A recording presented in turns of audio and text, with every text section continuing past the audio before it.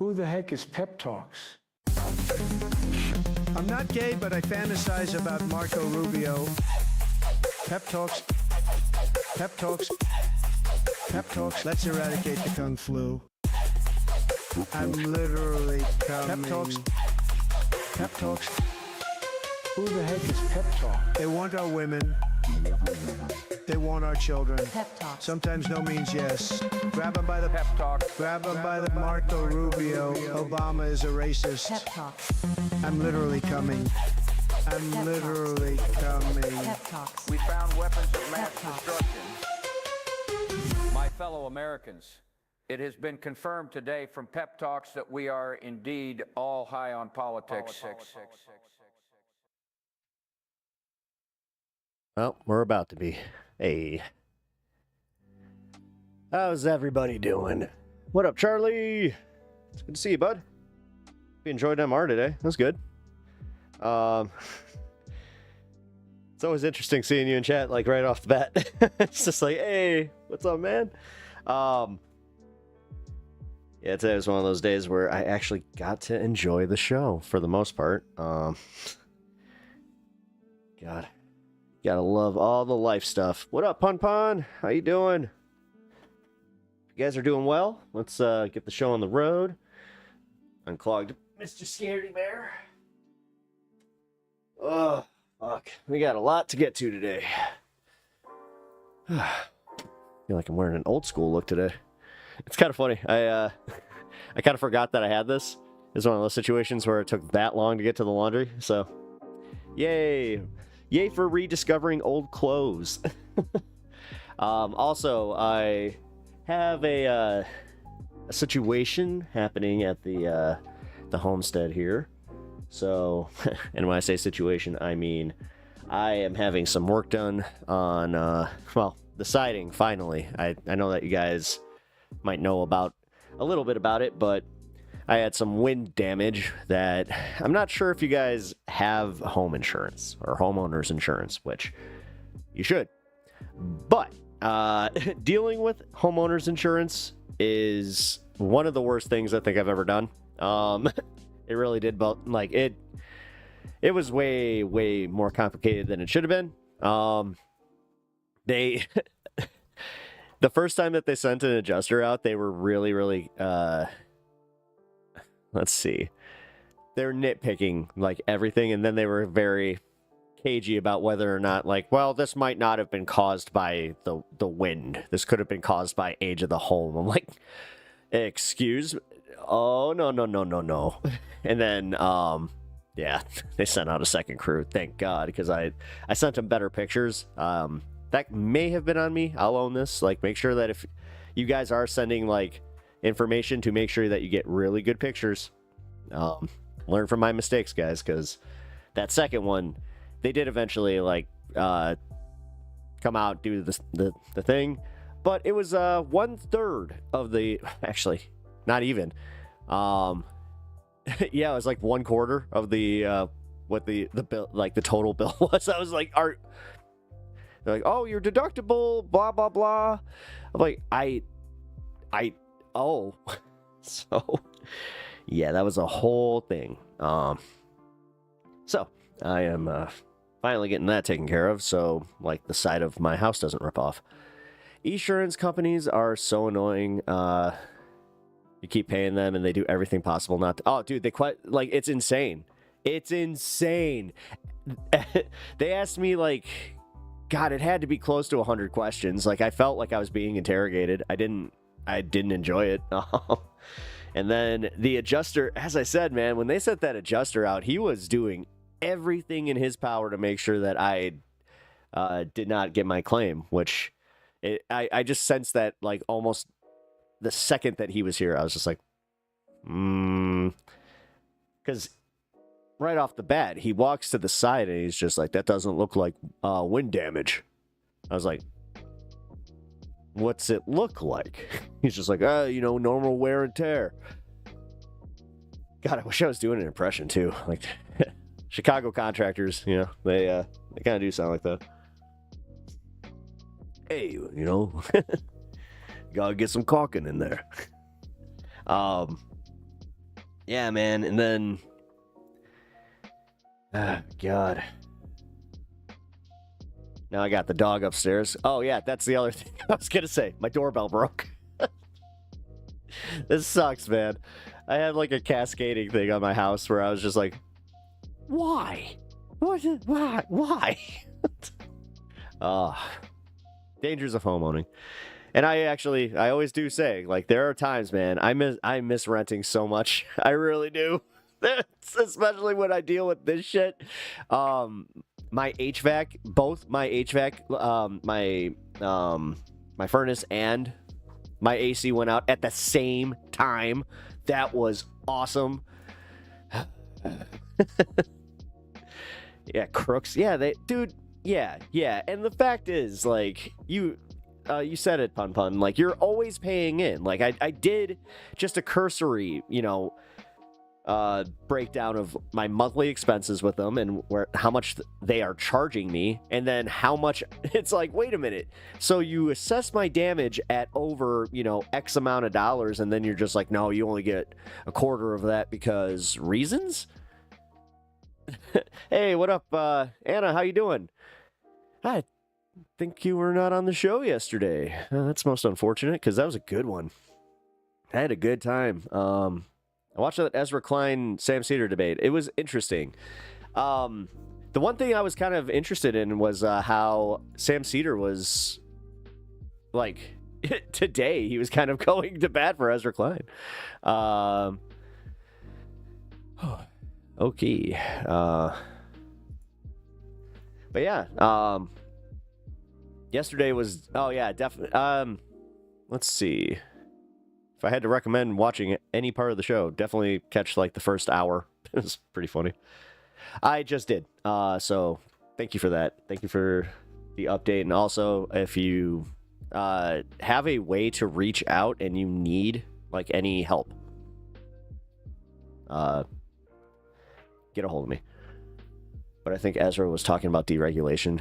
Yeah, he was. Like, he was talking about deregulation, but it was weird. Like, that was an odd debate because I agreed and disagreed with a lot of it, where I was just like, okay, so the deregulation part, I actually agree with. I think that because maybe this is just because of where I live, and when you take the train, like, I'll just say this much, and, like, you take the L, you're constantly just seeing people's homes. Like, it's all you're pretty much seeing. Which always does weird me out when I start, like, really thinking about it, or I'm just like, especially when you can see into their homes. I do the thing where I'm like, no, mind my business. This is weird looking into somebody else's life right now. Like, but what he was saying about, like, the underpass situation and, like, making sure that they have air purifiers or better filters or whatever, I guess my main question was, like, how much do these air purifiers cost that they're literally driving the cost up that much? But realistically, if, like, we're breaking it down and it does, then yeah, let's maybe just don't be surprised if people peer through open windows. When there's people stopped outside and I'm just like, we're having dinner. Hello. That is always interesting, where you catch somebody just looking, like, into your life like we're just, TV. God, I sounded old as fuck. It's like they're on the television. It's color television. I only have a black and white television back at my apartment. Did you know that they have ones with remote controls now? The little clickers. You do know that the old ones used to click, right? Not sure. Just random piece of facts. They are called clickers because the very first remote controls for the television, they actually, like, were little switches that you would click to turn on and off. The more you know of stupid shit. Makes you feel better.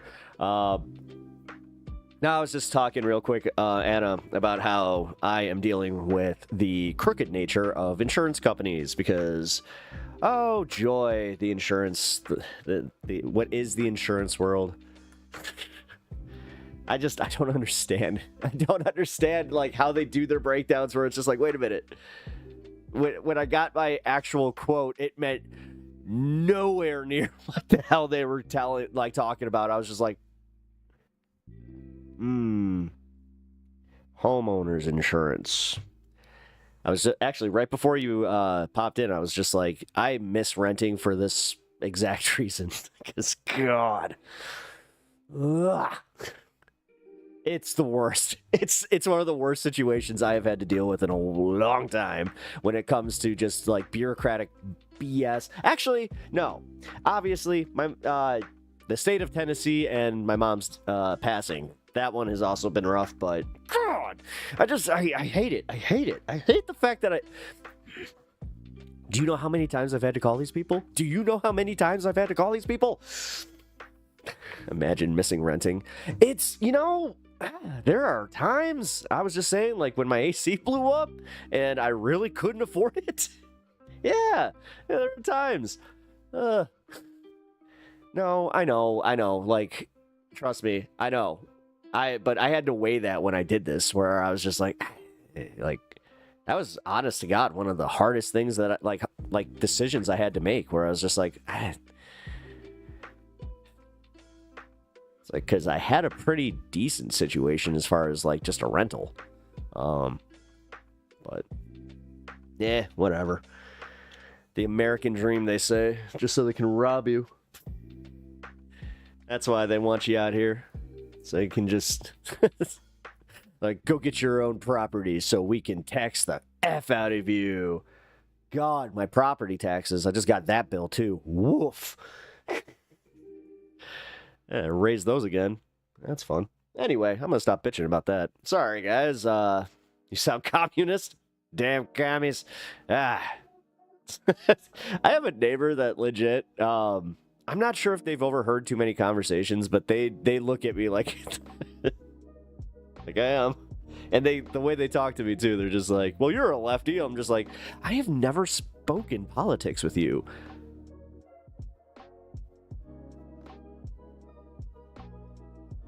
Uh-oh.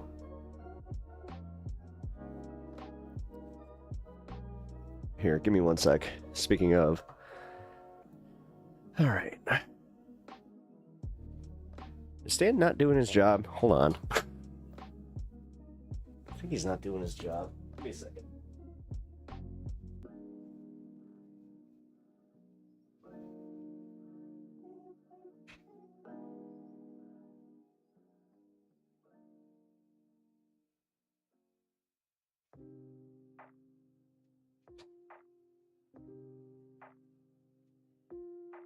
Shit was sleeping. I'm sleeping on the job. Yeah, I'm not even kidding. I'm actually using my dog as a doorbell right now. Because, yeah, my doorbell also broke. That was a fun thing just to randomly... like... I was kind of wondering, I'm like, why does everybody keep knocking on my door? Oh, actually, you know what? You guys might be able to answer this. Ring doorbells are like having the doorbell cams. Now, I've been paranoid about this stuff because of the way that they can use it with, like, the police. So, what's your guys' takes on those? Because I see the benefits, especially, like, I have had package theft issues. So, yeah. But at the same time, I'm also kind of like, still don't trust that. I don't know.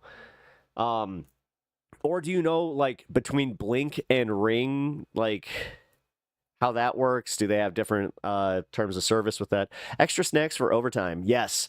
No, he'll be down here in a little bit. As I said, I just need him essentially laying at the front door. Once this guy gets here, then, yeah. Oh, boy. I just hate that, like, in-between period where he's just like, oh, I'm on my way. It's like, oh, great. Anyway, if you guys are over on YouTube, hit that like button. Let's get that started. Oh, jeez. I just realized something. It is almost 4:20. What am I doing?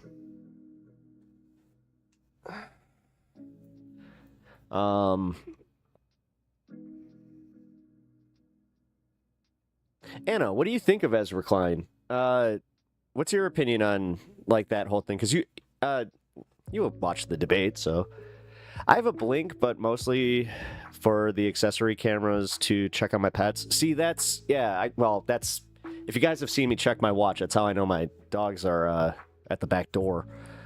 But like I don't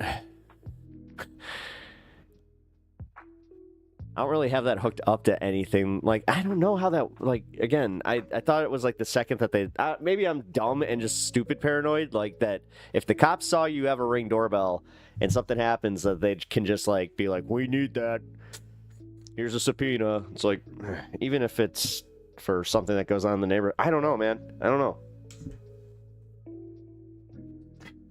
I don't know, because I also don't want to get a visit where it's just like, hey, your doorbell snitched. It's just like, I didn't do it.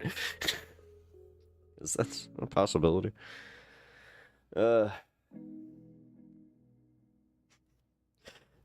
Making it sound like Chirac out there. It's not that bad. It really is not that bad. Honestly, it would be 99% just checking on Amazon packages. Oh shit, thanks for the follow, man. Fenris the Great. Ooh, nice, Fenris. Or Fenrir? I know a little bit. little bit. I read Neil Gaiman's Norse mythology. God, why did he have to be... That was a fall off that was just like, I'm mucho communist. Well, cheers. God, yeah, I am definitely left. I have learned that through this community. It's kind of funny. Like, I was coming into this, I didn't really know where I was, like, comfortably on the political compass. Now I do. Or, political compass. Let's not. I did the 8-point. Ugh. I hate allergy season. Dude! Yesterday, I had, like, the worst headache. It took till about, like, halfway through stream to finally, like, clear up, man. Like, that was bad. Like, the original Fenris. Now with the Z, it's now I'm like, uh-oh. I might not know who this is. But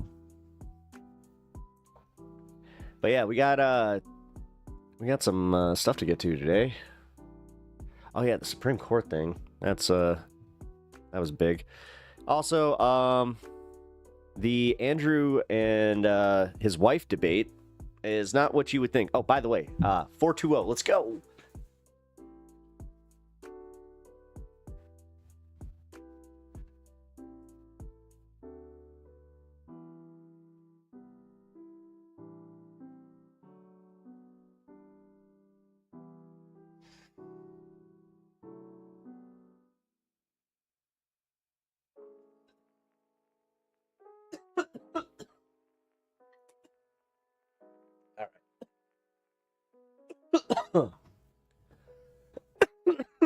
Andrew is back.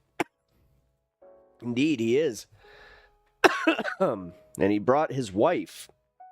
No, for real. They actually they went on Piers Morgan, and I guess they debated a feminist who, guys, I can talk about this a little bit now. I was booked to do right before my mom passed, like the week before my mom passed. I was booked to do a debate against Andrew's wife about feminism. So I think that I was supposed to be a practice for this, or like, I don't know if this is their main grift now. Well, grift, whatever. I'm gonna try and be fair about it. Their main topic of debate now. Does his wife also like cigarettes? That's a good question. I don't know. I wonder, does she drink on stream too, or like on their debate? Because that's the other thing I noticed was just how many like beers he'll pound back like during a debate. It's kind of wild. If you guys have ever watched any like the modern day debates, they're I gotta say they are definitely impressive with the way that they can just still talk politics the way they do after 4 hours of legit just debating and drinking. I know that after a little bit, I'd be like, all right, guys, I'm getting sleepy. I gotta tap out now. So, God, I couldn't imagine smoking cigarettes and streaming. That would be, ooh, that's a bad thing to have, like, tied to your addiction. Because, like, the one thing that was the hardest for me to quit with cigarettes was driving. Like, the driving cigarettes. Those were the ones where I was like, ooh, I missed those. Like, the long drive to somewhere and just being able to kind of cruise. Ah, man. Not anymore, though. Not anymore. C'est la vie. Actually, maybe that's why I also miss smoking. No, Cowboy Bebop. That's the last time that I, like, recently, where I was like, oh, ooh. Like, they make smoking look so good in that show, which is, it's definitely not. It's honest to God, guys. Can I just, like, without the funnies, a lot of you would argue that's all the time. Zing. But for real, do not smoke. Cigarettes are, God, they're so bad for you. They really are. It's one of the dumbest habits that I got into. I really wish I never did. God, I was freaking, like, at one point I was smoking damn near 4 packs a day. Like, I'm smoking right now. Hey, I mean, if you do, cheers. Congrats. But, yeah, don't die, man. Thanks. Oh, my little my coughing fits. I'm sorry. All right. Gooning or smoking? Oh, goon over. Like, gooning's good for your prostate. You know, you got to be kind to your prostate. You know. So, can you not? Wait a minute. Can you not say the the actual word, or is that like? Does that get flagged? I haven't. Oh no. Master Sherber bait. There we go. I do need to stop. I smoke a pack a week. A pack a week? A pack a week? That's not that bad. I smoked for 20 plus years. Ew, I'm glad I stopped. Yeah.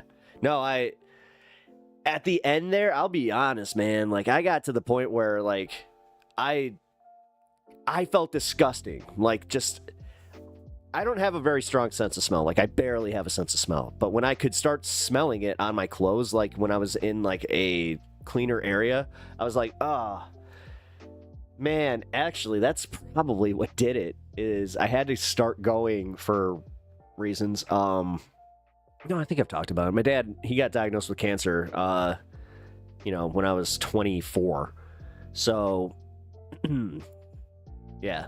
I had to start going into sterile environments, and I would smell it, like, immediately in those hospitals. I was just like, you know what? What am I doing? Because it was mouth cancer. It's just like, no. You know what? No.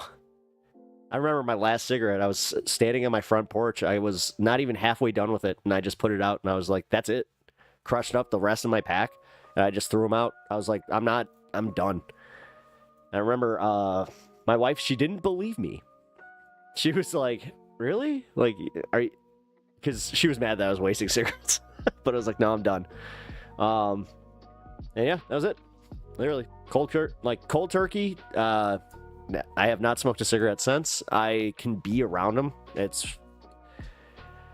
I never equated cigarettes to being a part of any other like ritual other than driving and like, oh, coffee. Coffee was another big one. Yeah. That's the worst part. Oh yeah, dude. Like, yeah, just not even. And when you don't realize that you smell, like, dude, as a pothead, I have that where I will I'll be walking around the grocery store. I'll be like, damn, someone's got some good stuff. And it's just like, nope. It's the literal joke from Half Baked, where it's just like, oh, somebody forgot to do their laundry. It's like, yeah. And then I had somebody that recently, they do not smoke, but they're cool. And she just like said it to me. She's just like, "You always smell like pot." I'm like, oh. I used to buy a pack, smoke 2, and give the pack to a homeless guy. Gas station attendant saw me do that, and he said he could hold the pack for me. Guess a lot of people do that. Yeah. No, that's common. Yeah, they used to sell one-offs. Like, you used to be able to just go like buy Luckies.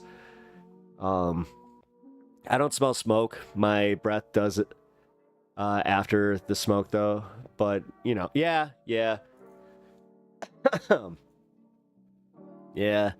Somebody just asked me about, like, how my, like, lack of, like, being able to smell affects my taste. And I was like, that's why everything that I, like, drink and eat is, like, bold flavors. And I love, like, hot stuff, and which isn't always great for me because I got like a tiny bit of colitis left over from, you know,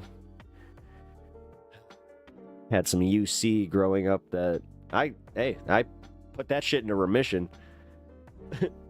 I had a dad that, like, I don't know. It was like the one thing that he seemed to understand. I'm not sure if he was reading the pamphlet, like, in the hospital, but he was just like, "Oh, well, buddy, you're gonna be eating a lot of yogurt. Acidophilus. That was a I will never take that as long as I live if I can. Like, if I can avoid it. With my luck, there would be like, hey, you need to eat this acidophilus. No. God. I go to the gym smelling like weed every day. Yeah, dude. Okay, so now that's kind of funny. That's one of the places that I always smell it, like, on other people, where I'm just like, hey, you know, occasionally out and about. But that's the thing. Like, now that it's like I'm in a legal state, it is kind of nice. But I sometimes do feel like I'm pushing it. I'll be honest, you know, like, just because it's legal doesn't mean that I should be going around just constantly being, you know, exactly what they expect me to be. Oh, dude, I was getting my oil change the other day, and I had that moment where I'm sitting in my car, and they do that, like, they let you sit in your car now, like, while they do it. So, like, they like, reach over to, like, put the new sticker in, and this girl just goes, ooh. I was like,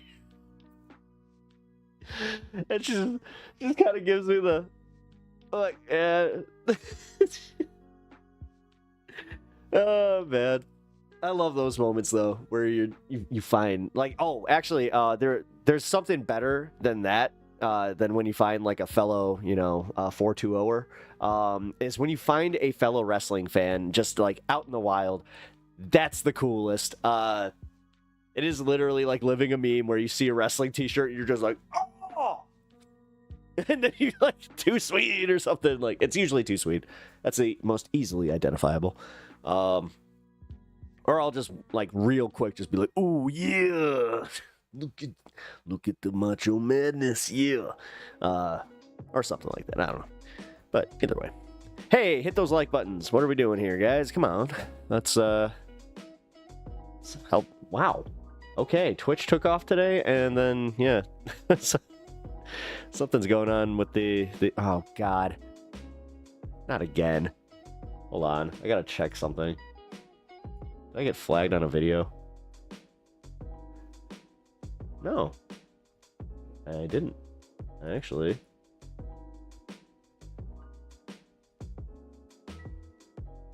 No, I should have gotten this one back. Damn it.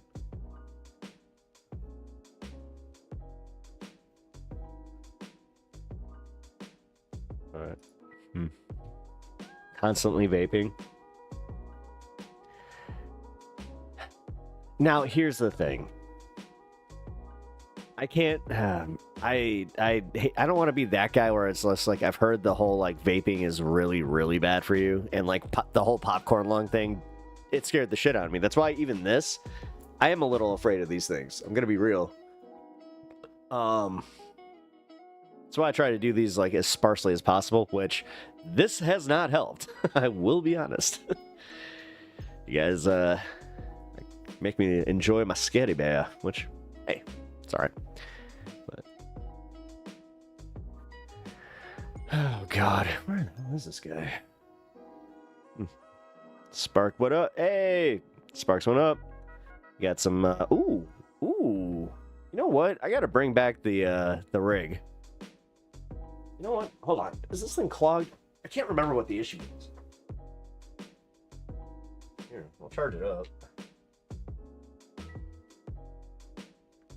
This you can actually, look at. Okay. Come on, get it.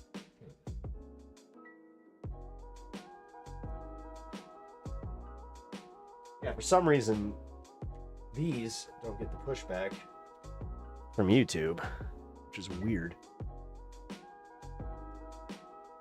I used to be a vapist back in the day, messed up my lungs too much. Really? So you went back to just straight up like smokes? This thing should actually be working. Plus, what up, Kurt? How you doing, brother? Oh, you know what? Here's the one thing I will be honest about like the like smoking community, if you will, was like the community behind being able to just go outside pretty much any venue. It could be a mall, it could literally be your grocery store or a concert or whatever. But you always like found that you would kind of vibe with each other. Like, I don't know. I mean, obviously I get that with like circles and shit, but yeah, there's something about that. It's like going to church.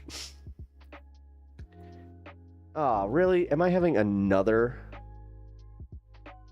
blowing dust advisory? Okay, it's not a tornado advisory. I was just like, what? Oh, but here, guys, we got breaking news. Also, hit that like button over on YouTube if you haven't already. It really helps me out, especially now. Trying to get my boost back in the algorithm. I'm going to be releasing some videos during the weekend here. I got one. When's that scheduled for? Oh, it would help if I actually put that up. Should be tomorrow morning. Let's see. Yeah, I think I'll schedule it for 9. 9 seems like a good time. Well, Central. Yeah. 9/8 Central. Never mind. Wait, Kirk, you say it messed up your lungs. Did you ever like get a scan or anything, or like did you just kind of feel like it was kind of you were getting like that heavy lung thing? Like I've heard about that, where somebody like literally said they were just like, no, it feels like you have liquid in your lungs. I'm like, it's probably because you do. Although I've had the conversation with some people where they've talked about, like, you know, just smoking the other stuff, you know, how resin works, where you're just like, well, like when you look at your pieces and you're just like, well, is that in here? No, it was just making my lungs feel heavy and stiff in the mornings, almost like they're thawing out. Damn. They say that, like, that's the thing that scared me, is they said that, like, it's like permanent damage. It's like, not screwing with that, man. No thank you. No thank you. I kind of like being like, I can half breathe, but even that, you know, I enjoy.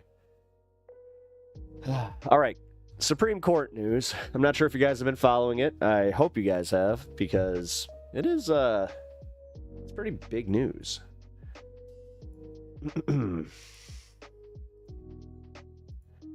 It would help if I was off my welcome screen. Here we go.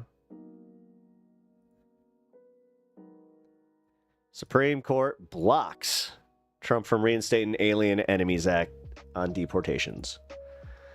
This is a mighty blow to the Trump administration, although this is still, like, it's still up in the air for the main case that we're watching, as far as the 14th Amendment, but this is good news. The Supreme Court on Friday blocked President Donald Trump from moving forward with deportations under the 1798, just had a dyslexic moment there, Alien Enemies Act for a group of immigrants from northern Texas, siding with Venezuelans who feared they were poised for imminent removal under a sweeping wartime authority. Excuse me. The decision is a significant loss for Trump, who wants to use the law to speed deportations and avoid the kind of review normally required before removing people from the country. Gee, why would he be doing that? It's actually kind of sad when you think about it. Like, he's doing this because he's embarrassed. Like, I don't like that they call him the deporter-in-chief. Why would they call him that? It makes him sound like he's cooler. Like, he's still cooler than me. Why is Obama still cooler than me? Like, God, he really is Cartman. I've been saying this forever. The justices sent the case back to the appeals court to decide the underlying questions in the case, including whether the president's move is legal, and if it is, how much notice the migrants targeted under the act should receive. Two conservative justices, Clarence Thomas and Alito, publicly noted their dissent. Story is still breaking. All right. Let's see. Let's get an update. May 16th, 2025. Oh. Okay, so do we have any update on... Oh, really? Moody's downgrades United States credit ratings on increasing government debt? That happened under Trump. All right, that's kind of funny. That's going to piss him off. I enjoy when the little things get to him. All right, we got an update on an Israeli strike in Yemen. Well, the Israeli military has carried out strikes on 3 separate ports in Yemen. That's according to Israeli media, and that includes Hodeidah, Salif and Ras Isa. A day ago, Israel said it intercepted a missile launched from Yemen. Just last week, a missile from Yemen bypassed Israeli air defenses and struck the area near Tel Aviv's Ben Gurion airport. Hamda Salut has more now from Amman, and she's there because the Israeli government has banned Al Jazeera from reporting inside Israel and the occupation. You must have missed this entire last week where I actually said, like, oh, hey, if he solves this Middle Eastern problem, hey, that makes things awkward for me. West Bank. The Israeli military has confirmed carrying out several different airstrikes across areas less vash, but in Yemen, saying that they targeted Houthi-controlled assets and his administration has admittingly done a lot more for the situation with Israel and Palestine. So military infrastructure. The Israeli defense minister. Well, that's the thing. He's not going to bring peace in the Middle East because Israel's not going to take that lane. Like, honestly, this is kind of funny. He got pissed off at Netanyahu, and he's just like, you know what? You know what, buddy? I don't like you. I don't like the way you talk to me. I'm going to go and do something that's going to really piss you off. Minister Israel Katz says that Israel is not afraid to assassinate the head of the Houthis, similar to what happened to the heads of Hezbollah and Hamas in I just don't want to hear anything about, like, any leftist politician ever taking a gift again. Gaza and Beirut and even in Tehran. The Israelis are also warning the Houthis that for Then you find out that it was a jet that they just wanted to offload on the American people because they don't want to pay for it anymore. For every future projectile that is launched toward Israeli territory, this is going to be the reaction, more Israeli airstrikes. Now, most notably, a couple of weeks ago... They already have. If you haven't been watching any Hassan, like, dude, Hassan literally went, dude, I will not care about any of Trump's, like, corruption. I don't care about the airplane.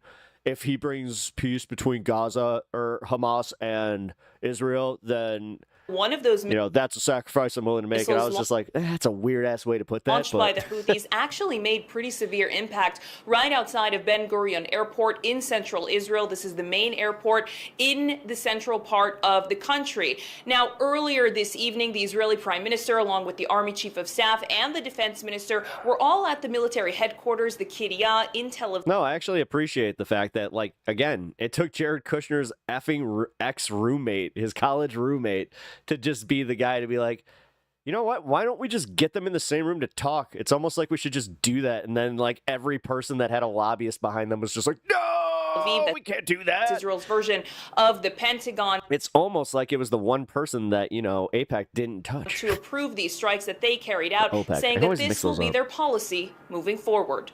Hamda Salhout, Al Jazeera, Amman.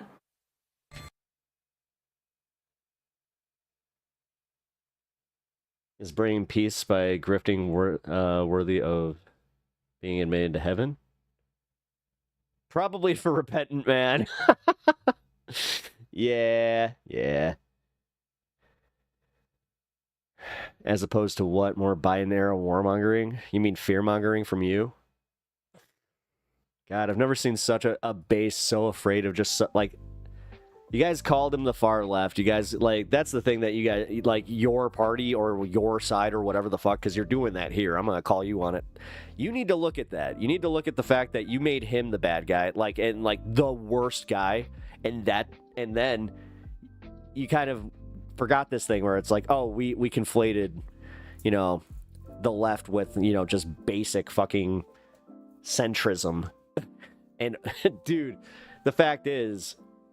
You have more people that are, like, throwing him under the bus, which I appreciate. I'm glad that they are, because it was bullshit, man. I'm not saying you did. I'm saying that the people that you side with did, and it was, like, a main thing. It's the same way that you conflate a bunch of the shit that is over here with, like, the left. Well, you gotta own it the same way that you're expecting me to own that shit. Or you could correct me the same way I'll correct you. However, they did try to Trojan horse. I mean, you're talking about a Trojan horse when literally Qatar, you know, gave him an air. They gave little Trumpy an airplane. I love the airplanes. I got one on my desk. I always love the airplanes. Have you seen it? I like to fly around the Oval Office. It's called the Oval Office for a reason. I might as well go around it. How funny would that be? Literally, just excuse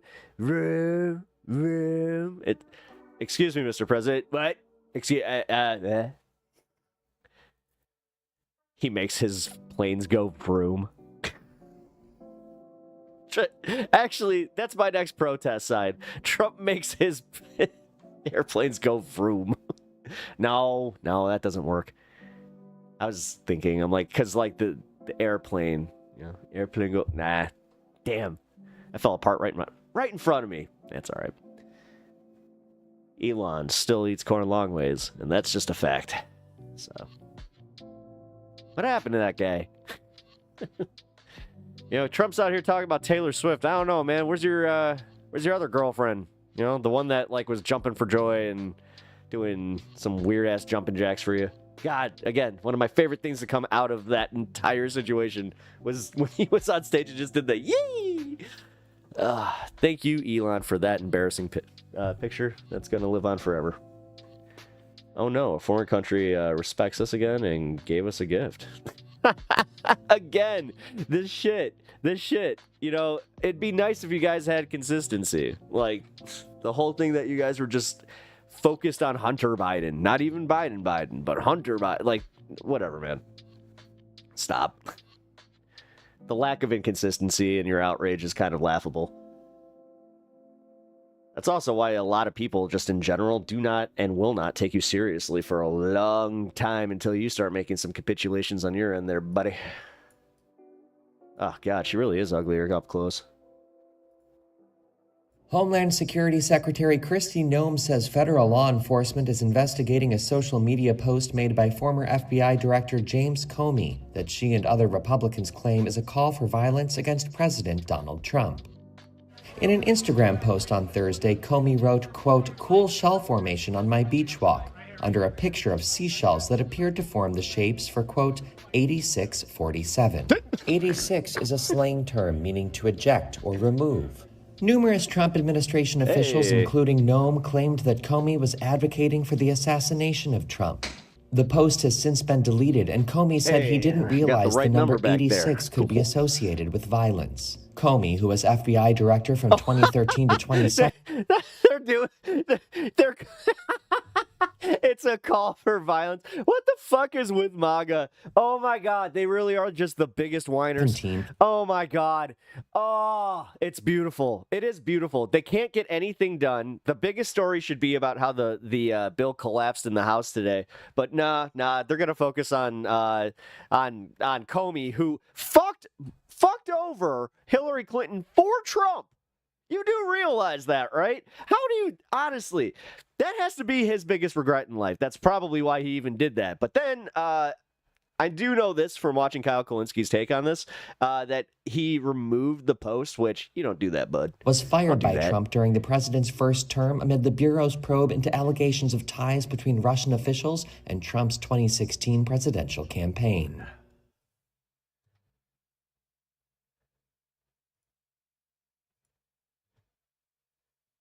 Ooh.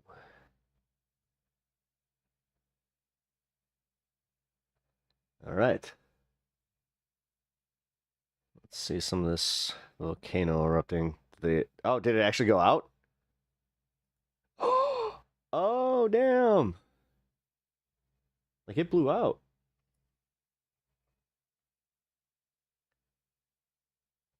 Because it was getting hard to see.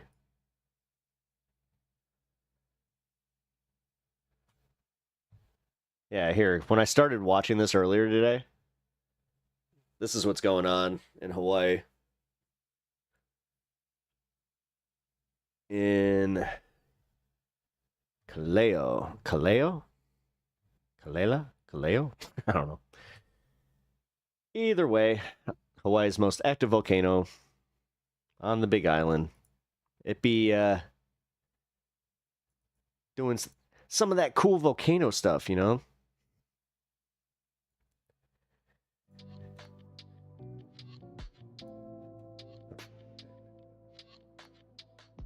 Get an update on the Birthright Citizens case. The Supreme Court appears to be expressing concerns about how lower courts should handle President Trump's executive order on ending birthright citizenship. Yesterday, justices heard oral arguments on a series of Trump's emergency requests that seek to limit the scope of nationwide injunctions to block that order.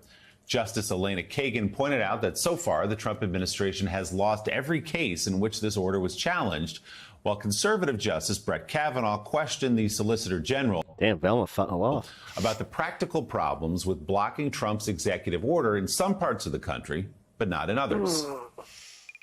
And then they win. And again, I mean, you need embarrassing for this somebody dude to lose. But nobody's going to lose in this case. It's just you're going to have like individual by individual by individual, and all of those individuals are going to win, and the ones who can't afford to go to court, they're the ones who are going to lose. The tools that are provided to address hypotheticals like this, again, this is not a hypothetical. This is happening out there, right? Every court has ruled against you. We've only had snap judgments on the merits. You know, obviously, we're fully briefing the merits in the courts of appeals, and our arguments are compelling.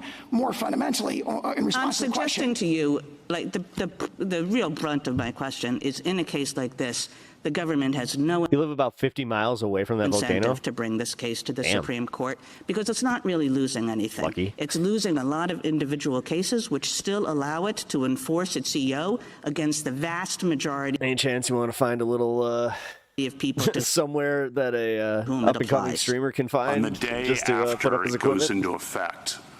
Disappear from the rest of the world? This is a very practical question, how it's going to work. I'm kidding. What do hospitals do I don't know. with a newborn? What do states do with a newborn? I don't think they do anything different. What the executive order says in Section 2 is that federal officials do not accept documents that have the wrong designation of citizenship from people who are subject to the executive order. How are they going to know that? The states can continue to, the federal officials will have to figure that out. How? So you could imagine a number of ways that the federal officials could. Such as they could require a showing of, documentation showing legal presence in the country. For a temporary visitor, for example, they could see whether they're on a B1 visa, which would exclude kind of the birthright citizenship in that country. For all the newborns? Too many Republican communicators have this raspy voice for them not to be demons. I'm starting to see a pattern here. Is that how that's going to work? Again, we don't know. A little skepticism there from Justice Kavanaugh. Later, when Trump's Solicitor General hedged on whether the administration is committed to abiding by any court ruling, Justice Amy Coney Barrett, a Trump appointee, said this. Did I understand you correctly to tell Justice Kagan that the government wanted to reserve its right to maybe not follow a Second Circuit precedent, say, in New York, because you might disagree with the opinion? Our general practice is to respect those precedents. But there are circumstances when it is not a categorical practice. It is, and that is not This a new administration's policy. practice or the longstanding practice of the federal government? And I'm not talking about in the Fourth Circuit, are you going to respect this guy a Second is Circuit? I'm talking about embarrassing within the himself. Second Circuit. And can you say, Like, if the Trump administration wins this case, that just means legit. Like, they know what they're doing, and they're proving it right here, where it's just like, all right, guys, I guess we are just taking a side here because we know that this isn't based on the merits. is that this administration's practice or a longstanding one? As I understand it, long-standing Really? policy of the Department of Justice. Yes, that we generally, as it was phrased to me, generally respect circuit precedent, but not necessarily in every case. And some examples might be a situation where we're litigating to try and get that circuit precedent overruled and so forth. Well, okay, so I'm not talking about a situation in which, you know, the Second Circuit has a case from 1955 and you think it's time for it to be challenged. That's not what I'm talking about. I'm talking about in this kind of situation. I'm talking about this week, the Second Circuit holds that the executive order is unconstitutional, and then what do you do the next day or the next week? Generally, we follow those. So you're still saying generally? Yes. And you still think that it's generally the policy, long-standing policy of the federal government to take that approach? That is my understanding. That is Justice He's on Amy the clock. Coney Barrett talking to Donald Trump's Solicitor General. Joining us now, California's Attorney General Rob Bonta. In January, he filed one of the lawsuits challenging Trump's executive order on birthright citizenship and co-leads the coalition against it. MSNBC contributor Mike Barnacle joins the conversation as well. Gentlemen, good morning to you both. Mr. Bonta, so this was the first lawsuit, as I understand it, that you filed against an executive order from this president, something you had Well, I mean, he's trolling the libs by swimming in poop water, so been well prepared for. Let him. You're on good constitutional ground, as we heard in court yesterday. The 14th Amendment guarantees birthright citizenship, even if your parents aren't citizens. If you're born in the United States, you get citizenship. So we can talk about that part of the case, but let's talk also more broadly about the question that we were hearing debated there about whether a district judge can file a nationwide injunction that extends far beyond the jurisdiction of that court. Absolutely. This was our first lawsuit of the 22 lawsuits that we brought against the Trump administration in 16 weeks. It was based on a day one action and executive order by the Trump administration seeking to revoke birthright citizenship and amend the U.S. Constitution through the stroke of a pen in an executive order, and that's something you can't do. And you're right, we're on great constitutional ground, whether it be the black letter law right there in black and white in the 14th Amendment Citizenship Clause or the U.S. Supreme Court cases that have interpreted it.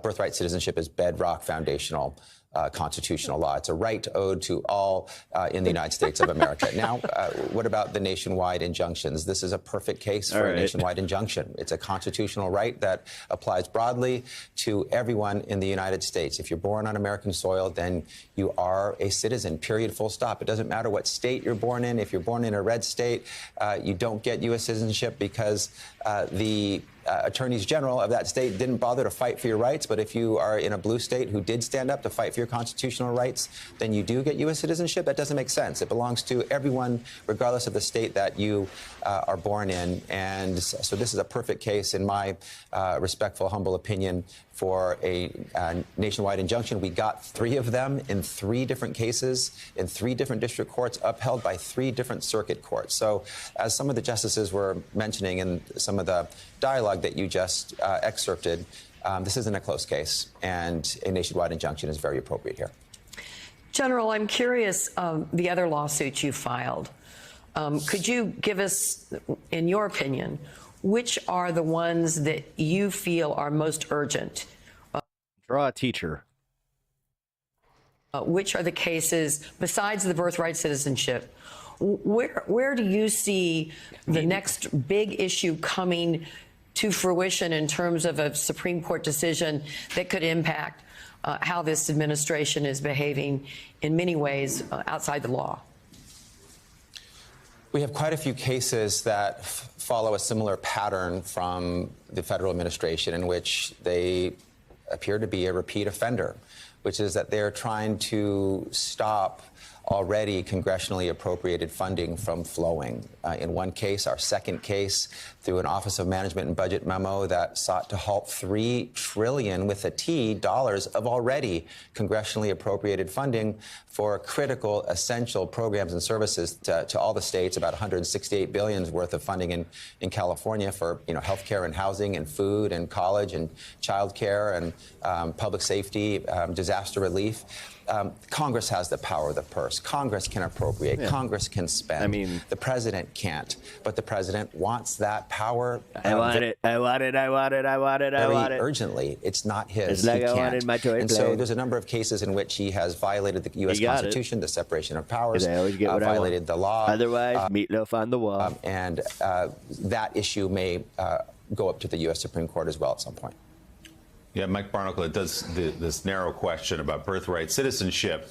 It seems pretty plain that you cannot override the Constitution with an executive order. But this larger question about whether district courts can issue nationwide injunctions and stop executive orders from the president was at the heart of what that debate was yesterday during oral arguments.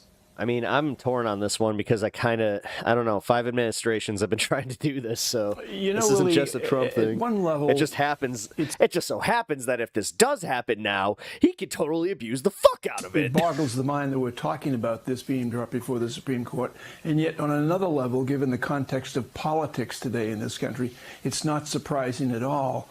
But General Bonta, let me ask you, California would seem to be particularly vulnerable to a change in the birthright citizenship law, given its proximity to an open border. And so could you address that, the vulnerability of your state? Wait, did you just admit that there's an open border under the Trump administration? But also, if you could take your constitutional hat off, a legal hat, and talk about the politics of it. Where do you sense a movement like this from the administration comes from? California is the largest state in the nation, and nearly 40 million people. We are a border state. I'll push back a little bit on your description as an open border. But we are a border state. We have about 25,000 babies born every year that are entitled to the privileges and advantages of birthright citizenship. And look, this is a fringe theory that the Trump administration is trying to mainstream. No court has ever agreed with this fringe theory, but it's perhaps a policy proposal that they favor. Maybe some of their base support it as well. And if you want that to be the new constitutional rule of the United States, then go get a constitutional amendment. That's the way to do it. You need 2/3 of the House and 2/3 of the Senate to vote for this constitutional amendment. Then you got to go get 3/4 of the states to ratify it. There's a process. It's right there in the U.S. Constitution. That process is not an executive order issued by the president. Right, and they have none of those that you just laid out. That's why they're going the route of executive orders. California Attorney General Rob Bonta, thanks so much for being here. We appreciate it. Thanks for having me. All right.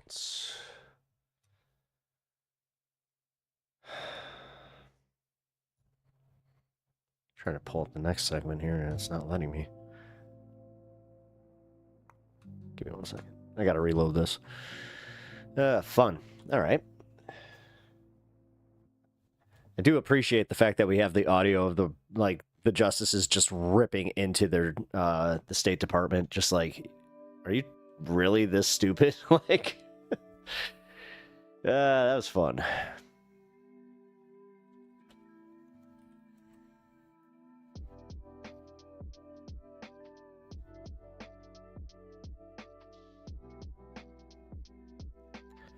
Also, okay, here we go. There we go.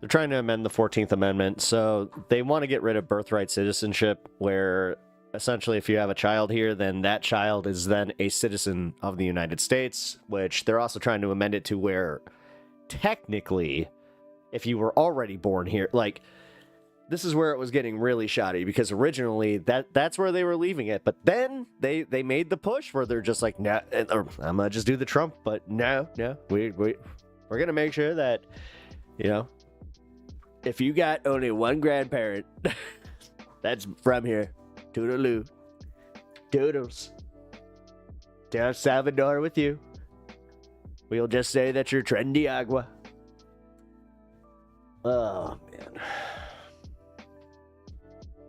Oh, wait a minute. Here we go. Breaking news. We got breaking news.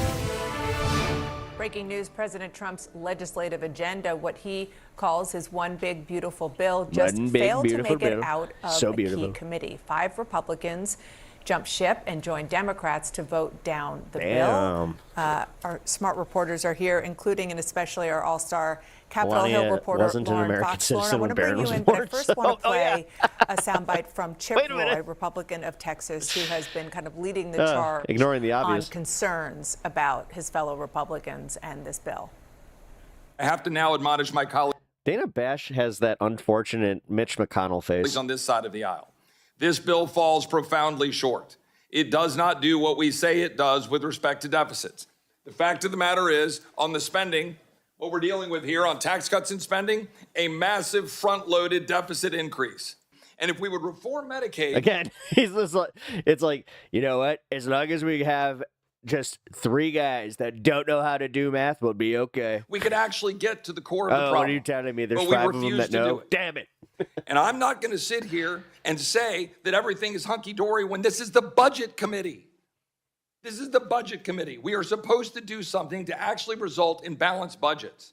We are writing checks we cannot cash, and our children are going to pay the price. So I am a no on this bill unless serious reforms are made today, tomorrow, Sunday. We're having conversations as we speak, but something needs to change, or you're not going to get my support. Lauren, he's pretty emphatic. Yeah, and let's just put this into context. The Speaker wanted to move forward with this bill, get it to the House floor, pass it before the Memorial Day recess. That's next Thursday. Obviously, this is a huge setback for the Speaker. I'm really surprised that they ended up having this vote in committee because these holdouts had been voicing concerns over the course of the last 24 hours. There have been numerous meetings, including Steve Scalise, the majority leader. I don't have children. Go ahead and spend away. Meeting with these members I'm starting to get that way myself, off bro. The committee but nah. as it was ongoing.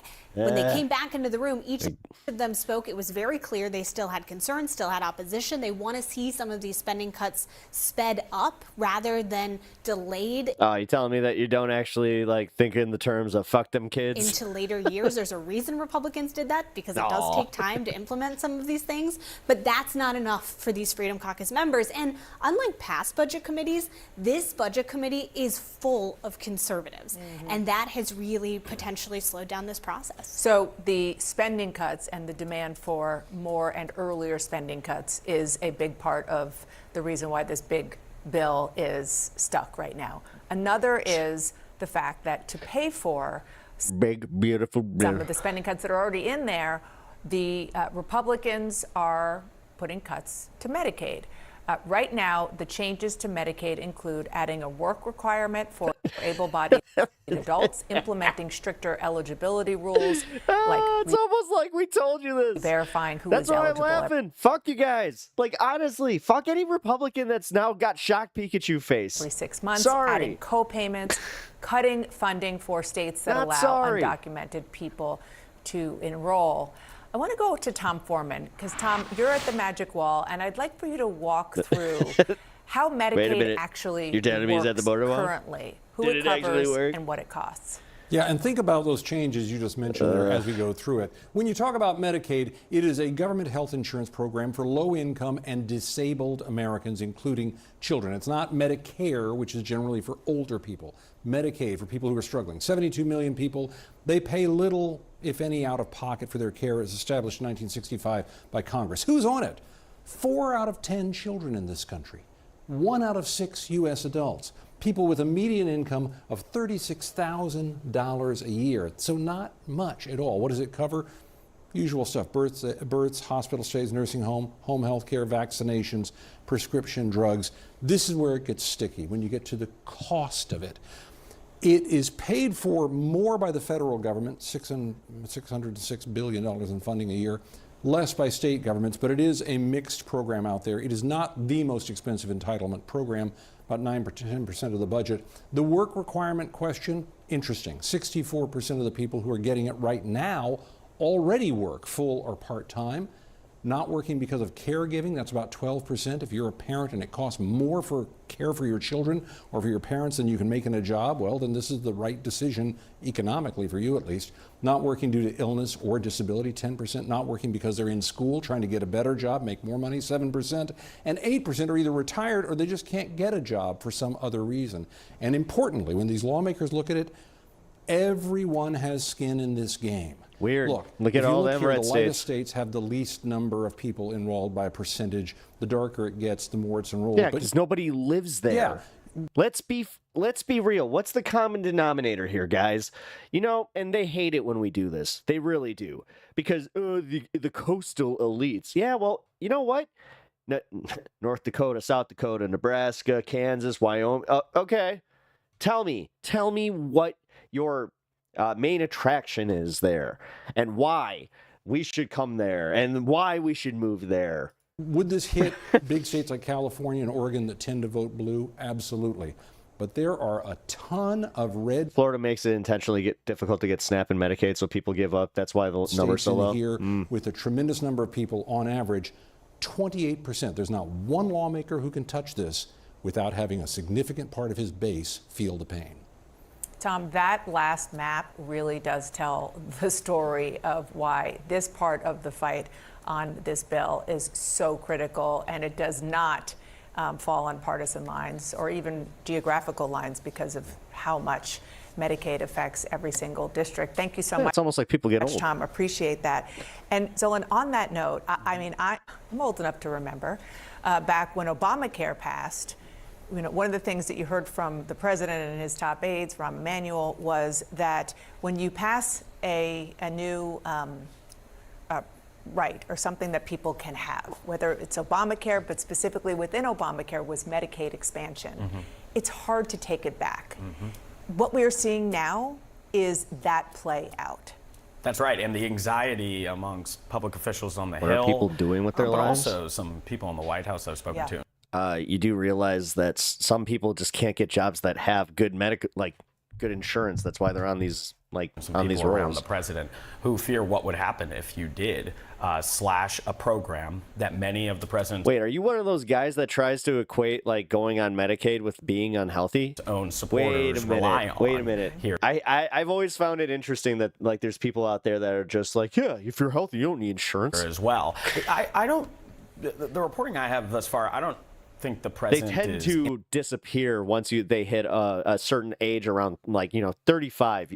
Those same people tend to start not making that argument anymore. Details it's kind of of these weird. It's almost like that's when they start needing it. But he does want to walk away from this with as little political backlash. Have you seen? And sometimes that even means a true social post that would go against pull yourself up by your bootstraps thing. Tax the rich for this, to pay for it. But I do know that for those around close to the president, that when it comes to benefits, Medicaid benefits, she nailed it. They don't want the political backlash. Well, that comes with that. which is why I just want to play this because it really does speak to that. You hear the semantics and the attempt at branding what they are trying to do to Medicaid as reform. But it's not just Democrats who aren't buying that. It's some of the most prominent Republicans. Let's listen. Yeah. Rand Paul. And then you can look at Medicaid cuts, Medicaid reforms, I should say. We're not talking here about just work requirements. The House goes much, much, much further than that. This is real Medicaid benefit cuts. I can't support that. No Republican should support that. Even Steve Bannon has said. Okay, that's a little weird when Josh Hawley's coming out. Wait, where's he from? With our voters, it's not just Ohio? Democratic voters. So that's why you also saw the president not even put in his budget proposal the word Medicaid. Yeah, and if you go back, There are Well, numerous they tried. instances. Do you guys remember that? That they tried to reword it where they're just like, we didn't say Medicaid. President Trump saying, we will not cut Medicaid, precious Medicaid, we will keep Medicaid. Though there is sometimes some nuance in the way he says it, indicating that, he's talking about people who are disabled, children, mothers. The able-bodied thing is where I think he has left a tiny bit of nuance in his rhetoric. Yeah, I mean, and the challenge, as Tom pointed out, is that some of those able-bodied people, 12%, are taking care of their loved ones, and that's why they're getting Medicaid. Yeah. You'd be surprised at how many people are caregivers that they have to do that. Otherwise, they can't even they cannot be a caregiver. I know, I'm saying the obvious there. Fuck. All right. Just barreling through this news. All right, let's do the ground news segment. Here we go.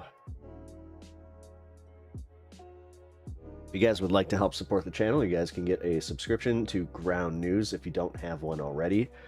I highly, highly recommend it. It's hard to get through the algorithms, so this is how I do it. I love their format. I like the simplicity of it. And just overall, I like being able to find the blind spot feature. This is, again, the main feature that I use.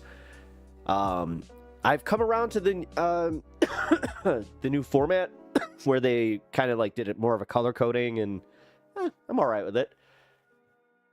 I had a little bit of a moment there where I was like, I don't like change, but then I'm like, you know what? No, embrace change. Embrace change. Move with it. And, yeah. Let's see. House approves bill to remove Texas homosexual conduct ban. What? The Texas House voted 72 to 55 on May 15th to give preliminary approval to the House bill to repeal the state's outdated ban on homosexual conduct. Really? Huh. Rare W. Trump Comey's post meant assassination. It totally meant.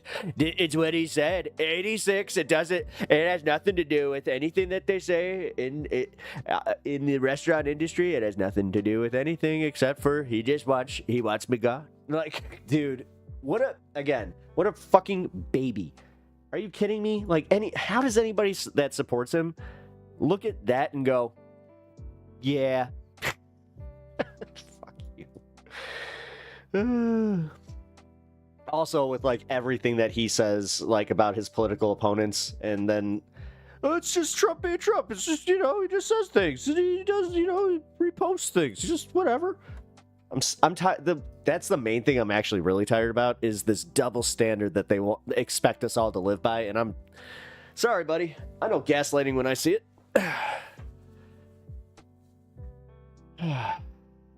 That's my favorite part. I don't have to deal with it. All right. Oh, YouTubing.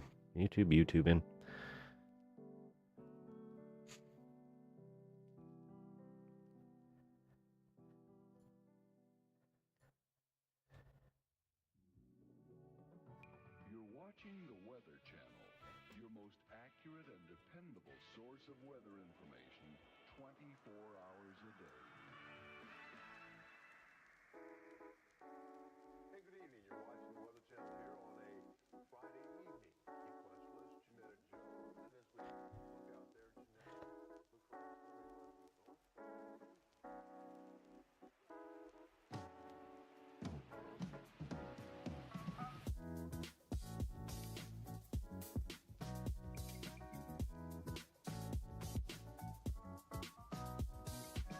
piss off some people.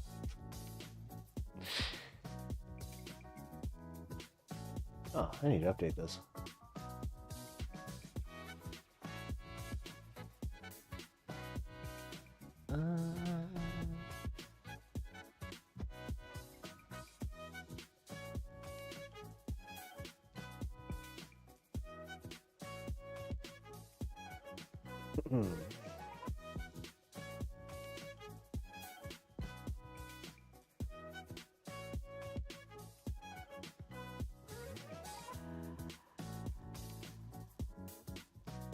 All right, guys, let's get down to business here.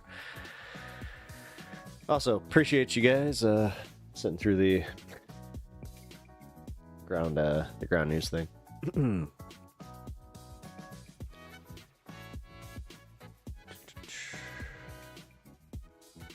the hell did it go? Oh, no, not again. Hold on, YouTube just reset on me again.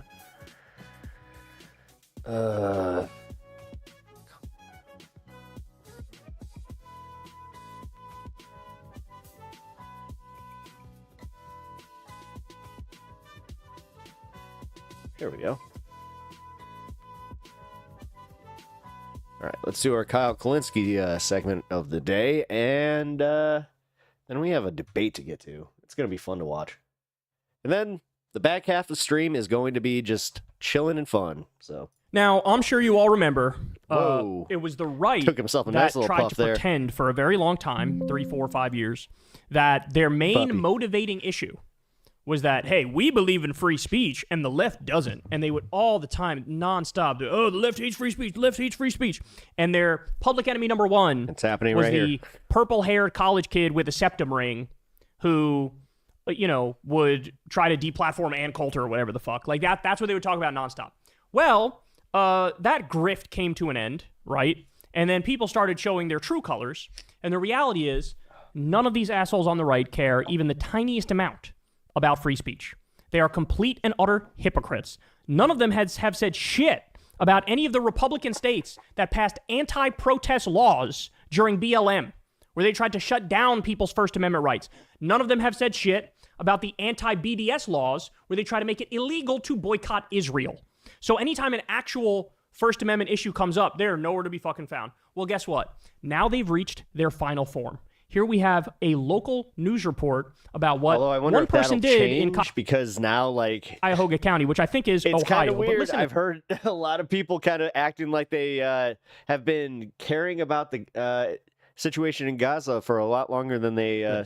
With new information on a disturbing story from Beechwood. Red hats. A man is accused of checking out books from the library on Jewish, Black, and LGBTQ history and burning them, posting the video online. Tonight, his actions are being publicly condemned by an interfaith group, and our Kai K is live from the library in Beechwood. So, where is this investigation? Destruction. That's destruction of property, though. Like, that's not a free speech issue. That's destruction of property, dude. That wasn't your property to begin with. And tell us about the group Kai Tour. Well, today the organization Interfaith Group Against Hate announced that they are collecting and donating 1,000 books. That's 10 books donated for every one book that was allegedly burned. Now, according to Beechwood Police, they say that last month a man allegedly checked out 100 books on Jewish and Black history and LGBTQ education. The library was notified by the political violence tracking group Princeton University Bridging Divides Initiative that the man posted a photo of a car trunk full of books on a website widely used by white nationalists. The caption referenced, quote unquote, cleansing the libraries. The researchers also said the man posted a video they believe depicted him burning all 100 books. So today, the Interfaith Group's initiative announcement, the rabbi told us that he would tell this man that his ideas have been reviled throughout history. That what he's doing is only acting like the perpetrators of hatred, like the Nazis, the people who wanted to destroy my grandmother, who was a Holocaust survivor and who lost all of her family members except for one in the Holocaust in Poland. The vision of burning our books, my goodness, what a pathetic and sad way to respond to the diverse range of cultures there are in America. Well, in the meantime, Beechwood Police tells us their investigation is Mm-hmm. ongoing, and once complete, the city prosecutor will review it to determine whether a crime was committed. In the Cuyahoga... wow. Again, theft? Like, that doesn't constitute theft.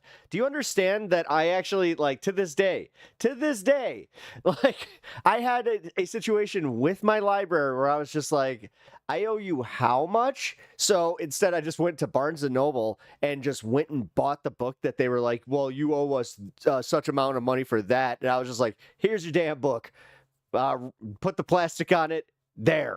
My bad. this might not be a crime, bro. What the fuck are you talking about? Like the way that they treat you County too. Public They're just Library like, oh yeah, this is system like, says that the man this is is no tough. longer allowed on any of their properties, and his borrowing privileges have been revoked as well. Christy. This is their real politics. This is what you need to understand. This is their real politics. By the way, there's a report that comes out pretty often from PEN America. And I believe it was like 10,000 books get banned per year for schools. Here's a breakdown of it. 57% are sex or sex-related topics and content.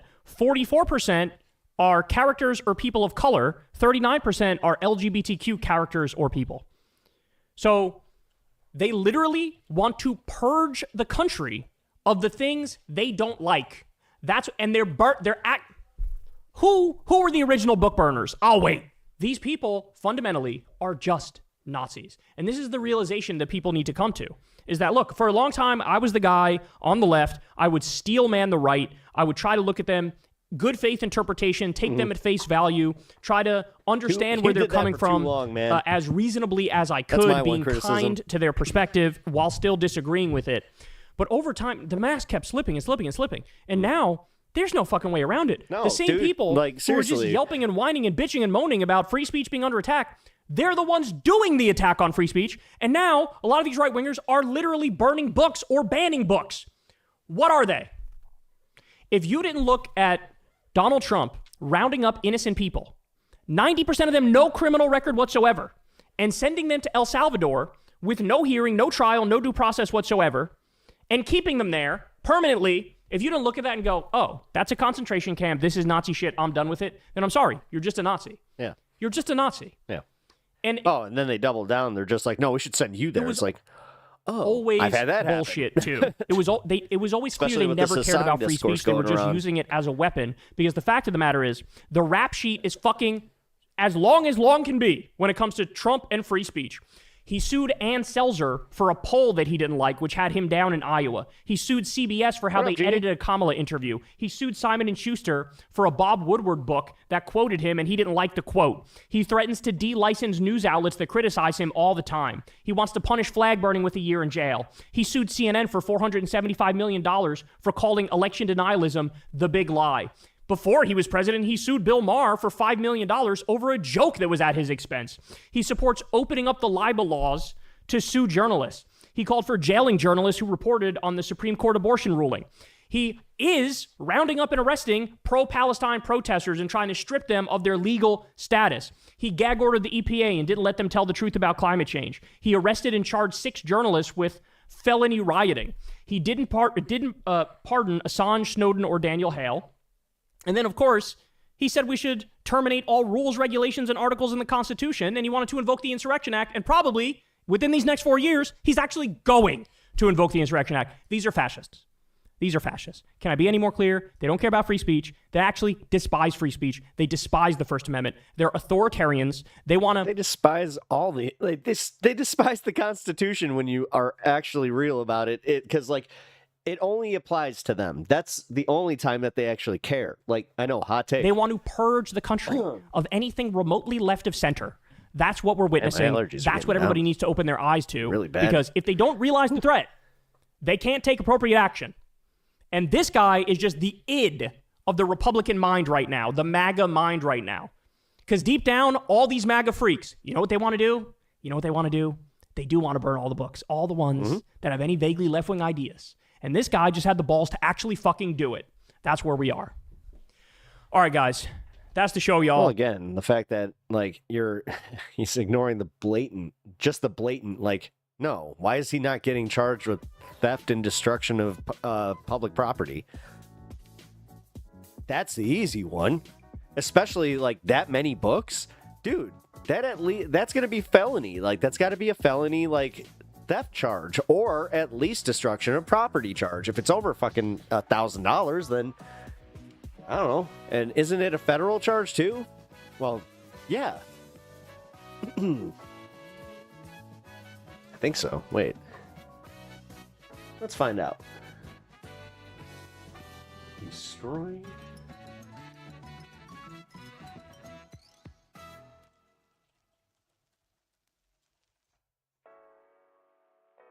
Yes, destroying library books Destroying or vandalizing library books can be illegal in many jurisdictions, including Illinois.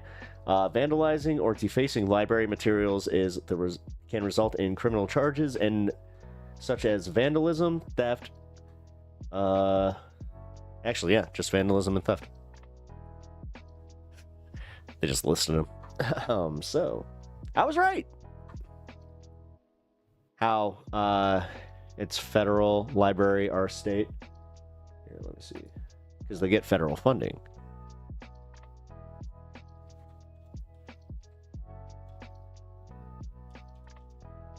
Oh, no, it actually says state code. Okay, so yeah, state code. And what state was that in? He didn't. It was, and now a lot of these right wingers are literally. Wow, this might not be a crime, bro. What the fuck are you talking about? What are you? Checked out from Cuyahoga County. Where's Cuyahoga? Sounds like Arizona.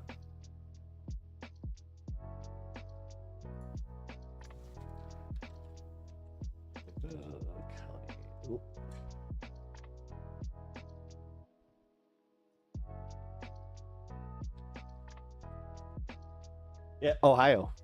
Never mind. My bad. Ohio.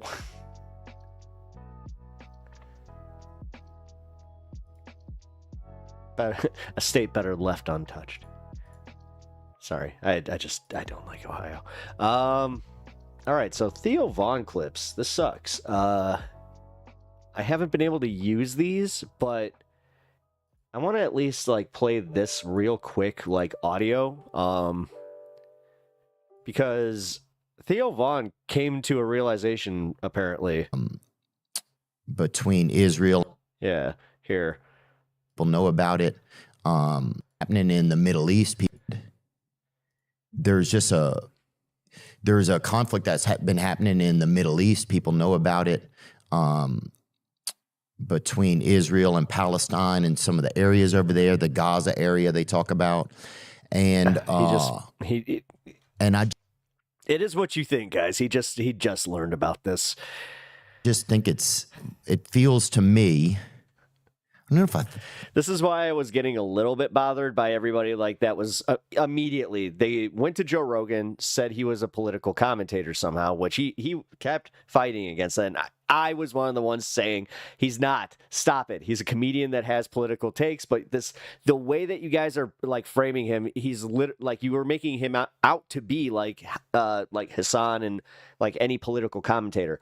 Then they did it to Theo because Theo, you know, he interviewed Trump, and he also is just like, he's so impressionable that they're like, oh yeah, look, he's got right-wing friends. And I like Theo's first takes. He's genuine. It feels to me like it's a genocide that's happening. Theo Vaughn, with all due respect, I actually do respect his comedy. I respect him as a person and the way that he has made his career, but I'm going to be fair. He's not exactly what I would constitute a smart guy. And while he's always been a bit of a live here in front of our lives. And I he's a regular dude. No, he is a super regular dude. Sometimes I feel like I should say something. I'm not a geologist or geographer or anything like that, you know, so I don't know a lot of some of it I do know though. Like I know the basics of the issues over there, but for me it's just like, did he just say it? Like how I feel like you see all these photos of people, just children, women, people, body parts, just I'm glad like that he's putting like, their kids back together. You know, I don't want it to be this simple, but I swear to God it is. He probably talked to a comedian like Sammy Obed or Josh Johnson. They had a conversation about this, and he probably was genuinely curious about why the left is so mad about it. And he probably framed it like, "Hey, man, like why is the left is just so mad about this Palestine thing?" I do a horrible impression of him. Sorry, but then they were they were just like, yeah, here, and they showed him like the actual images that like nobody's seeing because they're not searching it out, and then he probably just went, oh. And I just can't believe that we're watching that and that more isn't said about it. Oh. And so I'm not saying anyone else needs to say anything, but I think I'm just that more isn't said about it by me.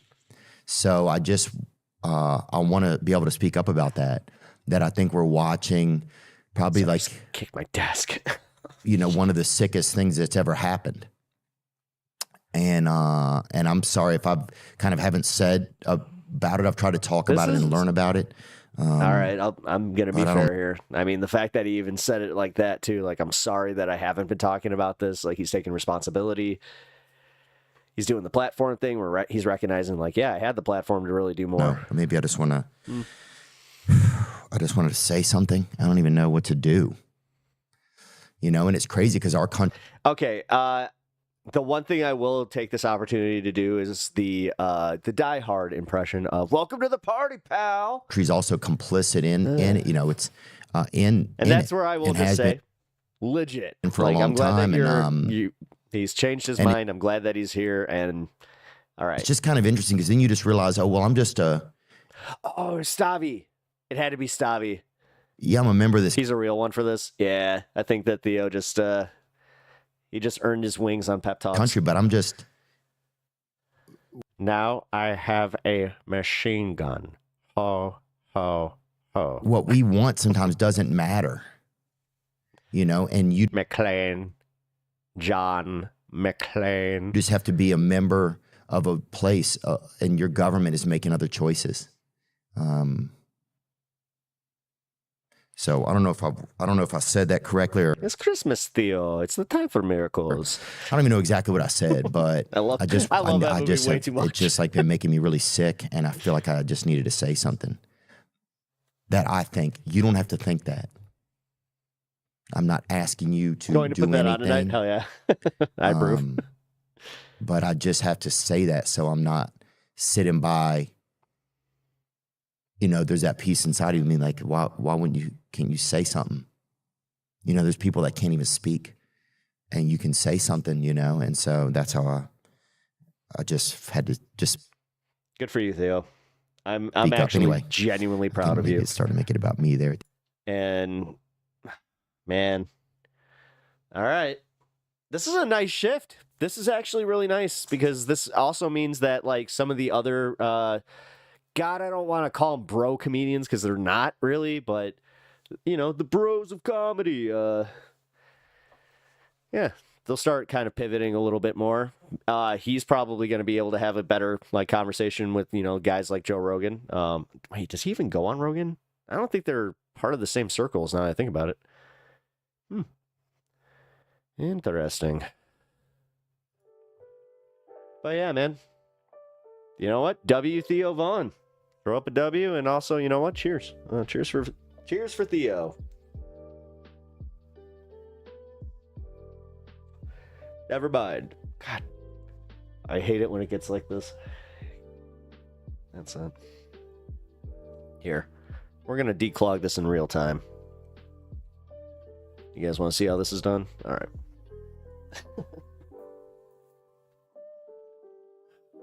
So.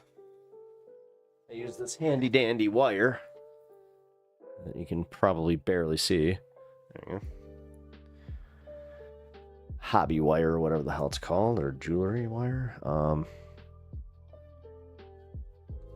Get it nice and firmly down there. Do a little twist. Turn it upside down. Cue MacGyver theme music. I appreciate that. And you give it a nice little wipe down.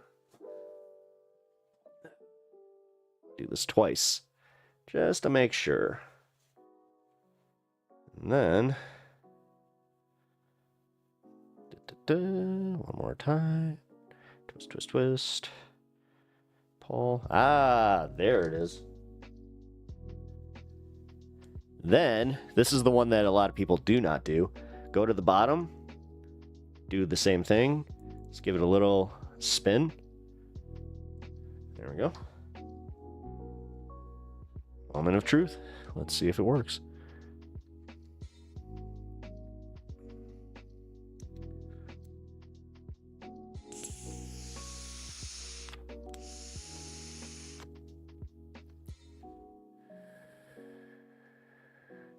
I usually heat up the wire before. Oh, you should. Don't do that because you don't want it melting. Unless you let it, you just leave it there for a minute. You want it to be a little bit solid so you can kind of break it up. Just remember that because yeah, if you melt it while it's in there, it'll still kind of create the problem. Yeah, okay. Yeah, alcohol and a Q-tip on the vape. I was about to say, I mean, this barely fits. Clip it. That one all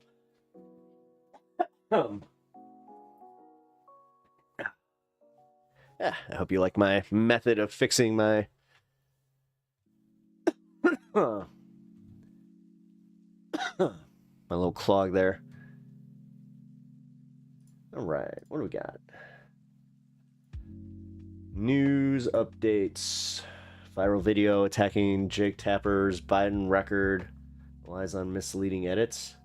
CNN PR called out conservative influencer Tom Elliott for misleading video on Jake Tapper's purported hypocrisy. The evidence of a smear effort goes deeper. Interesting. Piers Morgan's segment goes off the rails when he asks feminists to define a woman. What are you talking about? Well, great. Great. This one's going to be infuriating. I can already tell. All right, guys. So we're going to go for this Piers Morgan debate with Queen Andrew and his king. His king is part of this one. So I mentioned that I was supposed to debate Mrs. Wilson. I forgot her first name, so we will just refer to her as Mrs. Wilson Rachel Wilson. And it was supposed to be on the same topic. So it's interesting to see them pop up on Piers Morgan. And now, I do literally feel was that supposed to be practice for this? I don't know. That's kind of wild. It sucks though, because yeah, the week I was supposed to do it, my mother passed away. So I also did put a moratorium for myself on doing debates. I kind of figured I need some mental time. I don't want to let anybody trigger me and then just let my my grief dictate the anger that is I would like to reserve that anger for my grief and do that properly, which most people wouldn't do. So give me a little bit of credit on that end. But yeah, let's take a look and see how bad this got, because man, it for it to make the news like that, that's kind of wild. Oh boy, wait, who is this? Who's representing the feminist part of this? What's her name? Let's get all this out of the way. Andrew, and wife and mother of his 5 children. He has 5 children and he does this. And wait, man, he drinks and smokes a lot for having 5 kids, bro. I try not to judge based on this, but yeah. Oh boy, they're joined by Emily Saves America host Emily Wilson, no relation. So we got the Wilsons. This is the Battle of the Wilsons, and who else? Recently made waves on TikTok, slamming tradwives, and feminist blogger Clementine Ford. Okay, cool. Well, without further ado, let's get into it. Are you remotely apprehensive about unleashing Mrs. Wilson on the world like this? No, but she is the only Wilson on the panel that I claim. I'm just pointing it out. Is there anything you do? I mean, do you put the bins out? Do you the trash out? I mean, what do you do? Kids. Anything? I don't do shit. The piece of shit that you're married to. Yeah, he clearly doesn't there we respect go. you. Oh, He sits there we there and go. makes jokes about how he married you. He doesn't He's do not shit the around piece the of house shit because in that's this why you married a panel. wife. Clementine, do all lives matter? Do you know what? All lives do matter. And Thank you, thank you. all And lives- that's all lives- bombshell all that lives the are not one given the same terrible respect, thing you though. found All I've ever lives are not said given the you same completely respect. agree with. Clementine, do you hate men? You know, this is the part that I No. hate when Piers, like, it would be nice if he realized that he cannot be objective about it, that he brought in a different moderator. Like, I would judge a little bit less, especially if he wants to be part of it. Fine. Even as the host, fine. But then that just be like, I can't be objective about this. I brought in this person to be a moderator. Of course I don't hate men. Why in 2020 did you tweet the coronavirus isn't killing men fast enough? I tweeted that in 2020 as a misguided tweet. Apologize to men again. Do it again. This is honestly... Human lives matter is kind of honest. Again, dude, this is where I really feel... Oh, no, because then people are like, well, then you're excluding dogs, which you win with that one. One of the most absurd Immediately, you're like, but the conversations I've ever dogs. had in my life. Yeah, but the dogs. White House Press Secretary Caroline Leavitt is really out of the spotlight. That's her job, after all. And for what it's worth, she seems to be very good at it. But a behind-the-scenes photograph posted by a colleague for Mother's Day in America has divided opinion, even among a generally appreciative MAGA base. 16 million people saw this candid snap of Leavitt in the White House, seemingly holding a baby son in one arm while, quotes, owning the libs, close quotes, with the other. A lot of those people applauded her as a super mom. Many others criticised her for aping conservative family values while actually promoting a feminist myth about women who can have it all. What up, Swift? How you doing? Might seem a bit harsh, but the MAGA movement she's part of has made big inroads in popular culture by promoting the return earlier, by the way. Yes, I do play games. Traditional gender roles. Here she is talking about masculinity back in 2023. Actually, you know what? A man is someone who stands up for I'm his getting to that family, point. provides for those that he loves, and contributes to his community. A great example, helping an elderly woman with her groceries, helping a neighbor or a friend, putting others before yourself. That's the definition of a man. I'm proud to have so many strong men in my life, 2 older brothers, a great father. We love men, we need men, and as women, Jen, we should not be afraid to say that. Well, there's undeniably been a huge backlash to the whole era of demoralising all men as miniature Harvey Weinsteins with ambitions that are wickedly patriarchal.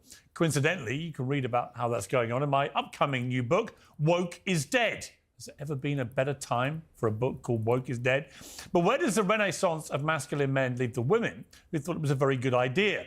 Andrew Wilson was extolling the virtues of a more limited female role in a previous debate on Uncensored when a shocked Emily Austin said this. Are you married? Yeah, I'm married. How do you make married with many children? Is your How wife about you? happy? You married with children?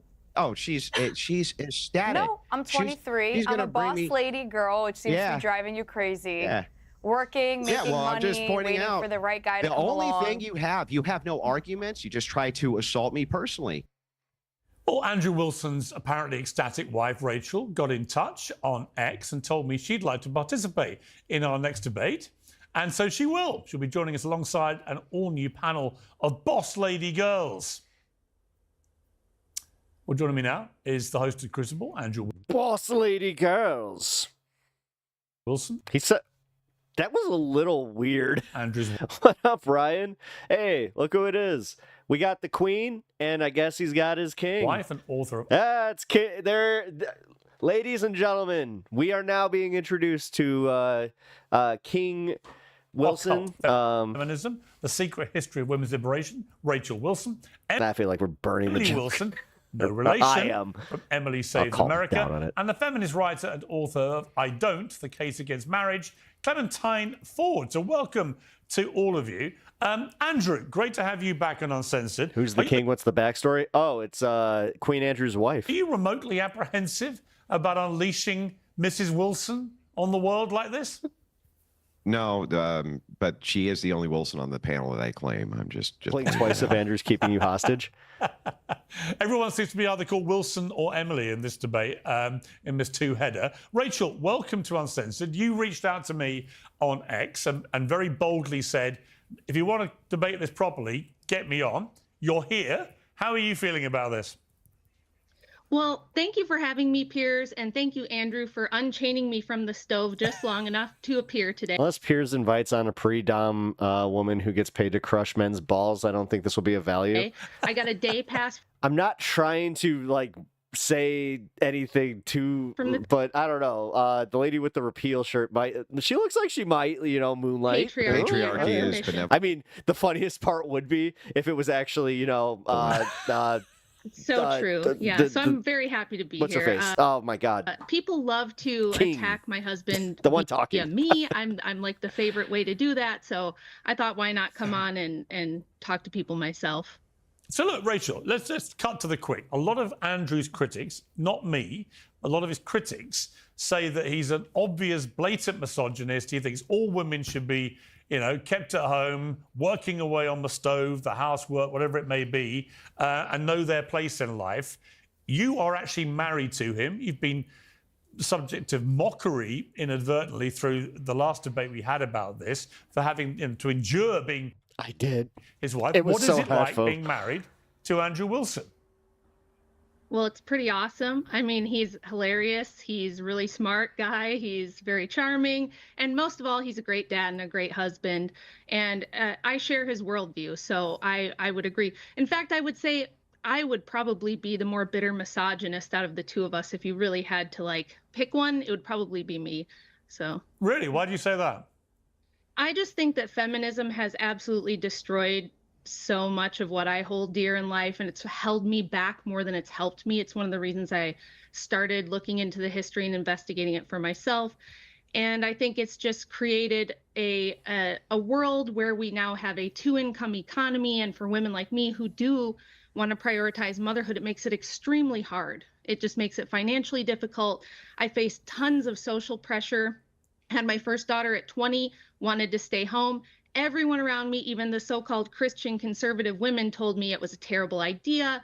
You can't do that. You have to bring the baby to daycare. You're going to put yourself at risk. Your husband's going to hurt you. You're going to be abused if you don't have your own money and your own career. And I think it's backwards. I think it's the most inefficient, stupid thing we've ever come up with. And that in the future, people will look back at the feminist experiment as a goofy time in history where we tried this wild experiment that failed miserably, and thank God it's over.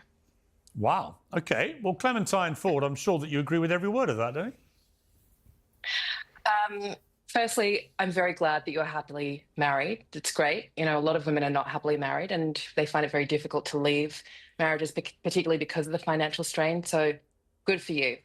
I do think that your historical understanding of feminism is extremely skewed.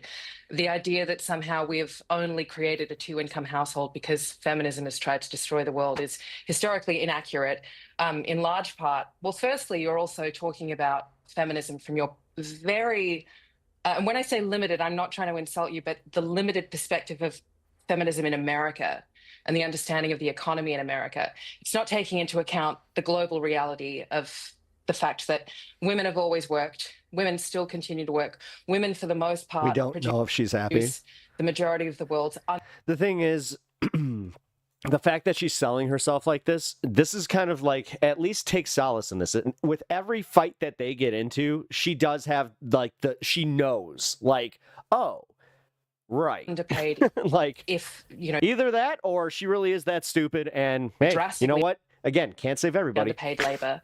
When you talk about a two-income household being somehow instituted by feminism, you're failing to take into account that even in America, the kind of the glamorization of this golden age of marriage in the 1950s to the early 1960s, which the marriage historian Stephanie Coots calls the long decade. This coincided with an increase in women in the workplace. So it's not as if there was this golden age where women where married women, weren't working. For a lot of that, actually, the labor that is required to support the middle class has always been relied on for poor and disenfranchised women, largely in America, Black women. All right. Look, for a start. Let me just finish. we all have to speed things up a little bit. And the economy the downturn in the economy, the boom that happened after the Second World War was unsustainable. It was a wonderful time between around 1940 to 1974. She does need to know how to wrap up her points a little bit quicker. For white working class men in particular. And this is why Piers is shit. And then it began to I have a question rapidly. for you. One of the reasons why women had to go into the workforce was because they had to help support their families. Okay, I have a question for you, Clementine. It's a very simple question, but I think it'll be an interesting question to ask you. What is a woman? Well, let's see, 8 minutes, 45 minutes. They had so if they book this for 40. Okay, so for programming, unfortunately, and this is the problem with these types of debates where they're like, this is why I like modern day debate a lot more, is because they don't have these constraints.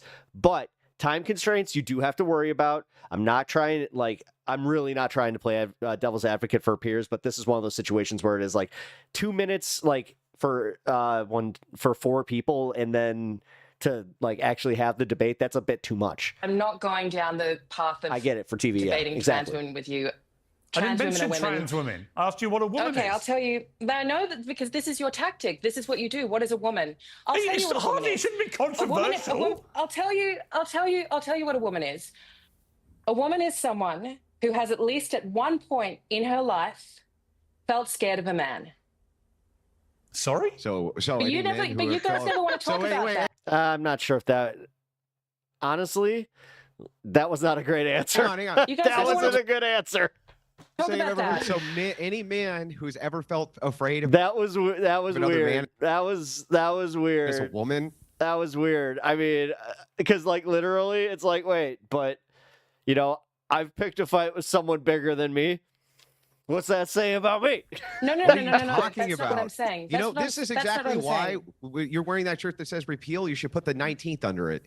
It's unbelievable. What are you talking about? A woman, anybody who has ever at one point been afraid of a man, it's the stupidest thing I've ever heard. Do you You zoned out. See, again, that's part of the problem. have an actual argument here?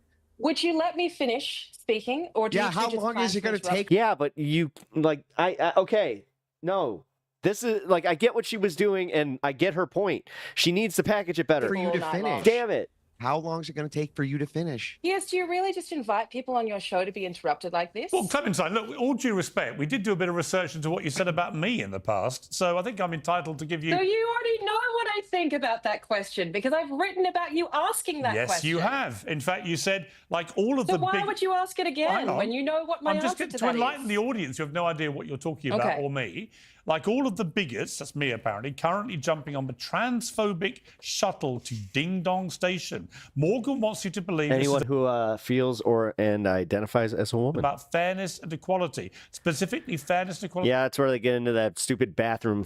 Honest to God, it's like every one of these guys has the same weird twisted fantasy where they are just well, that means I can go to the gym and just do the lady ballers move, right? I can put some socks in my shirt and just go look, I'm a lady. In women's sports, that These was fucking idiots. exactly That's what how it was they about. think, And the though. problem That's is, literally Clementine, what with all they're due thinking. respect to you, the reality is, I hate the fact that we honestly give it more credence than than that, because that's how they want to be the Steven Crowder argument. Honestly, that's the crux of it. Right there. I doubt it's coming with due respect. I'll treat you with perfect respect. For real. But your inability to just simply state what a woman actually is.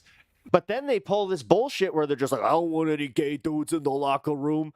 Particularly, it's a don't ask, don't tell. And whenever I go to the other side of the locker room because, we got our own little club. Given 2 weeks ago, we all go into the sauna together, we got our own little club. UK, the Supreme Court made it very clear that a woman... We suck off each other in the steamer. I did it. I did it. It's as straight as straight. Biological female. That's it. It's a scientific fact. The fact that you can't answer that is part of the problem. Cops. I'd like to know, the thing is that I would like to know why you, in particular, are so obsessed with this definition of what a woman is. Firstly, how does it impact you in any way? Secondly, I have a 13-year-old daughter. As a woman, I have a 13-year-old daughter. And if my 13-year-old daughter decides she wants to It's always, if my 13-year-old daughter decides that she wants to be compete in sports and then be complete shit at it, I don't want her to be able to have the excuse that she's just shite at it, and then she can blame a trans person. That's easier. That's easier. You asked me a question. Actually, I just made the argument that he would want that. You asked me a question, I'm going to answer you. Oh, dude, thanks for the 5 gifted. I appreciate that. If you don't want an answer, don't ask me a question. Hell yeah, Here's dude, my thank answer you. to your question. I have a 13-year-old. You won't let I have me a 13-year-old daughter. I have 7 nieces, right? And some of them you're are a real very. expert then on So, women, if I may guess. answer your question, I have several nieces. What the fuck is? I'm protecting the women in my life. You must understand. Sport, right? This is like, again, this is the weird part. I mean, dude, these guys totally want to, like, these are the daddy-daughter dance crew here. That they would one day have their the guys that's like, I got a for prom. They're the ones that's just like, I got a special surprise for you, like, and they put it on a T-shirt. dream of potentially an Olympic place or a Team GB place, whatever it may be, a world championship place taken from them by a biological male, I think is completely outrageous. And by the way, so does most of the world now, which is Again, but that's the only argument he has. This, like, I'm sorry. People need to get better at deconstructing this and just being like, yes, because this is applicable to just real life. Every day that your sister, your daughter, whoever goes out into their everyday life, this is what they're thinking about. I'm going to go into an intramural pickleball league and I'm going to get beat by a trans person, and that's going to be all I can think about. why there's been a reversing, screeching U-turn on this particular subject. But I come back to my question to you. Your inability to say what a woman is, and yet here you are lecturing women on how they should And I will just say this. She made a really bad opening argument for behave that. as women. It's completely To the point where her debate partner just went, huh? I think that reducing women, specifically She looks like the bad vegan lady. to your biological deciding of what you mine. think a woman is, It's because called, it's called science. It's their chromosomes. Did you want- You have different chromosomes to me. Actually, It's not me science. saying Actually, that. it's not. I'm not Sorry, writing. bud. I'm sure you're not the I'm first. not writing I'm sure, the I'm sure I'm not science. the first person. I'm sure I'm not the first person to tell you about intersex people. So how do you? I'm not what talking do you about do with intersex someone- people. No, what do no, you- no. This is how all do you wrong define- anyway. The intersex is not How a do you third define- sex. It's not a third sex. That's ridiculous. There is no third sex. There's 2 sexes, male, female, categorized scientifically. Intersex is not a third sex. Anybody can look that up in 5 seconds. Total lie. How did you not know that, by the way? How did you not Like the know intersex is not a chromosomes. third sex? I didn't say that intersex with a You third did. sex. But Yeah, intersex that's exactly people what the implication exist, was. and intersex people have intersex so people what? can have a mixture of chromosomes. So if Yeah, you're they if don't you like Are you the saying they're a chromosome third sex argument. or aren't you? if you Are you saying present to the they're- world as If they're not a third sex, then you have no argument here. Do you understand that? If what he's saying is why this are is you what is so objective. obsessed This with is trans what women? Yeah, why I'll are you tell so you. obsessed I with, don't need. Why are you so I obsessed don't with need. I'm defining going to answer trans the question. women? For I a don't start, need. For a start, Yeah. No, I can't stand this already. I told you this was going to be a rough one. right. I did preface this. I usually don't have trigger warnings, but I did. Let me speak for You a just moment. asked a question. Let me speak for a You can't moment. keep asking Let me speak questions. for a moment. What are they then, Clementine, Queen and then Andrew? refusing to allow people to answer. I'm muting. If Yeah, you so don't I'll want an answer the answer, question. don't ask a question. The truth about the truth Fine, about go the on. the Answer. problem is Good. the problem is feminists in particular. I've noticed feminists have latched on over the last few years to this idea Andrew will that if pass your faith in humanity. anybody raised any concerns Dude, about actually, yeah, I think the last time, like when I did my debate, that was like, yeah, I could have gone upstairs for a smoke. the way the trans lobby was trying to make It's way- things the way the unequal, conversation unfair, on this show and plays unsafe out, yeah. for actual women, then they were immediately trying. I'm hoping that the girl on her right, Transphobic. I has kept better saying, arguments. I want trans people to have the exact same rights to fairness, equality, and safety as me or you. However, what was happening was women's rights were being eroded. so that things were not fair, they weren't equal, and they weren't safe. And we saw absolute parodies of this in the Olympics, in the boxing Here ring. we go. Again, People who have because that been wasn't a banned from the trans World individual in the first place, you because dumb they apparently mother reported effer. positive for male chromosomes were getting in the ring and beating women up in the ring. And so a woman's going to die if this was allowed to carry on. So now people have stopped it. Now sporting bodies around the world have stopped it. But you, Clementine, I say this respectfully, are still flying the flag for this bullshit. And you can't even say what a woman is. And I just find the fact that you want to lecture women like Rachel on how they should be as a woman is completely perverse, given you don't even know or don't want to say what an actual woman is. I haven't said anything to Rachel. I haven't said anything to Rachel. I've never met Rachel before in my life until today. Well, you responded to what responded to what she said about the role of a woman. Lecturing her. I wasn't lecturing her. Well, it sounded like you were lecturing to me. Let me bring in Emily. Let me bring in Emily. He's been waiting. I was actually telling. Let me bring in Emily. He's been waiting patiently. The historical reality of economics in the She's US. like, I've been waiting patiently too, just with a smile on my face. Bring in Emily. But you wanted to divert it to talk about trans women because that's clearly. Honestly, if they just need to book this as even just if it was just her, I understand what they were doing here. But yeah, this is banged on about trans women. I just said to you, if you don't know what a woman is, we've got a problem. I'd love to get back to that, by the way, because she's wrong. No, I just she's wrong about the economic Making some history. coffee? She's Nice. the one looking at it through It an is too economic late for a prism cup that's of coffee for extremely me. narrow. She's using feminist standpoint theory to try to tell us what the history of economics is. Yeah. She can't explain to us why. A lot of women in my life are men, All apparently. of human history. Like, again. all Let her of finish, Western lady. history. Let her finish, lady. Let her Excuse me, finish, ma'am. lady. You talk plenty, lady. You Why, talk plenty, lady. why Let her through finish. all of Western history, we were able to raise a family, like a janitor could raise a family with 4 children on his income up until 1970. And what happened in 1970? We pushed women into the workforce. No, you started attacking unions. You started attacking unions. You started attacking unions. Huge numbers. And you changed the tax code to benefit fucking rich people. Oh my God. This would be a fun one. Practically doubled the workforce overnight by pushing mothers and women into the workforce. This happened right alongside the creation of gender Women in the studies as an workforce was in academic World War II. discipline, and now we are in a situation where we don't Apparently they forgot about, Rosie the Riveter. have a family economy. We have an individual income economy, which means most people can't raise a family without both parents working. Okay, let me bring in Emily, who's been waiting very patiently. Emily, good to see you again. Now, you started a kind of MAGA civil war when you railed against women who want to be a trad wife. You posted a TikTok video, which caused a lot of mayhem. Let's take a look at this.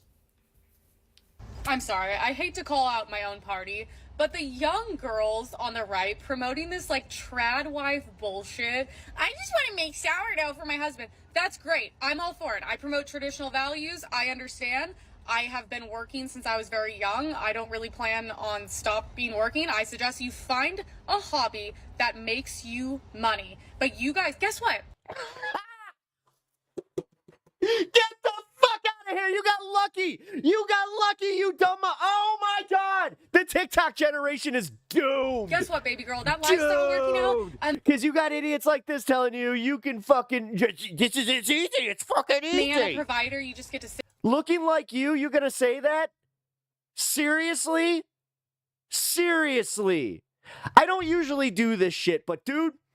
When she starts dipping off and her popularity because of her commentary starts dipping off, because obviously she's great at it. OF. Sit at home, bake bread like, every day. Fuck her. Slim to none.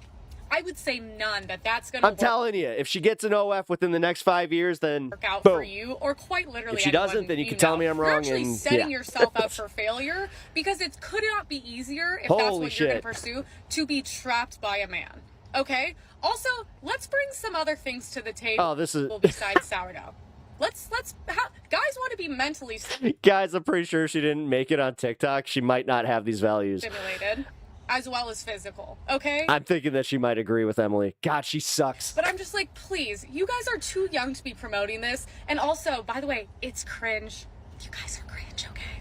Sorry, you. Now, Emily, are you standing proudly by that TikTok? Thank you guys for laughing. That is supposed to be the point of a lot of my videos. I don't take things too seriously. I usually say things like this and don't think anything of it. I do want to point out in the video. Part of the problem. And here's the thing. We reward it. I did start it by being like, look, I love stay-at-home moms. I support them. I promote conservative values. I got it. I can't I think do the this. issue with the video is a lot of people just took the video and then gave their own meaning. The group I was specifically bashing on was the young girls in their 20s that promote like traditional lifestyles online that we all know in the right-wing community absolutely do not live these lifestyles. And it's just a bit over the top. It's kind of more cosplay than anything. So of course I support moms that do that. I just don't support the girls pretending to do it, I guess, if that kind of makes sense. I'm not sure it does. Andrew, does it make sense to you? Well, I mean, she's right in a sense that there's a lot of LARPing that goes on the right with the supposed traditional movement, which she's absolutely right, isn't living the traditional lifestyle. However, it's still a counterintuitive message to put out there that, oh, you're going to be trapped by your husband and his income. It's like, good. Don't you want to be in a relationship with your husband and have access to his income? Like, what's the problem here? That would be the values you're trying to move towards, right? So like, ultimately, it's a contradicting message. I understand why you got a bunch of garbage for it. It is a good idea, I think, to point out the LARP, a good idea to point out how much faux traditionalism is on the right because it's a way for them to peddle sex, and that's exactly what they're doing. You see them in skimpy outfits doing exactly that. Totally fair. But on the other hand, you absolutely should not be putting out a message which ridicules women for wanting to be stay-at-home moms and actually live some type of lifestyle which is conducive to their children and family. That's silly. Let's play at this stage the clip. Yeah, I mean, also trapped is just the wrong word to use, but overall my message I stand by. Okay, I want to play, because I think it fits in well here, the Caroline Levitt clip. This is where she's working with her baby. We'll just show the picture of her working at the White House with a baby in one hand and helping to run the country with the... Yeah, the problem is we know this is a publicity shot. They have fucking nannies. I'm tired of this shit, and I'm tired of fucking rich people LARPing like they're one of us. I'm tired of them speaking like they understand the middle class struggle or the lower class struggle. They are the worst. And Piers isn't going to bring it up. I bet the word nanny isn't brought up in this. Now, when I first saw that picture, I thought, Strangely wow, that's enough. a pretty extraordinary, powerful image of a young woman who's very young to be doing the incredibly important job she does. She does it, I think, extraordinarily well, and she's a mother, and she's feeding her son whilst doing this at the same time. This woman's gambling a little bit, though. What if Andrew asks for a divorce or he passes away from all those cigarettes? Rachel, when you saw that image, it got a lot of blowback, good and bad. You know, some people loved it, some people hated it. What did you think about it? Well, I actually tweeted about this too, because although I'm a big fan of Caroline, as a person, I think she's great, she's smart, she's lovely. I don't understand this compulsion, especially in the Trump administration, but on the right in general, where we're supposed to be conservatives, where we are pushing mothers to work. Trump has been a huge proponent of hiring women, getting Again, no mention of the LARP. women back to work as soon as possible after having the baby. And I think this is a huge mistake because, number one, what are we conserving? If we're not conserving the traditional family and traditional gender roles and motherhood in the middle of a birth rate crisis, what are we conserving as conservatives? Just like lower taxes? I mean, this should be a core issue for us on the right to say, no, motherhood is not a part-time gig that you do on the side. You don't, ship your baby off to daycare where they're spending 3 times as much time with a low-wage daycare worker as they are with mom while you go and do your career. There's plenty of life to live after raising kids. I think after you've done that, if you want to venture out and do a few more things, once you have the empty nest, I think that's okay. But pushing mothers to work it's one of the key things that's tearing apart the fabric of society because we're not raising our own children. We're not passing down our values to them. We're sending them to daycare. And we're sending them to state-run schools, and that's who. Dude, there was a shooting outside one of the bars that I like to go to. I didn't know that until now. Oh, they're being that's raised fun. by. All right, Clementine, your response to that? Do you work, Rachel? No. You don't make any money from your podcasting? I make some money, but your I do. appearances? I do maybe you do some form of paid employment.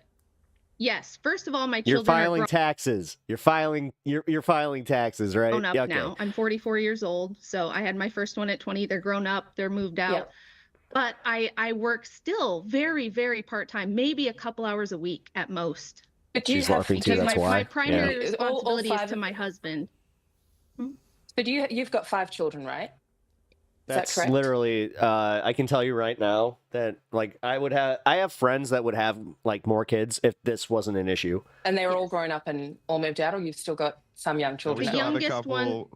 The youngest Yeah, we ones still have are a couple teenagers. at home. And by the way, just make an argument from hypocrisy. So can I just Point ask out the you? hypocrisy. Can I just ask you? Do you find, even with the small amount of part-time work that you do, which you do get paid for, do you find satisfaction from that?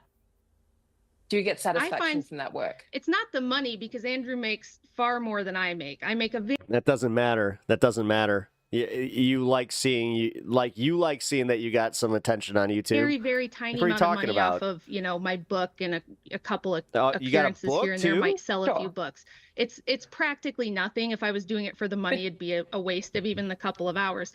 But what I would say to that is, we're not against women doing other things. So if you look at the Bible and the Proverbs 31 woman, she does a lot of things. She's Old Testament, out buying land. She's making decisions. She's not New Covenant. Doing all kinds of things. The difference is that she's doing them under the purview of the guidance and leadership of her husband and for her family, not for a corporation, not for her own glory, not for her own ambition.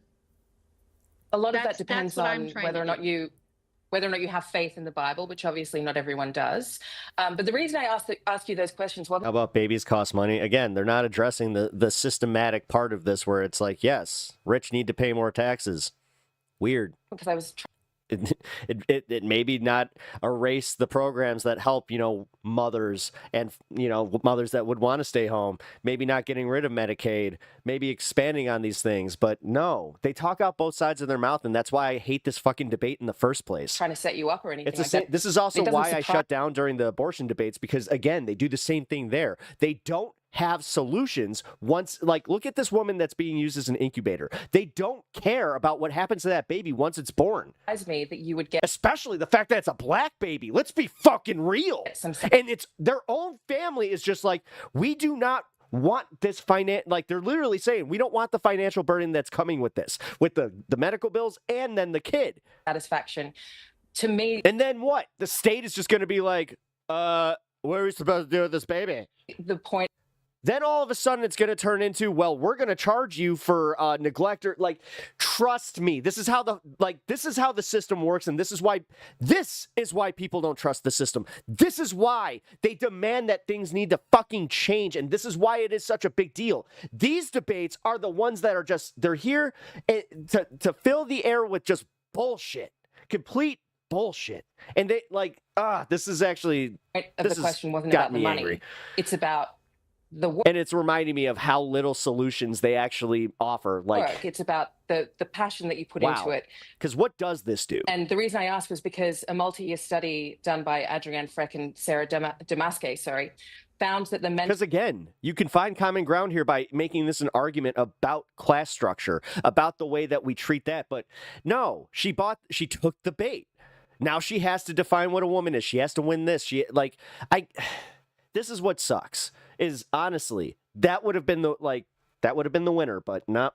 Mental health of women who worked full-time after the birth of their first child was significantly higher than those who didn't have paid work at all. So I think that, taking into account the fact that for a lot of women, and this is also what Betty Friedan found when she wrote The Feminine Mystique, and Stephanie Coontz backed this up as well in her book, The Way We Never Were, which is a history of a modern But are you American married, family. Clementine? I've no idea about your situation, but are you married? Do you have kids? What's your deal? I've got a kid. I'm not married. Okay, but you have a. I'm a single mother. Okay. And I have a very excellent relationship with my son's father. We co-parent together very well, but we're not married. We don't live together. I certainly have found, since having a child, I mean, I've always worked anyway. I've been working since I was 13 years old, but I've always found that work for me is very satisfying. And what I'm saying is that these are the findings of multiple historians, anthropologists, scientists, that these are the findings of diehard feminists who are only investigating this from a feminist point of view. They're already Just remember, Talon, for every one of you, there's 90 other kids that didn't get a fucking family. sold on the ideology. Just remember that, man. Stephanie You need to have, that is a stat that you need to have and remind yourself all the time of how lucky you are. Cherry pick data. Is a world-renowned make historian. She's not specifically a feminist. She's a world-renowned historian. And these Foster these care were her is findings like the foster system is completely messed up in America. as well.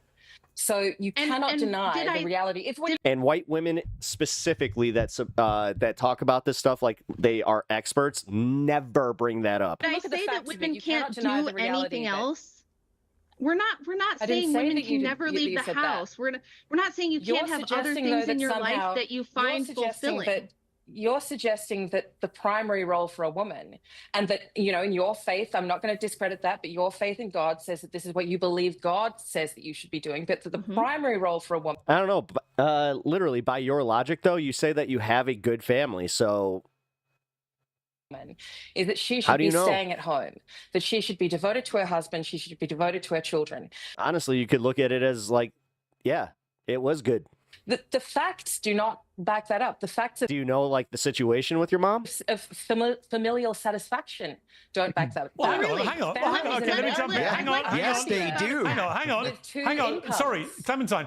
I think you've chosen the wrong moment to say that. You've clearly got a woman here on the panel, but the facts completely back that up. She's had a lot of kids. She's very happily married. She loves that there would be exceptions to the rule, but statistically speaking, well, you've just literally got one sitting there in front of you. That's completely untrue, though. For her to say that this one study, no, but again, when you're talking about is going to tell us something. like First of all, we mass have two. statistics, I know. It was a multi-year study. Ma'am, if I let me ask you, Clementine. Let me ask Clementine. When you were you married or not? I can't remember what you said. Were you married? No, I've never been married. Okay, but when you were with your partner before you broke up, who did the household chores and stuff like that? I mean, how did you delineate that as a feminist? It was a struggle because even in lots of supposedly egalitarian households, you know, again, the data backs up that women, even women who make more money than their partners or their spouses, tend to do more unpaid domestic labor. This is the who did most of the domestic chores? In my house? Yeah. Me. You did? Me. Okay. And Rachel, who does most of them in yours? That's the reality for hang on. For most Rachel, women who does the domestic stuff in your house, Rachel? I do absolutely all of it. And the thing I want to say to you're very Clementine similar. I mean, it seems to me you're both. I care far less about women's fulfillment in careers than I care about children and how they're being raised. And I want her to justify to me why we should be paying low-wage daycare workers to raise our children rather than doing it ourselves. How does it make sense to take your duty of motherhood and simply put it on? Again, it's all anecdotal with these people. Once she started like saying statistics and like hard data does not support your argument, then it's easier for him to just be like, well, hang on. We have a trad wife in here. Why don't we ask her? On a different random woman. And then he'll take what she's saying as like the better argument because she's here. She can. How does that system make sense? She can articulate as part of the statistics. If you would like to stay at home and raise your children, you're not answering totally my fine. You're not answering the question. My question Answer is the how is question. it good for children it's a question of for them choice. to be raised by it's a question of choice. No, it's not it's a actually question of not choice. worse. No. It's not worse Why for is it children better outcomes? to be Why raised is by it working better? mothers. Dude, why are you not bringing up the fact that rich people with nannies are the ones that actually raise their kids and that's a real thing? Again, just the hidden truth of rich people. Like, honestly, do you ever wonder why you don't see that? Do you ever wonder why the publicity shots are always them with their kids, but you know damn well they're not actually spending that time with them? Come the fuck on. It's all appearances with these people. The facts back that up. There is no study that suggests There's that women no who facts. Listen, lady, raise there are children no who are facts less happy. on That is not true. There are no facts on planet Earth that back up that single mother households have better outcomes. That's one. Two, that outsourcing your hang on. Let me finish. Lady, if you outsource the raising of your children, you're already making yourself a single mother, just so you know. Here's what's going on. Just so that you understand. Are you a single father because your wife raises your children for you? Lady. Excuse me, don't call me lady. Can you let me finish? Can anybody finish a point? Or I don't know. only Do you have a point? Are You don't only seem to you be allowed making to? one. I'm trying to make. You don't seem to be making one. You don't seem to be You making a point, Andrew. If you outsource your children's raising to strangers, answer Rachel's question and tell her how that makes more sense than having the child raised by their own biological mother. Actually, I like her attitude. I like her retort. The simple retorts on Andrew are the ones that really get to him. Well, in my case, it makes more sense because I need to make money Because he could make all these grandiose arguments that can just boil down to, dude, you're a dick. to pay my bills to calm raise down. my child. It's But a in many other miscounterintuitive. families, it makes. What if you in many depended other on your families, it husband's makes- income? Do you see the problem of Now how we it's my ended up turn here? to finish. Now it's my turn to finish. But actually, again, if you knew what you were talking about, if you actually read anything about the data on these things rather than just reaching into your gut for a feeling that feels Let's true go to over the you. data. The data. Show me the data that shows that if you outsource the data childcare, shows it's that better. there was a father in the household. He Let wouldn't me have bring that Emily issue. in because Emily's been again. Emily's been. Hang There on. is no statistical data to support the fact that children raised by mothers who work are less happy than children raised by mothers who Yes, there stay at is. home. There's tons I of would data. never try and stop Rachel. There's so your wife, much from staying home to raise overwhelming your data. children. That's her There- choice. Well, That's hey, her choice listen, to do that. there is But so it's not, much it's not true that overwhelming that's because data. that's her choice. All right, The let guy me who bring was Emily for all in. other women. Let me bring Emily in. Piers knows that. Emily was trying to say Yes, something. you don't want your daughters and you don't want your daughters and your nieces being forced to stay at home to raise families. I don't want. You I don't want that. don't want. You want them to have choice. I don't overwhelming want my evidence kids that to the be forced to outcome do for anything. children- No, Emily, you wanted to say something. Yeah. Yeah, no, I mean, look, I'm not going to argue data with either of you guys. I'm sure you know more than me, but I can say that my father is my hero and the most important person in my life. And if I didn't have him and he wasn't in the household, I don't know where I would be today. And my girlfriends who were raised without fathers in the household, I do see them struggle in different ways when it comes to dating and all these different things. And it's funny because it's like they do make a point. Like if there was a father in the household supporting. Bullshit. As somebody who has sisters that like to use this as a talking point because it wasn't their real dad. It wasn't their real dad. Dude, he stepped up and he gave them everything. He stepped up in every way that he possibly could. Then they had a situation where their bio dad came in and I think a lot of these issues wouldn't be what they are. So that's family drama. I do not mind dishing because, yeah, fuck that. I think there's points to both of these things. Okay, let me ask Andrew. Andrew. But supporting in what way? Is your name Andrew? Anyway, go ahead, Piers. Yeah, well, Andrew, I was going to ask Andrew, when Rachel said that she does all right, that was a little funny. All domestic chores, is That's there your name, anything you Andrew? do? I mean, do you put the bins out? Do you the trash out? I mean, what do you do anything? I don't do shit. You don't do shit. That's what I got a wife Maybe a for. little yard work. But not only that. If something breaks, there's yard work. So he's useless. That's about it. Yeah, cars need repair, something like that. But I'm not going to do household chores. That's what I got. Bullshit. You take. You are useless. You're actually like legitimately useless. You make enough for landscapers and you also pay mechanics. So what do? Smoke cigarettes and drink beer all fucking day? Married for. I don't want to do household chores. Not only that, on top of that. That's Queen Pear. That's Queen Andrew to you, Pears. A couple things out. She's absolutely wrong.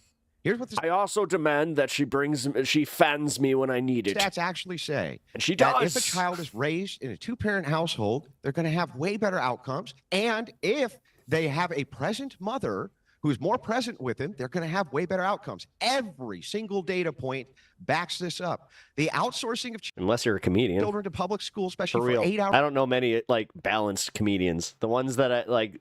A day. I don't know. Stop. Everybody uses Brian Regan as like the normal guy. I'm like, is he? Finish the point. You're Let me assuming finish that the point, and then you can respond. Let me finish the point. I've got to say, Clementine, as someone who doesn't like being interrupted, you interrupt. Yeah, she does interrupt a lot. I will say let me that. finish the point. I got a Let me text finish the message from your point. producer, Piers, telling me to interrupt if I disagreed with anyone. Yeah. So take it up with them. No, but I think. Oh my God! Spill that tea!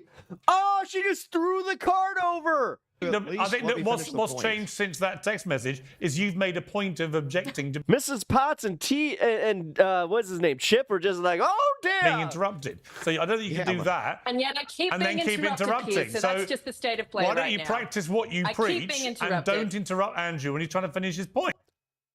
here. I don't usually do this with Piers Morgan stuff, but we have to see how embarrassed he got there when she brought up the producer.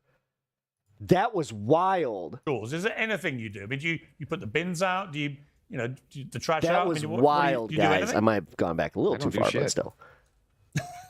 That's why I got a wife for. Shit. But not only that, Ambrose Living His Best Life talks about Jesus. Yeah, cars need repair, something like that. Get some But I'm not women's going to do pants for a household living chores. and That's no what I got chores married for. whatsoever. I don't Why wanna do not? household chores. Not only that, on top of that, let's just point a couple things out. She's absolutely wrong. Here's what the stats actually say. That if a child is raised in a two-parent household, they're going to have way better outcomes. And if they have a present mother who's more present with them, they're going to have way better outcomes. Every single data point backs this up. The outsourcing of children to public school, especially for 8 hours a day, is absurd. Stop. Let me finish the point. Let me finish the point, and then you can respond. Let me finish the point. I've got to say, Clementine, as someone who doesn't like being interrupted, you interrupt. Why is it that you won't let me finish the point? I got a text message from your producer, Piers, telling me to interrupt if I disagreed with anyone. Yeah. So take it up with them. Ooh, that was wonderful. That was wonderful. I love when they're just like, you're not supposed. Yeah, no, I mean, but you're just being so interrupting. Why are you interrupting so much? What's changed since that text message is you've made a point of objecting. I love her. I'm a fan. You're being interrupted. I'm a fan. So I don't think you She's can gonna do follow that. today. Anywho. And then keep interrupting. Anywho. So that's just the state of play why don't right you now. practice what you I keep preach being and interrupted. don't interrupt Andrew Oh my God, Sips. when he's trying to finish his point? Yeah, so look, I've just finished the point. Would he make a point?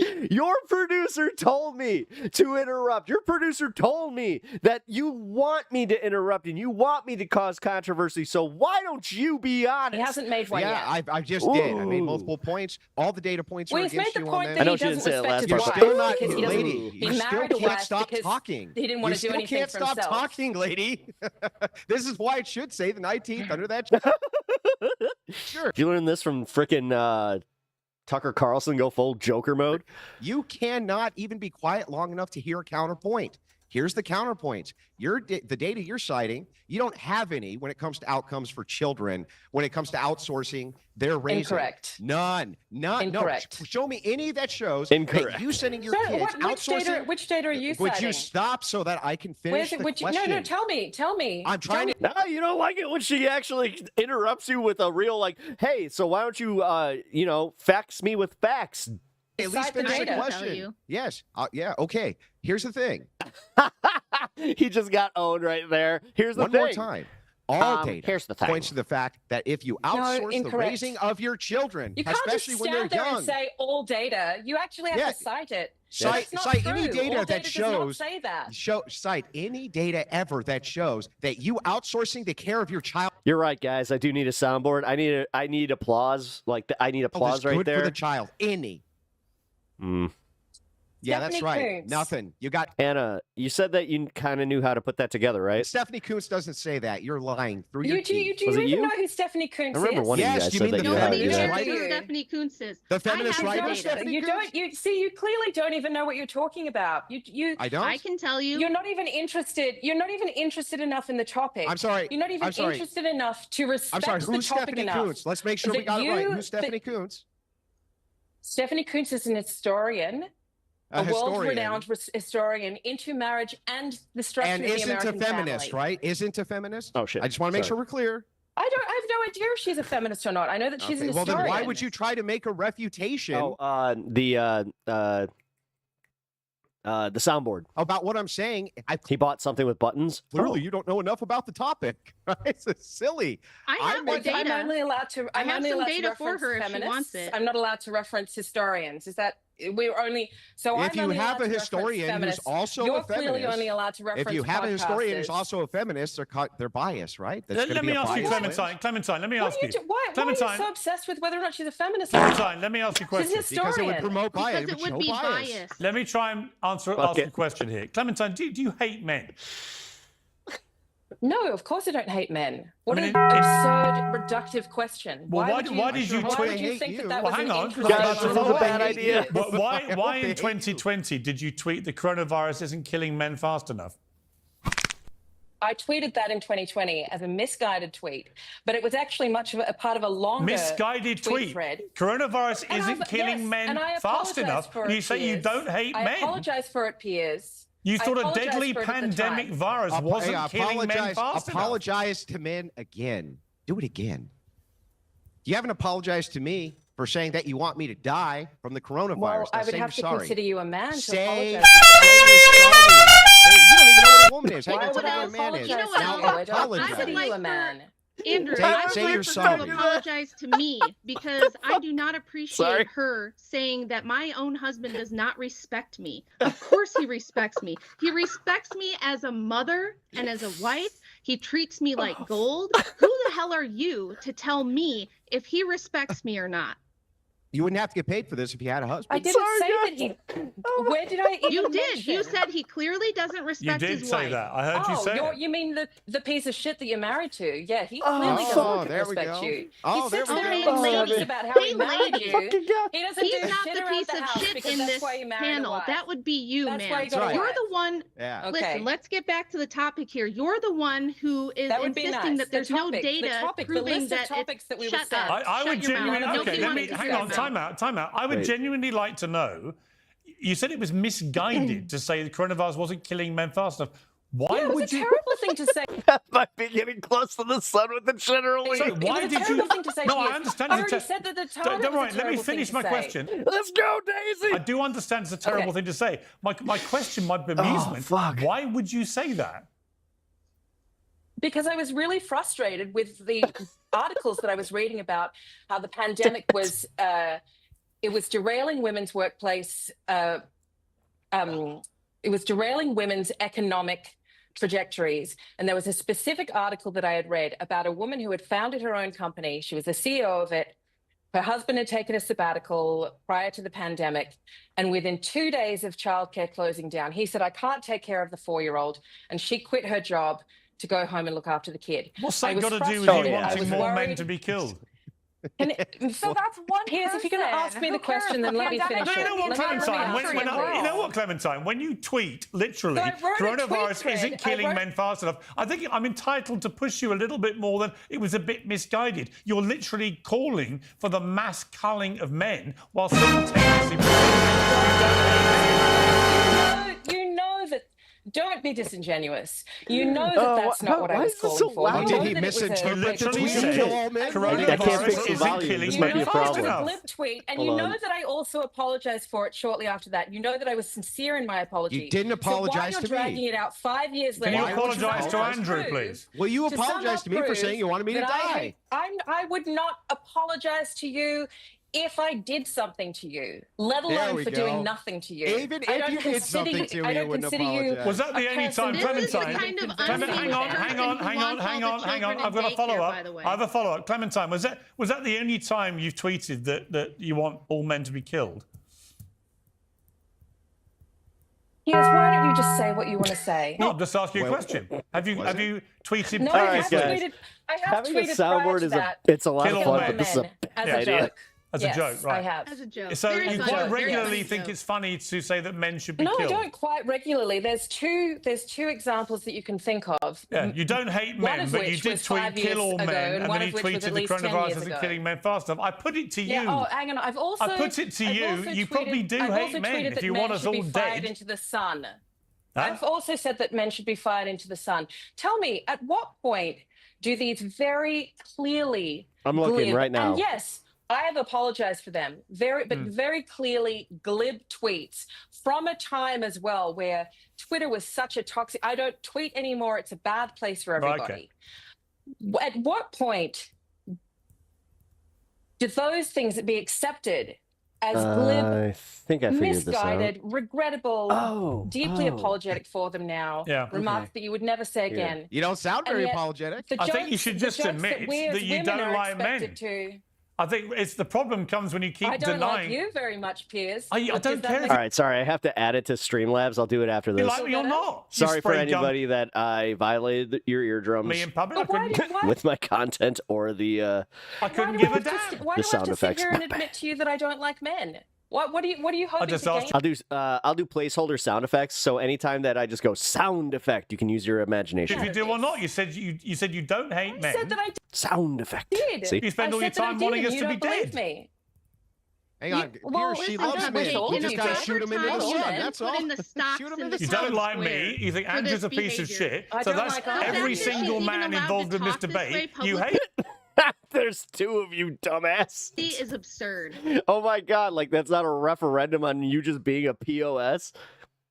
Every man in this debate, Clementine, you've said you hate. ASMR apology stream fam, it's time. Shouldn't be giving advice on it. Emily, what was that? I hate it. When I do my painting stream, I'll do a little bit of Bob Ross. I'll make sure that I tell you about every color that I'm using, and I like to use a lot of I'm saying, if you live a life contrast paints. where you've been unsuccessful in relationships, This is my ASMR voice, otherwise known as my NPR voice. whether it's You're listening to Pep Talks. friendship, love, Happy little clouds marriage, whatever it is, I think you're probably is what comes out of my mouth when I smoke. the last person in the position to be giving advice what women should do with men. I mean, I don't feel any animosity How do towards you know men, that even I've when it been comes to him saying, unsuccessful in friendships and relationships? That's a well, very are you a single odd. mom? That's a very odd. Well, being a single mother doesn't mean that I'm unsuccessful in relationships. I already said before that I have a very beautiful co-parenting relationship with my son's father. He lives in the same apartment. Oh, she's dumb. She's dumb. Oh my god, she actually thinks that just having a relationship with a man is like that's it.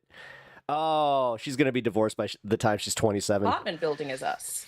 We're deeply close friends. That's great. Or wishing she was. I don't understand why you think that is. I'm not bitter towards men at all. I'm annoyed at Titanium white. the expectation that some men on this panel have, And a little bit of cobalt blue. that women should do everything for them.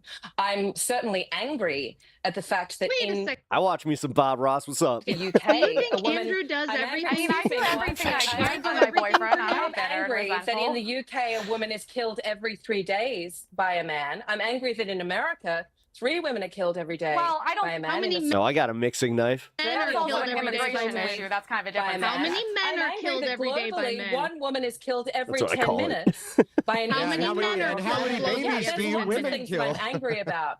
And I'm angry How many about the fact babies do that- you guys kill? Here's- How this many is what babies? they do. Ah, he was using cobalt on the last one I was watching. 3 girls over the age of 15 will experience sexual violence in her lifetime. No, I'm very that's angry another about fake that. statistic, I'm and I would angry love about to rape tear and this sexual apart. assault. I'm angry about the fact that the most dangerous person to a woman is a man that she knows. I'm That's a angry about lie. all of these things, yes, but that doesn't mean that I hate men. That doesn't mean that I don't. She's You just want to shoot him into the lying, sun. and I Men's have the great- data to prove For it. men's greatness with women and with You children. want to shoot men into the sun, you thing want them all killed shoot by them into the sun. coronavirus. Did she actually say that? And you Did I want miss all that? of us dead, and you hate both the men on the Was I playing with my soundboard a little too much? panel. Other than that, you love men. We You get love it. them. You love them. They're great. Well, Even though only- they're can out I there being a refute bunch of refute evil some of the rapists. baloney she which just is that I spewed? hate Well, the men on this my panel. thing is, like, can't you and- admit that you To be fair, I'd love to shoot. at least like men enough that they gave you a beautiful You just Superman throw him into the sun, just yeet. child you're super grateful of? I mean, that's a positive. This is honestly one of the most absurd conversations I've ever had in my life. I've just I sat kind of here agree. and explained I that I, kind of don't agree. hate men. Yeah. I've just sat here and explained that I have a wonderful relationship with my son's father. I've just sat here and said, you know, that I've apologized for these things that I've said in the past. We've all said terrible things. Piers, you've said terrible things on Twitter. We've all Well, said terrible name things one. and apologized. We call it the Cannonball Special. Name one. Hang on. What have I said? What have I said? Name one. Oh, Piers, Little you want me to Wolverine look them up just. right Yes, now? please. Okay, let me Yeah, just what- give me a My favorite Cannonball Special ever was when She-Hulk did it to him, and she's like, "You have a firm little ass," and he Tell was me a just like, terrible "That's thing I enough of said on that." Twitter. Piers Morgan. While terrible she's looking, tweets. can I Comic book canon, guys. refute her fake statistics that she just gave? Because I history hear of Piers feminists Morgan's repeat this all terrible the time. opinions. Well, There go we on. go. I'll look at that. Give me a terrible opinion. Rachel, I thought you were talking while I'm just scrolling through the endless Well, we can all wait, Clementine. The hear clock is ticking, though. I mean, find one terrible thing that I've tweeted. Oh, I think that All Lives Matter was pretty bad. You think all lives matter? It's a bit better than men should be dying faster, isn't it? Let's compare all lives matter against more men should die faster. All lives matter as a rejection of Black Lives Matter. I didn't reject Black Lives Matter. I didn't reject Black Lives Matter. I didn't reject it. I didn't reject Black Lives Matter. I didn't reject Black Lives Matter. Don't lie. No, but you did. No, I didn't. No, I didn't. You see, this is the trouble. You say that I've said terrible things. When you try and find them, you don't have any. I'm looking at it right here, Piers. All lives matter. He didn't say white lives matter. He said all lives matter, which is true. And any decent Do you not think all lives matter, Clementine? It's absolutely ridiculous. Clementine, do all lives matter? I think that all lives deserve respect. Do they matter? But I think that in the context... Do all lives matter, Clementine? You do know what? All lives do matter. And thank you. Thank you. What's bombshell? But the one terrible thing you found I've ever said, you completely agree with. So on that delightful note, where you agree with the one terrible thing that I've ever apparently said, we will leave this compelling debate. Thank you all very much indeed. I will agree. I've got to say, Rachel, I think, Rachel, it's lovely to see a very happily married couple who genuinely like each other. So thank you for coming on Uncensored. And in your case, Clementine, I hope you find a man like Andrew to take care of you. Thank you all very much. Piers Morgan Uncensored is proudly independent.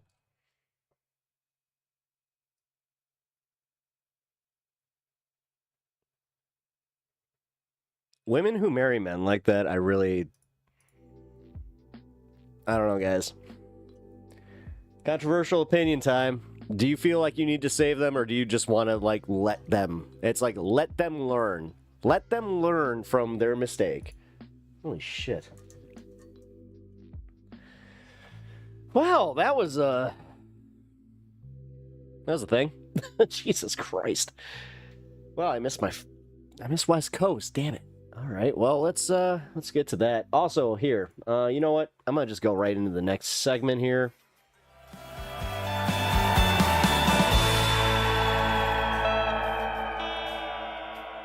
Welcome, everybody, to Crystal, Kyle, and Friends. Today it's just Kyle and Hassan. Hassan, thanks for joining me, man. I appreciate it. What happened? Why is Crystal not here? Long story. We normally record in the studio in D.C., but we had some family thing at home that we had to take care of in Virginia. And, I mean, I literally went to bed at 6:30 in the morning last night and just woke up right when I texted you. So it's hectic. It's, kids get sick, yada, yada. They're rich enough they don't make it. I feel that. Well, we're also doing it at a different time than we were supposed to, and that's also my fault. So I was disappointed. So I thought maybe that's the reason why she wasn't here. No. It's all good. Either way, it would have been just me and you today, given what's going on here. Just like the good old days, Kyle. It's been a while. It has been a while, man. Sometimes I do feel like it's just you and me against all of our. So many people in our field. Many people in our field. It's lonely out here, brother. It's lonely out here. We'll get into that in a little bit. And by the way, for everybody listening to this on Secular Talk on the YouTube, you can have disagreements with these guys, like everybody, but like if we're on message, like just hold the line until something's just so egregious. Hold the line. Channel, the teaser clip. Go sign up on Substack for Crystal, Kyle, and Friends, because I'm not only going to talk to Hassan about what just happened with him at the airport with DHS, but I do want to get into Ethan. I want to get into the current media landscape that you just alluded to. I want to talk a little bit about Kanye. So let's start with this, man. Let's start with this. What the hell happened? Like, where were you? I guess you were overseas, and then you came back, and then I actually haven't followed everything you've said about it, so I'm learning firsthand from you here, but I know the gist of it. What the hell happened? You came back through the airport, and they started questioning you about your politics? Yeah. I don't know if you've seen this already, but like, there's a lot of people that have reported going to the airport and then getting stopped at the airport and having like really weird, invasive questions asked of them, like whether they like Donald Trump or not. And so because I knew that was happening, I was like, this is definitely going to happen to me as well. I didn't want it to. I hate that kind of nuisance, but I was like, it's very likely that this is going to happen. And it did. I come back from France with my family. Well, I was flying alone because I'd left them behind because I had to go to O'Hare. I had to go to Chicago so I can do a speaking engagement at University of Chicago at the Institute of Politics. So I come back.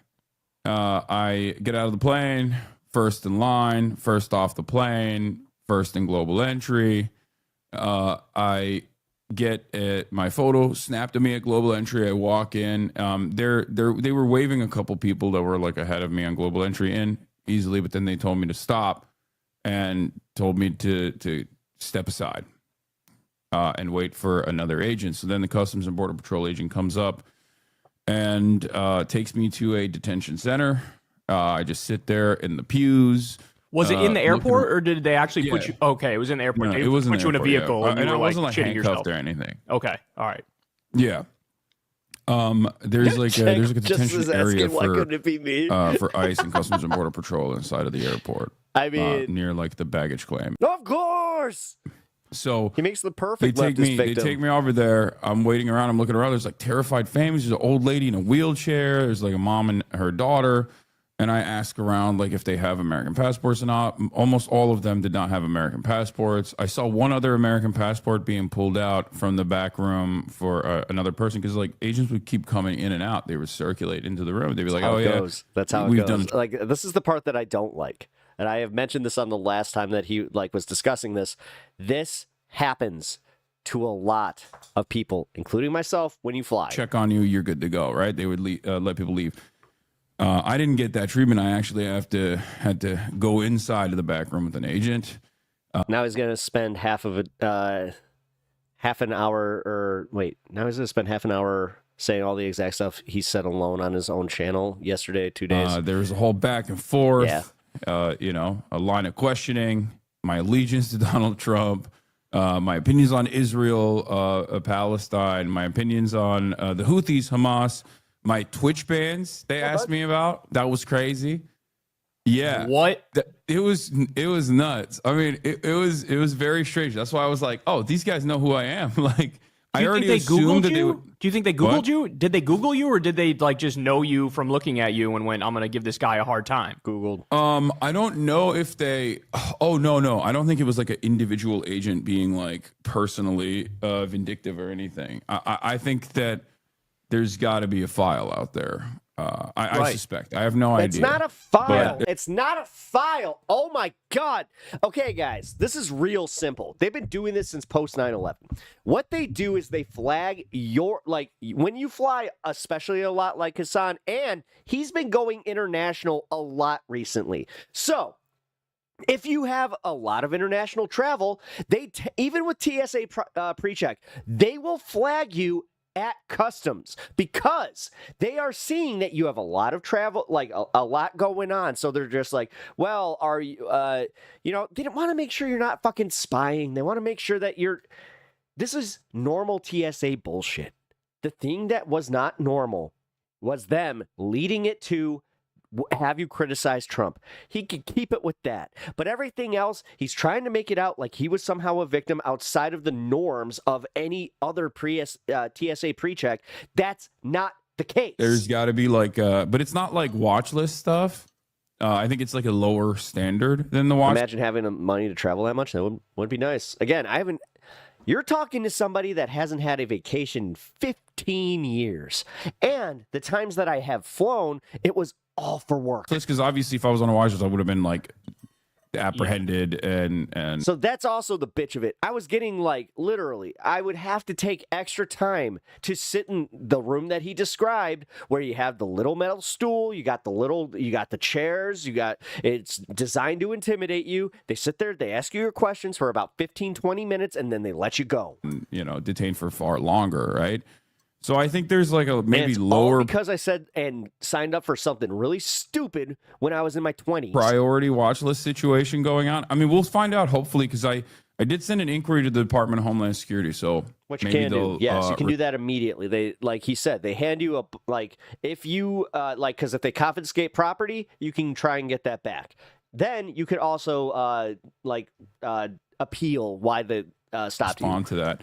But you're an American citizen. You were born in New Jersey. Yeah. And so the fact that they took you aside and started questioning your politics, even if you went hard line on being detained for 2 hours to be asked, that's his framing. That's not what happened. He was detained for 2 hours because he got flagged. They pulled him in. He was in line. They had probably 6 to 8 other people in line. That's why it took 2 hours. He didn't sit in a room where the cops were just there sweating him, and then they came in and asked him about his social media. I don't like how they're trying to frame it like that. I don't like how the internet has already created this weird fucking movie that happened to Hassan, and he is 3,000% okay with that. And we're like, long live the Houthis. Hamas is 100% correct. That's wild, they have guys. no legal authority to say you can't get back in to your home country. Yeah, I think they're changing some stuff. They're not. I fear that they really aren't, dude. Like, God damn it. They are a little bit more interested in trying to gum This is honestly also somebody that doesn't remember flying pre 9/11 up the works and like trying to catch you saying something that they can misconstrue. Well, you weren't there, dude. It doesn't. Dave, he was number one. Funny enough, he got detained coming from the exact same country that I did, coming into the exact same airport that I did. I was in the exact same room as him. Ooh, famous. Guess what? This is how I know this. And it's happened to me enough times that I do know this is normal TSA procedure. Specifically, when you have your passport flagged because you are part of organizations that are, or you have said some questionable stuff online. Now, I listen, that one I don't understand because I didn't have an online presence, so I'm not going to speak to that. All right? So I actually walked that back. I can't speak to that. What I can speak to is the fact that because I was part of the 9/11, or because I claimed to be part of the 9/11 truth movement at that time, I was stupid. And the thing is, they were very honest about it every single time. I would get asked about it. I would explain my situation. I would explain what happened. I would explain why I'm not part of it. And then we would just move on. As like material support, as they, I think, try to expand on the definition of material support. Because like, you've known this, previous administrations have also... It wasn't like this because you don't have an online presence, dude. Like, I'm going to be real. And on top of it, this is why they tell you, like, nowadays, to not have your biometrics open. Try to make it seem as though speech, like, blurred the line. No, I'm being real here, man. This is one of those situations that is being, like, he's using this and he's taking a lot of it and he's being... what's the word I'm looking for? He's not lying about it. He's exaggerating it. Lines between material support and speech, right? I forget which administration it was, but like, and he's making it work for him, which fine. I remember reading an argument about how I'm just calling it like I sees it, man. Offering legal support, like being a lawyer for any known terrorist group is actually technically material support. But is like, let's also fucking realize that because he's getting so much coverage, because Normie News had him on talking about it, it did kind of put it on people's radars where they're just like, well, that's not cool. I've been seeing a lot of discourse change about that, where even right-wingers on like the stuff where they're like, I don't like Hassan, but I don't think we should be locking him up. Like, is then you got one the other way ones that are just so like, fuck Hassan, I'm glad he's that they've El Salvador bitch actually broached into that territory of like speech actually means material support. So they're trying to open up that boundary. So and I think go ahead. The conversation that was very specific in the way that they asked questions. It was very, very. It came from the person. It came from a person that was very aware of my perspective. That's what it came across as, because he was like, "Do you believe Hamas is a resistance group?" And it's like, oh my god, I'm not going to say that to him in that moment. So I just kept reiterating my point over and over again, which was Hamas is designated as a terror group by the U.S. State Department. That's what I kept saying.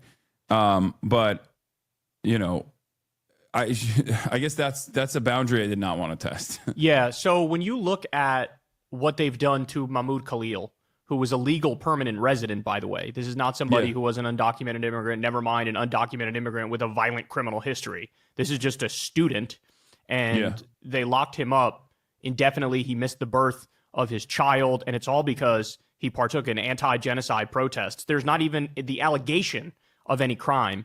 You look at that, you look at Rumeysa Ozturk, who thankfully was just released, but she was detained for a really long time over simply writing a mildly critical op-ed of Israel. Mohsen Mahdawi. Yeah, so when you're looking at are you going, holy shit, they might just take me to one of these detention facilities and leave me there? Not necessarily. The only reason why I don't have that fear is because, like I said, I'm still I'm an American citizen. I have immense privilege, both as an American citizen, but also as a rich American citizen, with a public profile. That's why I was willing to entertain the line of inquiry with the Customs and Border Patrol agent instead of immediately being like, look, I'm an American citizen. You can only ask me about my name and that's it. Because like that's technically under normal circumstances, the only thing that a Customs and Border Patrol agent can do is ask me what my name is and where I'm from. You know what I mean? Like that's it. They don't have the right to.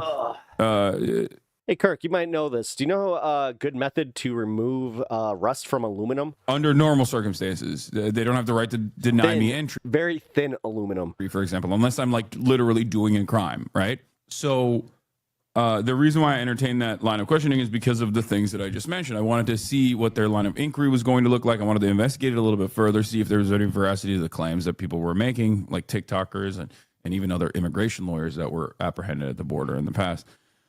But overall, as an American citizen, I still think, and I said this to John Favreau as well, like I think that there's still like a crumb of power remaining within the court structure, within the Supreme Court. Now I want to hear more about and there's also this administration. Aluminum doesn't rust. Explain my pool walls. Just tendency to care about. I have rust on my pool walls. Public popularity or unpopularity of certain actions. And well, as long as that remains, as long as we are, I mean, we've dipped our toes in. Must be Timu aluminum. Fascism for sure. But as long as like. No, it's. I'll tell you exactly what it is. It's an above ground pool that's, over 20 something years old. I took out the liner and I found some rust. We've only dipped our toes or maybe we're knee deep. They lied. It's not aluminum. Fuck. And we're not fully underwater. You got to exhaust all options. And I think like this plays a role in my calculation of like, sometimes engaging in civil aluminum alloy disobedience and not being fearful that like I might go to prison. When I look at like the Kilmar Abrego Garcia case, my biggest question is, will the vinegar water method work? Where they initially oxidized, not rusted. Like, this was an error. This was the wrong guy. We shouldn't have sent him. No criminal record, et cetera, et cetera. Okay, maybe it oxidized. And then effectively he's still locked up in a concentration camp in El Salvador. And there was a tremendous amount of public backlash, and it got to the point where they felt the need. Like Chris Van Hollen went down there, and lemon juice. The El Salvador government was like, "There's not enough. Not on this." No, he's fine. Look, he's cool. Steel wool, baking soda, and water. Well, he's cool. Okay, like that. That's what the public pressure got us. But even right now, as you and I talk, he's still locked up. And then you mix that with like law firms caving to Trump, where now no law firms want to take the case of anybody who's anti-Trump. Oh, fine. If you guys want me to like just if I was in your I'll talk about my 9/11 truth arc after this. And I mean this from the bottom of my heart. About that. I'd have been fucking shitting myself, bro. Because I'm going, if they wanted to do some shit to me, it would be a news story. It would be a huge deal online for a week, maybe 2 weeks or whatever. That's where I'm confused because like I looked at it and I was like, that looks like rust. Ever. But if they don't flinch, and this is Trump's playbook, right? He learned it from Roy Cohn, the mafia lawyer. That never admit that you're wrong ever. Keep plowing ahead and keep going on the offense. And I like in this moment, I'm going. None of us are safe, especially because, and you can comment on this, when it comes to pro-Palestine voices in the media, it does not get more pro-Palestine than you. And these are like these people are directly in the crosshairs, like behind just any kind of immigrant. I mean, they really don't care about legal status, but they'll go after immigrants, full stop. And then outside of that, it's pro-Palestine voices. Yeah. No, for sure. Well, I don't know. I have an obligation to do what I'm doing, where I feel like no amount of pain or torment that I experience will ever be remotely comparable to the issues that I speak on, whether it be the children in Gaza that are being slaughtered in a live streamed Holocaust, or even the undocumented migrants that are being detained in a Gestapo style situation and being sent off to a slave labor prison camp in El Salvador. So I see that as look, we've been in this business for a long time, you and I, Kyle. I've been doing this for a decade plus. You've been doing this for even longer than me. And the one thing that's always been a constant in this is that you're going to get a lot of death threats. You're going to get swatted. You're going to be yelled at over and over and over again by right-wingers, neo-Nazis, sometimes even centrist liberals, right? Or people who present themselves as apolitical. And so I'm used to it. It is what it is. I've had to deal with death threats my entire professional media career. So, what's more? It was just now the government's going to... Now the government is going to actually start doing shit. I mean, it is what it is. At least there's like some semblance of legal recourse as opposed to the constant threat of being assassinated by a random hater, Yeah. So in that regard, there's no paperwork. So if I'm used to that, the way I see it is like, yeah, all right, well, maybe I'll go to prison. Who knows? I hope not. That would be terrible. I feel like I wouldn't be able to do what I do best. My impact would go away, but that's the calculation that I engage with. And I don't think we're there yet. Like I said, I don't think I'm there yet. I don't think we're there yet. I haven't done anything illegal, and I'm very careful about that to begin with. I don't even violate the terms of service on my platform, regardless of what like all these weirdos online constantly chirp about. Where they're like, we got to ban this guy. He loves terrorism. He's like Mr. Terrorism. He supports terrorism. Please ban this person. Like that's what all these free speech warriors that are supposed to be centrist or right wing are begging for that. But like, I'm so careful that I don't even fucking violate terms of service on a private platform. Why the fuck would I? Like, I'm not doing anything illegal until the government decides, what I'm doing is illegal. Yeah. In which case, then we're fucked. Yeah. Because I mean, they're arresting judges already. They arrested the Newark mayor the other day. They're threatening to arrest these like geriatric guys. Context. We need context. Female congresswomen who are again. I don't agree with any of it. I do think what they're doing is political stunts, but they're doing it like so. The judge, even the liberal court, is saying what she did could constitute an illegal action, specifically with her duty as a judge. Then you have the mayor, who apparently was trespassing, but that one's a little more spotty on my end. At a DH. But for real, man, like the way that he just blanket says it, and like this is where it becomes that like, oh my God, oh, we gotta be outraged. Oh, and then this is what I don't like, is when I find out more information and then I'm just like, wait a minute, there was more to that. An ICE protest. It wasn't as simple I look at that and I just think Trump I had texted you maybe a month ago now, and I was like, you want it presented. Hey man, are you considering any like contingency plans? Because me and Crystal have been talking about maybe just renting a place somewhere overseas in case we gotta go. And you were basically like, nah, I'm gonna ride this bitch into the ground. Which I give you credit for, because I'm looking around and look, I'm still here. I'm still running my mouth. I'm not going to stop running my mouth. But I'd be lying if I was saying it wasn't in the back of my mind, given that I really think this regime is as lawless gets. I mean, he makes George W. Bush look like a Boy Scout, because what Trump did is what's called the imperial boomerang, which is all of the oppressive things that we do overseas, that the empire does overseas, eventually that comes right back and you start doing it to your domestic population at home. And I think that's where we are right now. Yeah. Yes, Amy Cesar was right on many assessments. So I think that it's a logical conclusion, though. I don't necessarily think it's just Trump, like, because you talk about the imperial boomerang, but like George W. Bush is someone who greatly accelerated this process. Like, I'm not going to go all the way back to the McCarthyist trials, right? But post 9/11 in the United States of America, we expanded the surveillance state in really meaningful. Why is it so like easy just to draw lines? Ways that like you that, are, where it's like, no, I it goes know, back very farther, aware okay. of. And this is the culmination. This is the logical endpoint of that expansion, I think. And also, there's a lot of criticism for the Democrats here as well, because at no step did they ever roll this back. They allowed the FISA course to continue. They allowed warrantless surveillance to happen. They turned the other cheek. They looked the other way. They prosecuted Edward Snowden for exposing a lot of these truths. And you know, and here we are. They accelerated American. They supercharged American collective consciousness on the issue of immigration. So much so by capitulating to Republicans, obviously. So much so that like now Donald Trump can get away with doing whatever he wants in terms of like violating civil liberties or throwing the Constitution in the trash, as long as it's packaged as immigrant enforcement. It's obviously becoming more unpopular every day, but you know there's a lot of responsibility that's in the hands of the Democrats right now, and their lack of interest in fighting against this adequately is also deeply frustrating. Having said that, you know, I've thought there have been moments where I've been like, maybe I just quit doing this. Maybe I go back to like college or something. Maybe I get a PhD, or leave the country and go somewhere else. But like, I do kind of see that as waving the flag of defeat, you know? Yeah. People say I hate America, and it's not the Americans that I hate, or it's not the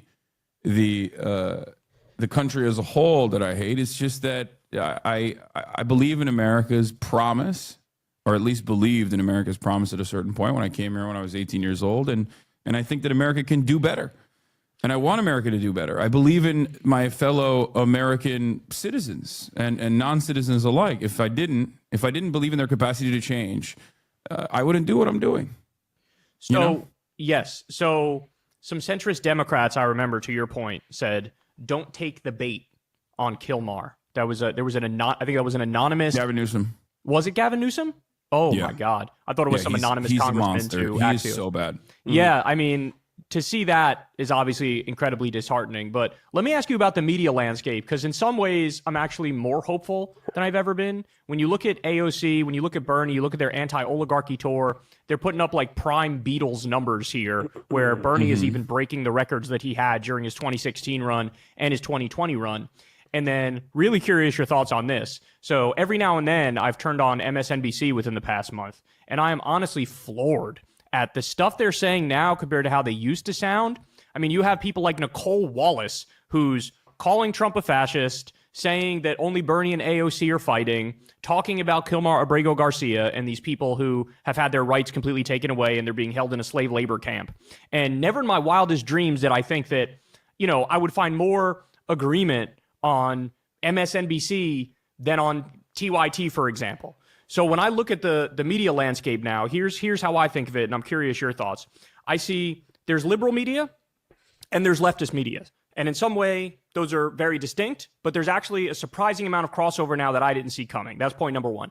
Then I see two other camps, and there's different flavors, but the two major other camps are MAGA media, and then you have what I would call enlightened centrist media, and I would put, you know, Maher, TYT, Russell Brand, Jimmy Dore, those types of people in there. So in some ways, this moment, some people really let me down in a way I didn't see coming, and other people did the opposite, where I'm like, holy shit, I didn't expect to see you standing next to me in this fight. What's your breakdown of the current media landscape as you see it? I think everyone is... Hey, y'all, do me a favor and like and subscribe. It helps out big time in the algorithm. Click the bell as well. Wasn't expecting that heart out there. Okay. All right, Substack. Right. They're really promoting that Substack right now, so... Which I didn't know they were doing a lot of video content over there right now. So, it's kind of cool. Nice little alternative, I guess. All right. Well, you know what? What are we at? Yeah, screw it. All right, Dave, you want to know about my 9/11 truth? My truth arc? All right. Fine. Well, as I was leaving my religion, which I have said, I've said this before, where I think that it was because I was leaving a religion and a community where I was really, really into community-based organizing, and I kind of found people that were really getting deep into the 9/11 truth movement at that time. And I had a lot of common ground with them as far as, being a little sus on all politics. I was definitely way more apt to, think about like government conspiracy theories. Also, I had just, freshly learned about the Gulf of Tonkin incident, and that like was a big one where I was just like, whoa, you mean we got proof that we actually did the conspiracy thing? What? And yeah, and I love my man Jesse Ventura. Jesse Ventura at that time, he actually had spoken at a conference, and I can I can say that was a big thing that got me into it, where I was like, hey, I saw one of my favorite wrestlers in a real space where he was discussing something other than wrestling that I was kind of like, oh, I could agree with that. I could agree with that. Ew, Jesse is gross after Pep. What do you mean you didn't think that thermite paint was a possibility? That was the first time I heard the thermite paint theory, by the way. I was like, yeah, and I remember throwing that back to my pops, where I was just like, yeah, Dad, yeah, you know how it worked? They used thermite paint, and he just looked at me like, what the fuck are you on about? I was just like, thermite. You don't know what thermite is? He's just like, in the paint? I was like, yeah. It's how the jet fuel burnt steel rods.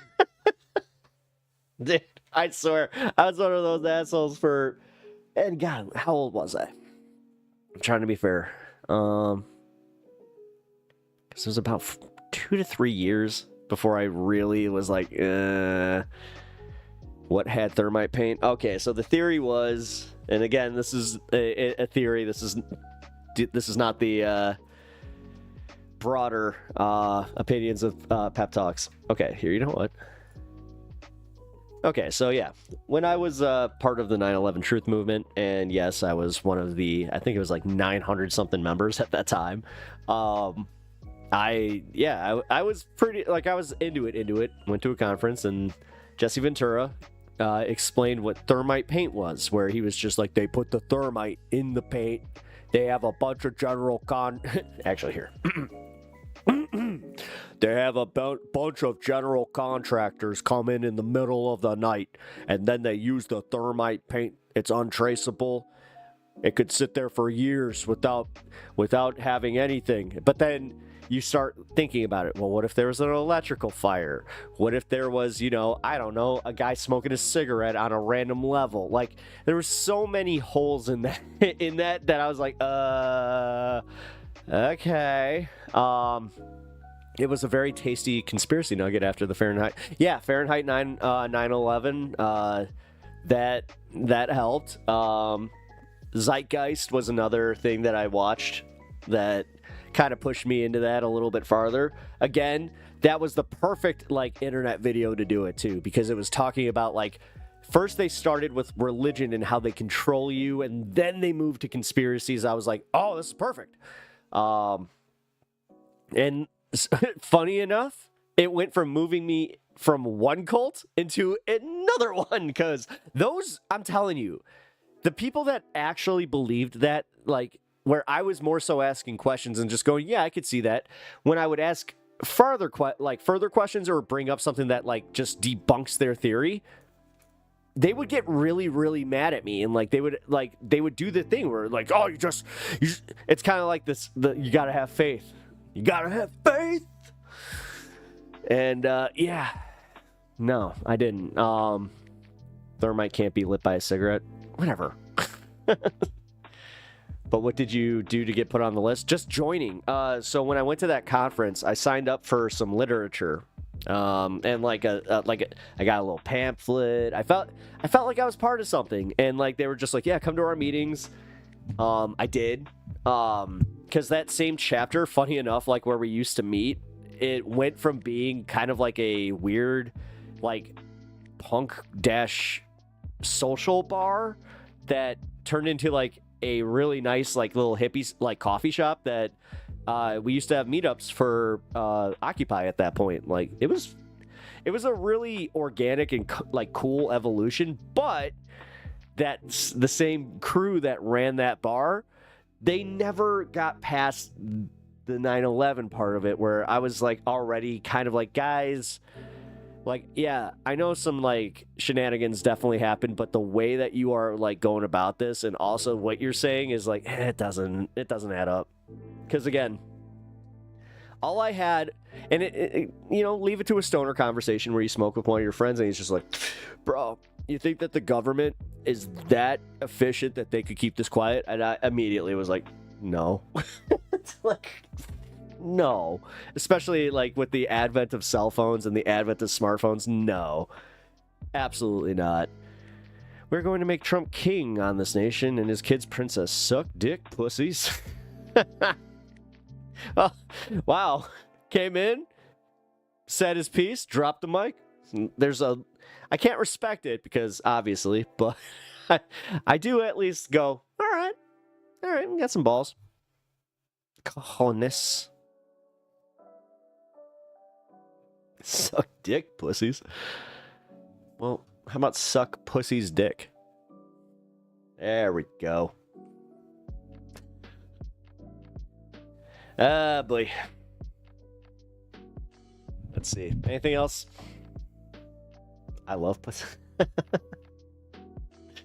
Nah, but what got me put on the watch list was literally just signing up for the thing.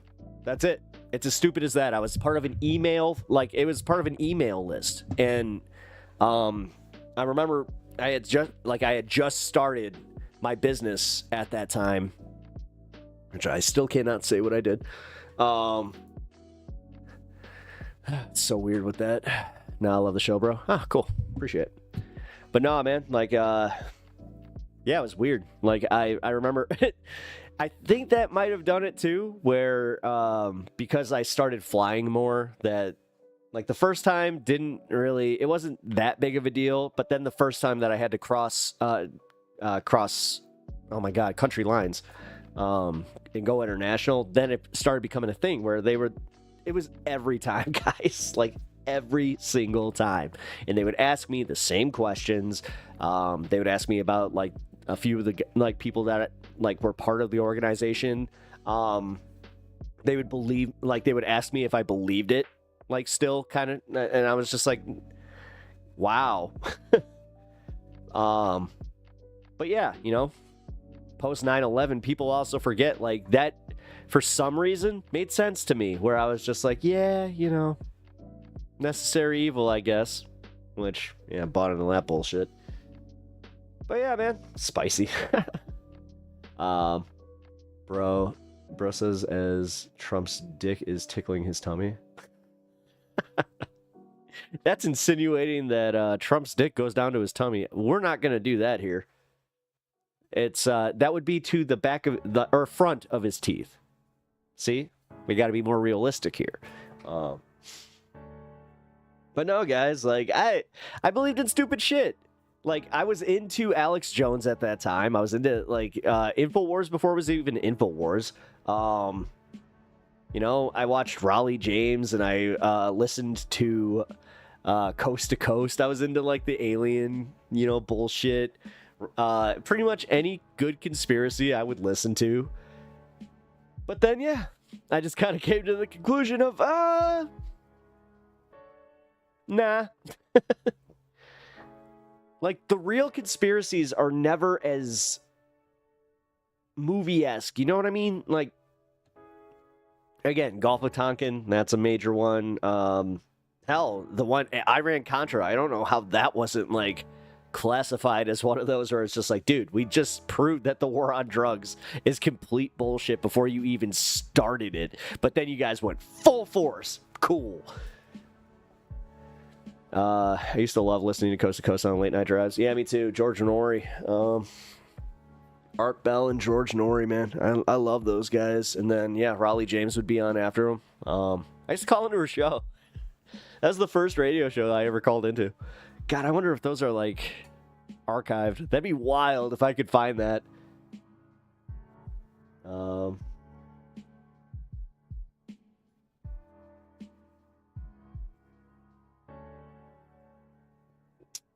Oops. But, well, because 9/11 was pushed by the Bush administration to do such insane, unconstitutional things, there had to be some nefarious BS going on. Oh, yeah.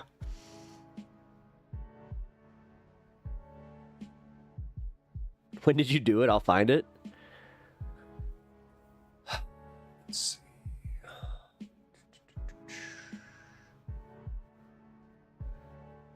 God, I don't even remember, man. I really had to be 2009, 2010 maybe. I think they are on YouTube. They got their own channel. Wait, who is? Wait, who's on YouTube? Oh, hey, yeah, smoke.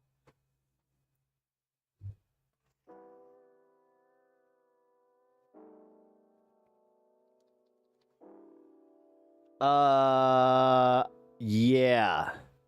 I said, yeah, Kirk, I said my first name and I said that I was calling, I was from Chicago, but I was calling from Arizona at the time. I do remember that. God, that trip sucked. Did not have fun. I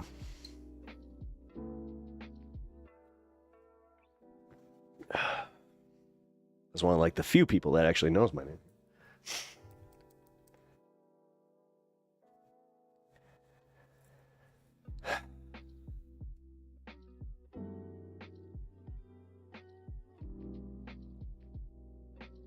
There we go. I just realized I almost lit this a little too soon, so let's not do that.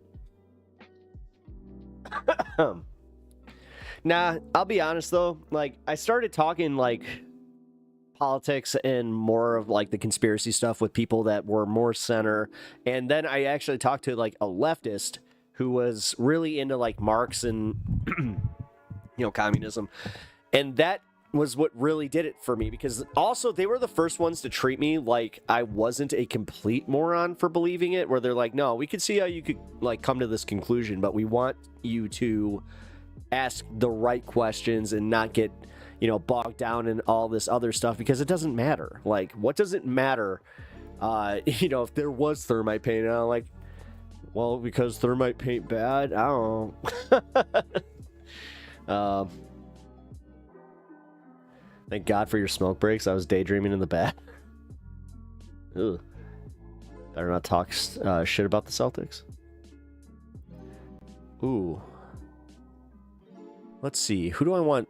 Ooh, I'm sorry, man. I still got some. Yeah, I'm actually more like on the Celtics bandwagon on this one. The Knicks. Sorry, brah. I'm still salty from like, the Bulls.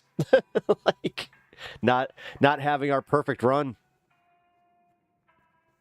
God, that would have been awesome if we didn't lose. What was it, 94, 95? Whoo! Would have looked nice. I have company in 10 minutes. And no sheets on the bed. Whatever. We all know you like Dexter in this shit. Your sheets are made of plastic. Your sheets are just a bunch of, you go to Walmart and just buy shower curtains. I mean, hey, good for you, buddy. Glad for you. We'll love to see a Game 7. There's already a Game 7 on Sunday for Nuggets versus OKC.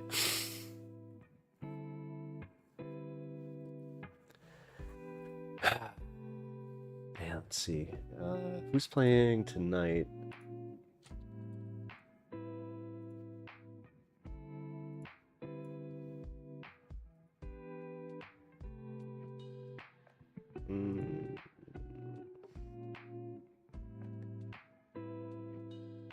Oh, nobody. Edmonton and Carolina are going to the Stanley Cup Finals. I should have known that. Damn, that's... Huh. Go Carolina. All day. Go Carolina. Florida, I wanted the Oilers, but this one, I want Carolina. I not even need a towel. That's what I'm telling you, bro. What are you doing? Come on. Ew. God. Oh, man.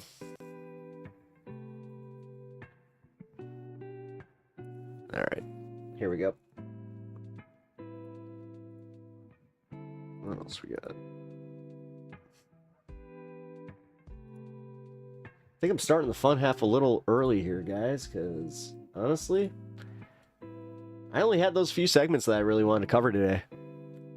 So, the rest of it's kind of winging it. This will be fun.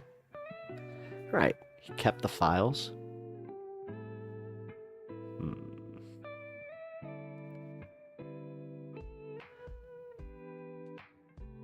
Kyle Kalinske calls out Ethan Klein, reacts to the Vanguard. What?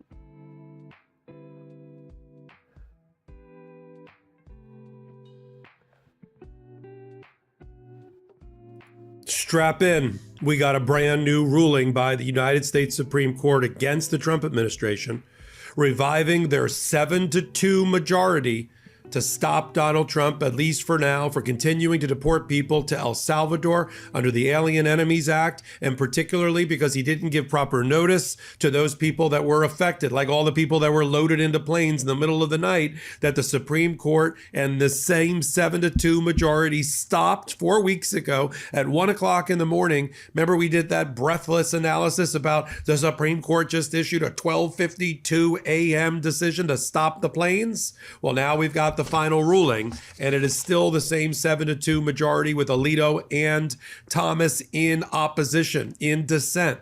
But wait till I tell you what they have found and how they have taken the government of Donald Trump to task because of their secretive, furtive behavior to try to load people into planes even while federal courts were still trying to figure things out. They also spent time chastising the Fifth Circuit Court of Appeals, saying the Fifth Circuit was wrong to deny their appeal, to deny the emergency application for an injunction. The only reason the Supreme Court had to step in at midnight is because the Fifth Circuit failed to do its job, punted and said, we have no jurisdiction, punted and said the trial court was only given 42 minutes. 42 minutes. The planes are fueling. Wheels are about to be up, and this Supreme Court 7-2 also looked Donald. All right.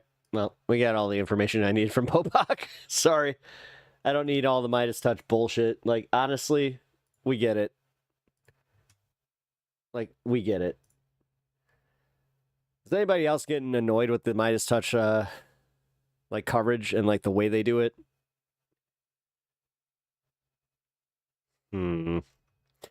Oh, you know what?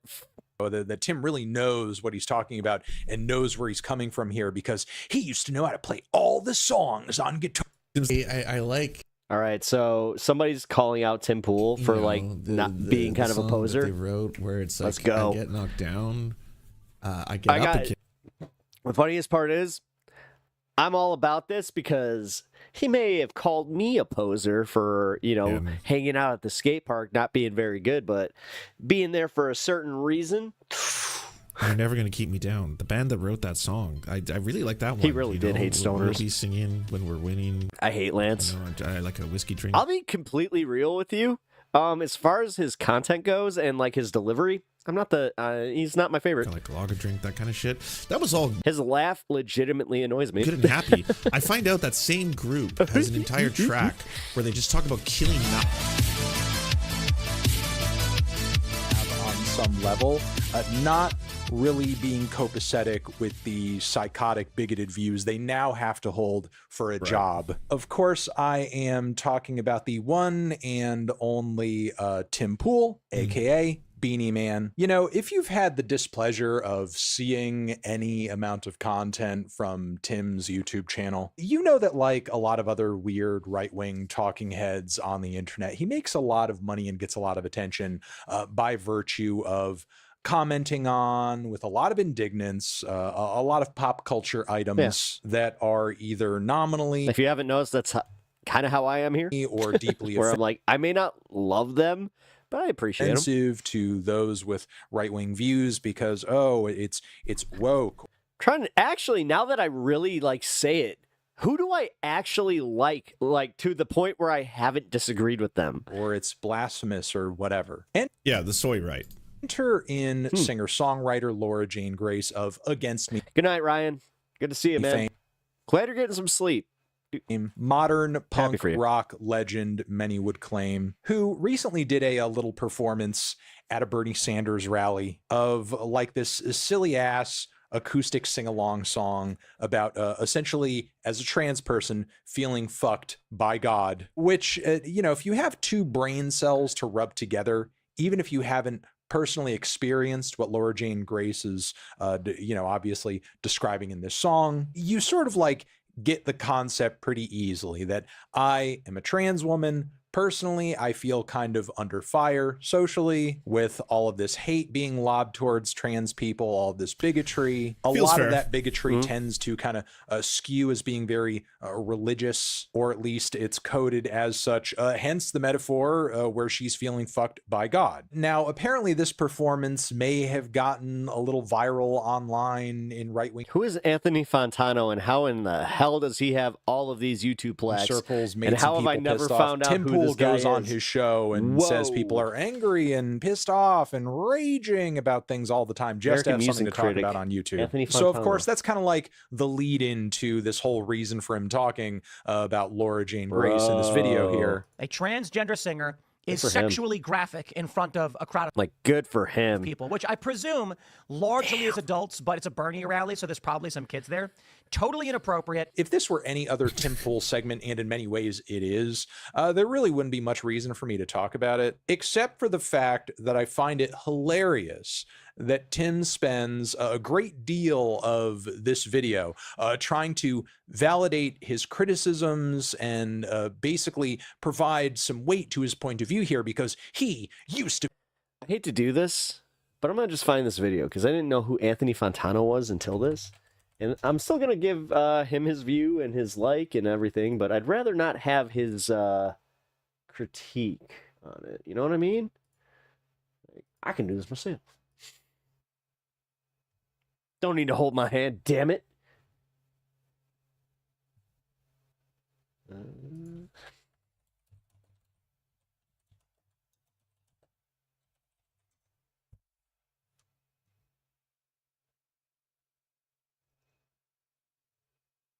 Oh, maybe not.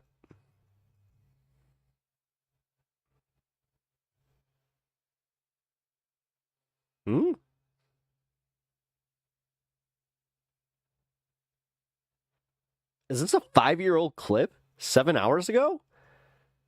No, it can't be.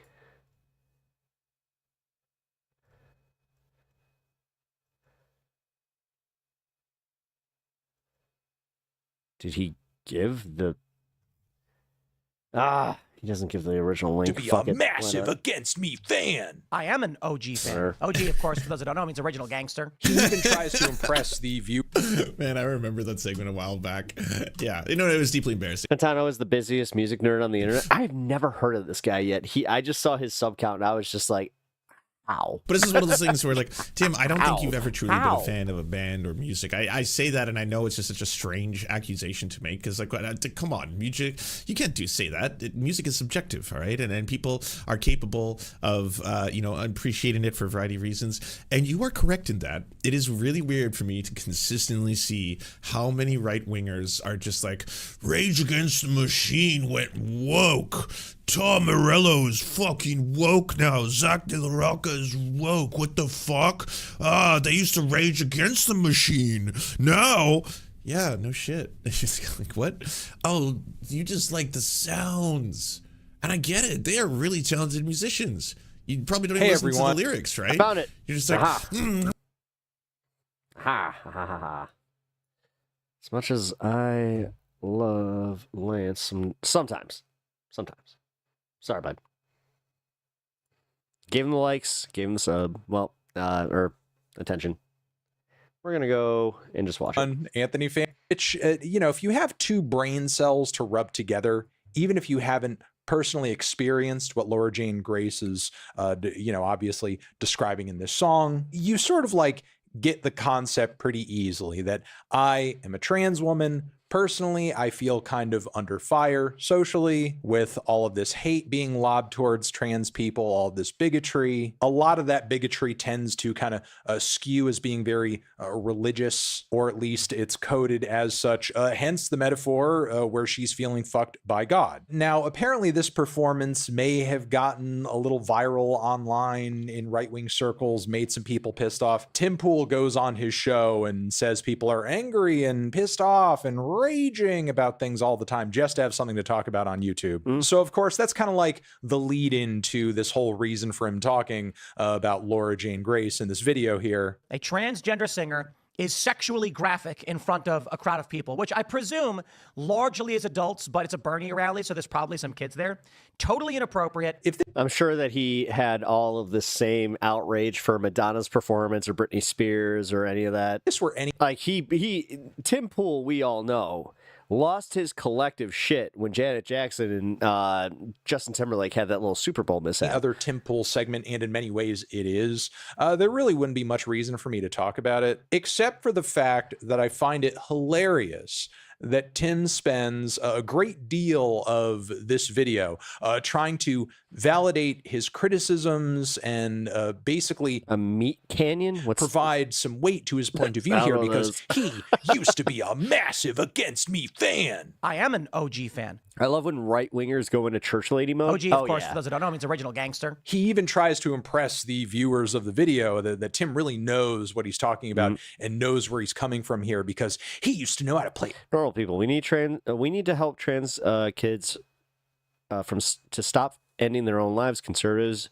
you can't force me to believe that trans people are real. Wait, what the fuck? All the songs on guitar. Well, and then they get like really mad when you point out that they're holding their children back from, exposing them to the reality that these people exist. So no matter what, they're going to feel bad and they're going to feel left out when they're like, well, you told me that these people were fake, but then they are like... Tar. You had the classic song, Baby, I'm an Anarchist. These are the classic parents that, realistically do not understand how much their kids hate them. For which I can still play on the guitar. And, how much they literally are planning their lives around all the trauma that their parents put them through. Of course, you had much better songs, in my opinion, like Pints of Guinness Make You Strong. But they're like, my kid is in such and such college and can't wait to come home. Kind of funny, because as he progressively talks about Laura Jane Grace and this song and like how big of a fan he once was, it seems like the number of Against Me songs he knows how to play on guitar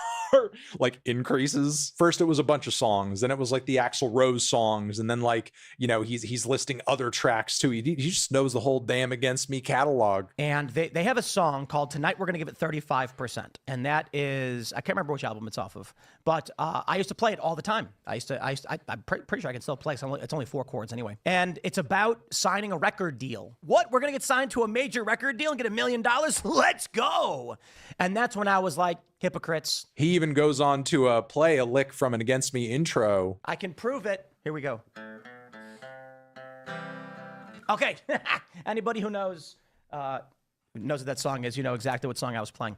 And I just find this very funny because the time period that Tim describes in this video as far as being into Against Me and how their music resonated with him at the time when they were originally hot with Axl Rose and so on and so forth, I was a big fan of the band at that same time. In fact, I saw the band live way back then, and I had all the EPs on vinyl and liked some of the stuff they did on Fat Wreck Chords not too long after that. And Tim is just obsessed in this video with proving how hardcore of a fan he was, how deeply ingrained into the Against Me sphere he was. He even goes on to sort of brag the thing is, I don't understand how a guy like Tim can try to be part of a scene that is Noah, the NoFX crowd, where he knows that they're all left in their politics, and realistically the punk rock scene is not into what I would call the right wing aesthetic. We made it when I was in the punk scene, it was a thing to wear what we called Nazi stompers. Oh yeah, steel-toed boots. That's what we called them.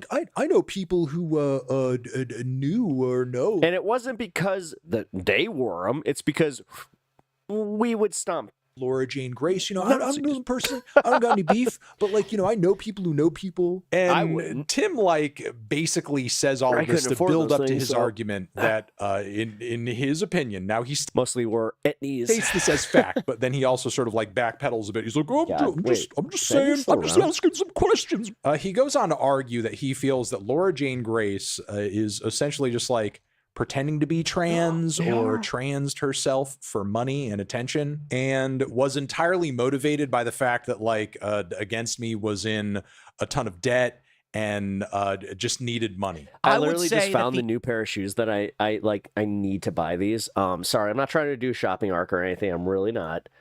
Guys, I need these.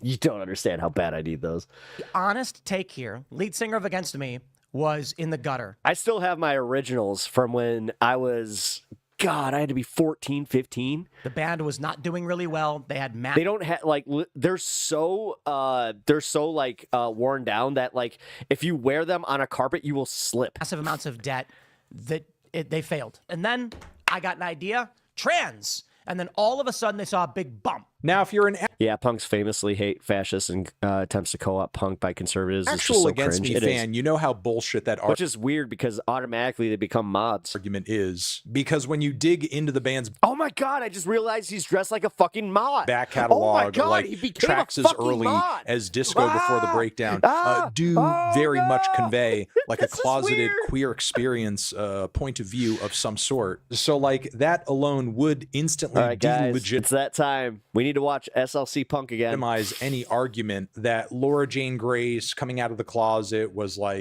entirely fabricated. Time to change how I say boots from now on. And so on and so forth. But what's hilarious about this is you can take it. Is that Tim is apparently such a fan, he's actually aware. Shout out to my buddy Jason who coined that phrase. This song references it in his rant and sort of poo-poos the idea of that by saying this song must just be about either being gay or being about dating someone who's The weirdest part is he used to get accused of being one because he kind of looked like a skinhead, but then he would beat those fat and ugly. It was kind of a weird dynamic. Hey, it sounds like this dude's gay. No, I mean literally. He was also a psychopath. Either he's dating someone who's ugly or fat, or he's singing about being gay because it has the lyrics, I know they're going to laugh at us when they see us out together holding hands like this. They wouldn't understand it if we told them all the reasons. Pause. You can't make this up. The guy is such a mealy-mouthed piece of shit.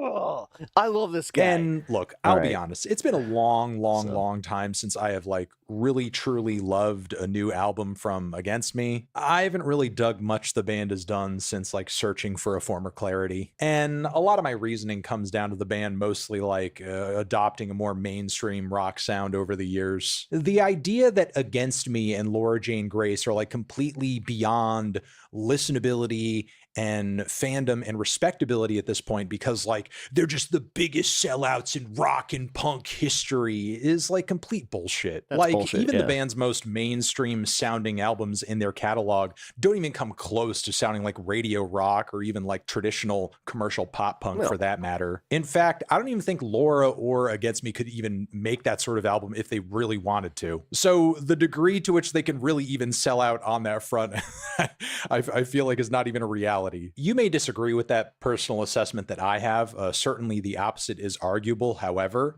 I feel the last person on the planet who should be making that argument is Tim fucking Poole. Because if Tim is going by the metric that Laura Jane Grace was at one time a really great underground hardcore singer-songwriter with anarchist leanings, and now she's no longer fully that, and as a result she's a loser and a cretin and she shouldn't be taken seriously. Okay, if that is true of Laura Jane Grace, that applies 8, 10, 20 times for Tim fucking Poole, who apparently over here again is sitting here like a stan. I play all the songs on the guitar. Oh. So how deep into the ideological tank were you for every old school Against Me song? Probably more than even Laura Jane Grace was. And she wrote the wasn't tracks. He was never ideologically involved in any fucking punk rock because just to see this turn and how comfortable he is with it and inner scheme of somebody said it here how he's trying to appropriate the punk skater culture and make it like,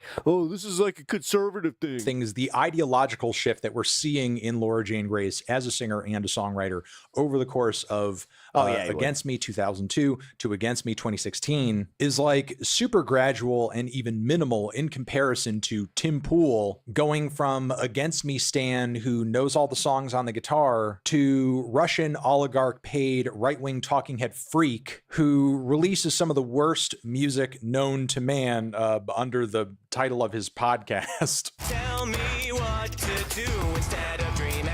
Let me die for you if I... And at the very least, I can respect the fact that Laura Jane Grace in her own art.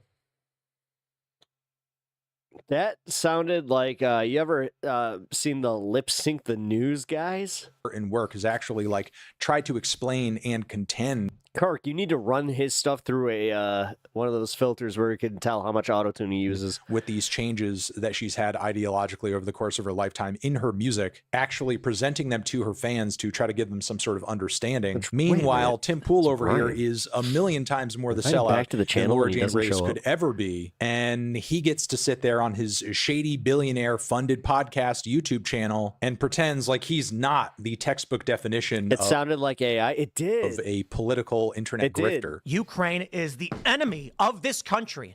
Ukraine is our enemy, being funded by the Democrats. I will stress this again. One of the greatest enemies of our nation right now is Ukraine. But yeah, wow, you really got to give it to Tim Pool for uncovering the Laura Jane Grace billionaire trans woman grift. Because as we all know, all rock singers, all punk rock bands, if they want to become famous and want to become millionaires and just sort of like, you know, get really big and get really huge and see tons of success, but only for a little bit though, only for a little bit, they all have to become trans. But yeah, there you go. Tim Pool exposed once again as a dimwit. And I think I'm going to leave it there. Over here next to my head is another video you can check out.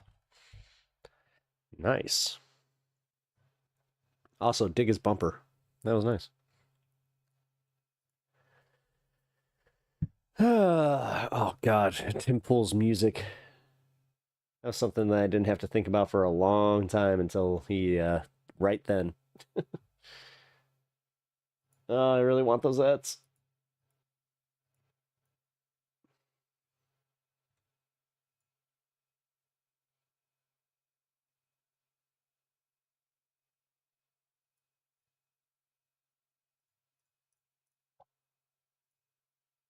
All right.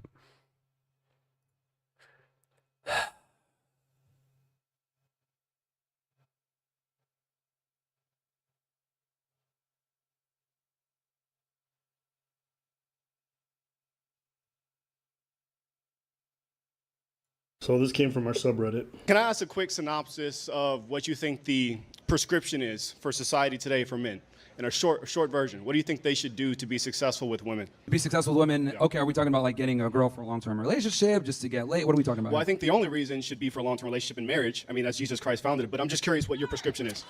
Well, I've talked about this. I think guys have to have certain things in place, right, before they want to get into a long-term relationship. It's 5 things. So I would say 100K per year, 6 figures a year, 6 months to 1 year of savings, be in good shape, have at least 50 partners, right, sexual body count. What the fuck? Go ahead and engage with what I've said so far. So the reason I asked that is I've watched almost every single podcast you ever did for about 1.5 years. So much so that I bought into a lot of the things that you said. And for about 2 years, it led me astray and significantly damaged my personal life, including relationships. How did it lead you astray? Well, you told me to go sleep with 15, 1-5. a bunch of women and date multiple women at the same time, which I did. And it significantly damaged my life. And it wasn't... Oh! You know what? Props to this guy for being able to come out, admit it in a public forum, and to the person who he was like, no, dude, I've watched you. I'm not going to stand you. You have bad advice. Until I actually turned around and started listening to Jesus Christ and I was saved. I never thought I'd hear people clapping for Jesus Christ on a college campus. Well, these are less toxic than him, so. Okay. Jesus isn't toxic at all. He's a blessing. You better watch yourself. You're fucking blaspheming So ways. that You better watch yourself. That makes him less toxic. He's not toxic at all. We know what you're trying to do. Okay, if you got to hate on Jesus, do it on your own time. Not on Ab and preach time. He's less toxic. I can do whatever the fuck I want. It's a habit of shadow. All right. Well, you know, he's more toxic than Allah. That's allowed on this channel. Now I'm happily married. I have one child now with another one on the way, and I've never felt happier. But I felt... Congratulations, that's good. That's really good. Thank you. And I know you're not against that, but my concern is what you're saying to men leads them astray, because I'm a walking example of it. And I think you're significantly damaging people, and especially you're leading people away from morality. Women are not sex objects. Women are created in the image of God, and they are valuable. And they should be treated as such. Why should God give you one of his children if you don't even know how to treat them? So I think... Okay, Pastor. Yo, preach. Yo, move aside, dude. Move aside. Somebody else about to take your name. I'm dancing. I'm praising. Let's go. Some of the Sunday. Yes. Oh, he went in. For you. You said you got out there dating and meeting women and stuff like that, and then you said that it kind of hurt you. Yeah. How did it hurt you specifically? Well, I started warring against my own flesh. It's like trying to fill... Wait, is Myron not even an married? empty void. There's a Wait a God-shaped vacuum in the heart of every man that can only be filled by God alone. Anything else you try to fill with that's not going to satisfy it. And I tried to do it with sex. Would it be fair? How'd you meet your wife? We actually had the #1 dating podcast in North and South Carolina called Who Hurt You Podcast. Okay. And I'm also friends with Fresh. I know him very well. I texted him before I came here. Yeah. And I know pretty much everyone on your crew. But I was a heavy follower, and you actually inspired me to start the podcast, and I realized what I was doing was wrong. Yeah, so would it be fair to say that when you went through that experience, you were able to identify characteristics that you probably found as unredeemable and you probably wouldn't want to commit to, right? In what way? Well, when you were seeing these women, right, you probably started seeing patterns in how they behave, how they speak, or whatever. Maybe they're not qualified to be. Myron is on a sugar daddy a wife. website. Because the thing is, right? Well, I don't need All right, that. enough I have a Bible said. for that. It tells me what to look for. Yeah, but the thing is that you were able, and again, you're probably not going to notice it, but when you dated and dealt with all these women, you probably were able to identify characteristics that you were not fond of, or characteristics that would make a woman not a good candidate for a long-term relationship. And I think half the game is figuring out which girls don't qualify for marriage versus which ones that do. And clearly you learned a skill set on how to become attractive and get women, and then you're able to identify the things that you like versus the things that you don't like, and that only comes a lot of times with experience. Now look, if a guy can go ahead and find a woman as a virgin and be attractive and be able to understand how to navigate that, that's great in modern times. But the reality is a lot of guys don't. I mean, even in your success story, you had to go through a lot of bad women to be able to identify your current wife as the one. So failures are good. Okay, so I guess he's attributing the success this man has in his life right now to going through some of the stuff Myron told him to go through. That's what he's saying. Okay, interesting. So that means like I could just tell someone to do some kind of stupid fucking struggle that has nothing to do with them getting married. If they go through it and get married afterwards, I can take credit and be like, because you followed what I did. You told me to steal from that bank. Right. I went and ended up in jail. And then when And in on jail, parole, you met your wife. And then I was able to redeem myself and everything. You're welcome. That's $5,000 to get on my yacht. Yes. You're welcome. Boys being boys. You want to find a woman who's marriageable and all this other stuff. Great point. I never understood how these people could run in the same circles. There are so many MAGA boys who do listen to these types of guys and then preach traditional values. Here's the secret. This is a cake and wanting their cake and eating it too scenario. These are the guys that want a trad wife, but they want the side piece too. Like, that's all it is. Shut up, sleep with 50 women. 50 people. If every man out here slept with 50 women, nobody would be able to marry one because you would say they're all And that's what whores. Myron's and that's what they're all saying without saying It's your it. fault. It's Just like do you're the math. supposed to want the traditional values, but you're also supposed to be wanted as a man. So to be wanted as a man is after you obtain all that kind of stuff, then it's making sure that you're taking care of your main bitch, and then fucking trust me. I have had this behind the scenes where people have explained this to me. I got hoes in different area codes. That shit like literally was transcendent. Half and half on this. And the Every world man and it sleeps is now like I'm seeing it all over with this Andrew Tate bullshit. 50 women, you would turn every single one of them into the kind of women you complain about. 100%. And there will be really a pandemic of that. I don't even subscribe to it, but Oh, do you know how many times it was like literally you'd see a dude treating a woman a certain way and you're like, oh, you know what? I would hate that your daughter gets treated that way. Now, 20 years later, I'm literally seeing it and they're freaking the fuck out. It doesn't make sense how this can be a movement for men. And on top of it, they're treating their daughters like there's some kind of like item, like But literally the average like man they're will like they're a commodity that belongs to them that this other man needs to earn. never be represented. Or the other one I like too is like, this is a movement for men. Fantastic. You have to get to 6 figures or else you shouldn't get married. Most people are never going to touch 6 figures. Yeah. That's like 10% of Literally, people, and by like the time they hit that, 16%, they're already yeah. in their 40s for a lot of them. Yeah. For a single man, you're basically saying none of y'all should ever get married because most of y'all will never And this reach is this point. and he's part of why Gen Z thinks that you need to get that bag, you need to make $500K more or more. And then you got that other dumb you know what? I'm going to call her what she is. The bimbo from Piers Morgan talking about how, oh, you know what? I have traditional values. Sometimes I disagree about how, the misogyny pointed towards women. But you know what? It's okay if a man wants to be a man. What you were causing me to do was sin against myself. And that's the point I'm trying to get to. It's immoral. Yeah, I and mean, it's you got to wrong. take personal responsibility, bro. Because here's the reality. No, I do, 100%. Yeah, so very publicly, I and have in that's- front of and over that's why- 40,000 people. I've done that. Yeah, great. But the point I'm trying to make is I teach guys a skill set, right? If I give you a gun and you shoot yourself in the foot, is that my fault? That's not what you did. You didn't give people a gun. You told them how to use it and where to use it and who to use it on. That's very, very different. Here's the other thing, I'm too, trying that let you got to know understand. What happens when you speak to people and tell them to do these things. Here's the other thing, too. Like, now you're operating with 20/20 hindsight. You went through it. You experienced Correct. it. You That's know. true. A lot of guys need to get their hand burned sometimes to figure out how things work. And that's how you end up with kids out of wedlock. That's how you end up with STDs. That's how you end up with crazy people stalking you or causing drama. That's how you end up hurting a lot of things. People say it's 20/20 hindsight, but there's also survivorship bias. What about all the dudes who now really can't get their finances in order because they're related with either women they got pregnant or other issues that they got from this stuff? So this is there's two things, right? I just described the short term. It doesn't also speak to the long-term implications of it. Yeah, one thing that they talk about sometimes in the red pill is the pair bonding stuff. Like the more people you sleep with, the harder it is for you to commit, right? Mm-hmm. And it's always interesting because you hear that, but it's like, what's really behind that? And what's really behind that isn't actually the behavior itself, but what leads to the behavior.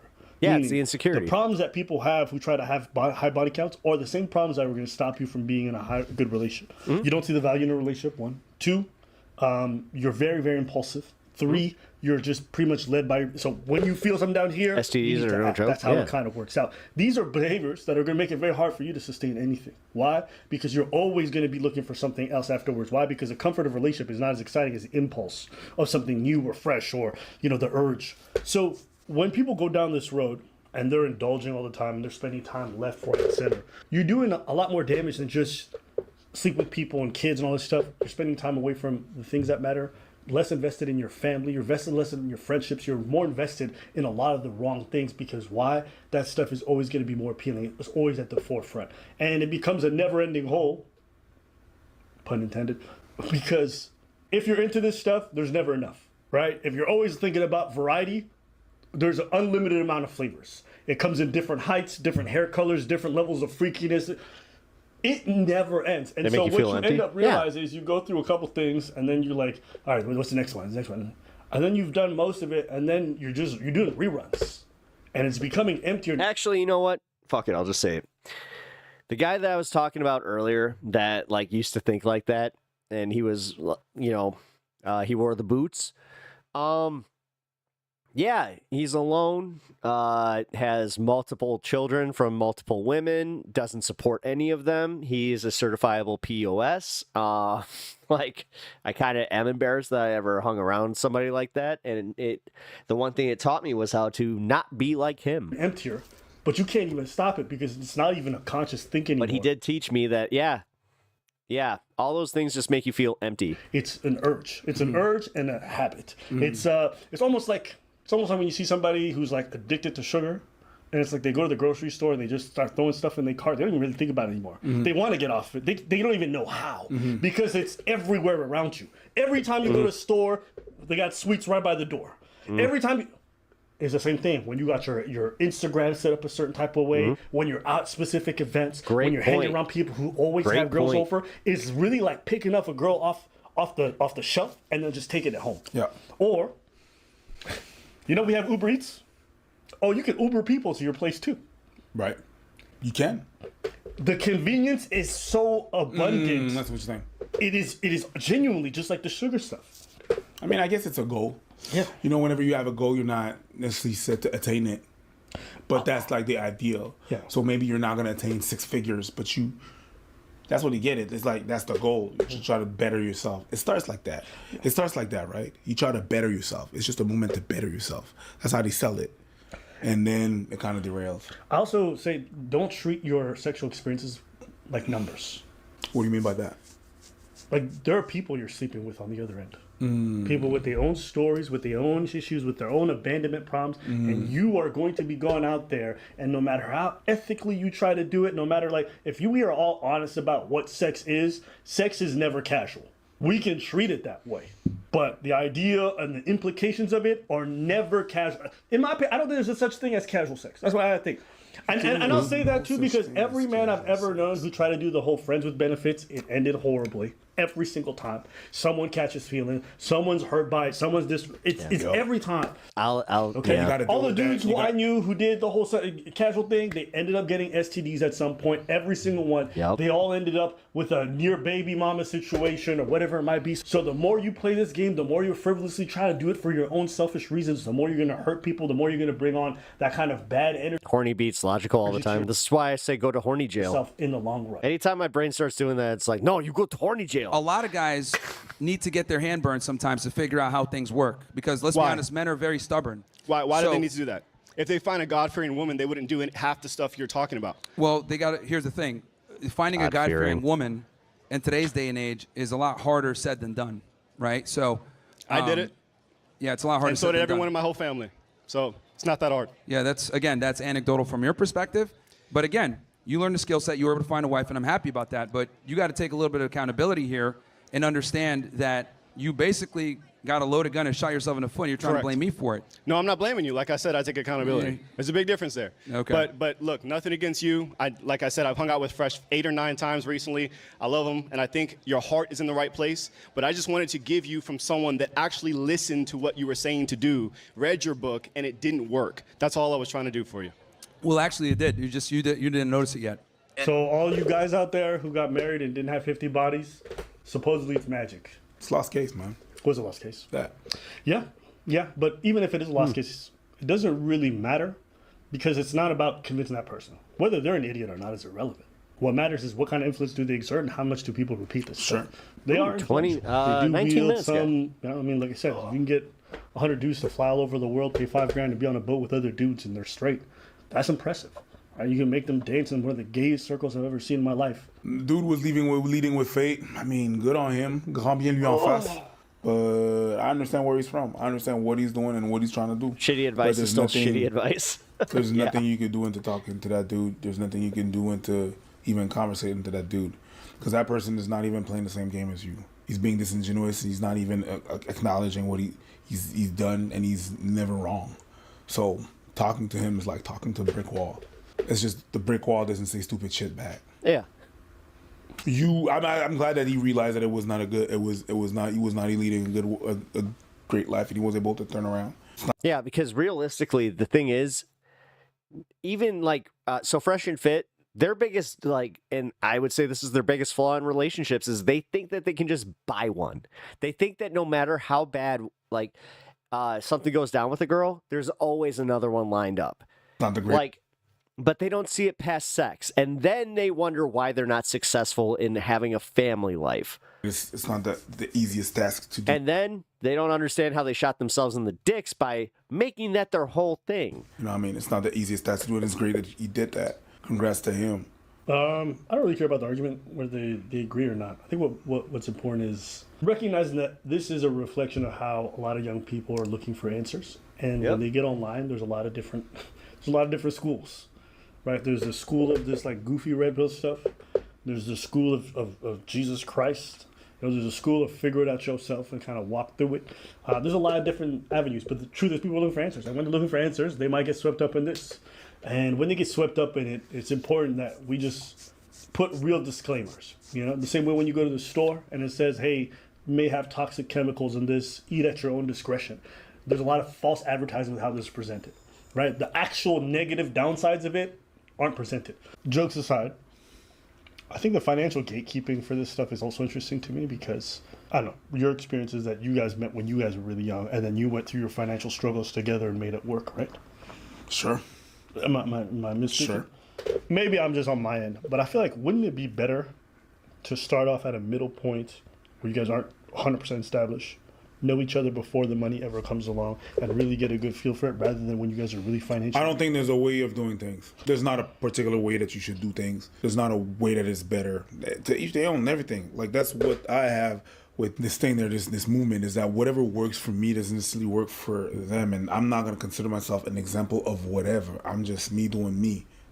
People tell me, yo, what's your advice? I don't know. It doesn't mean it's going to work for you. It doesn't mean anything. And, what's better? That you do this. You don't know. Life happens. People deal with different things that happen in life different ways, and different things happen. No, it's just sick how he's like literally capitalizing on the fears of these young dudes and like the insecurities of these young dudes. This is why like everybody does kind of like freak out about the Andrew Tates and like the influence of these guys, because they know just how, like, if you're like me, you know how impressionable like you were at that age, especially as an idiot fucking hornball.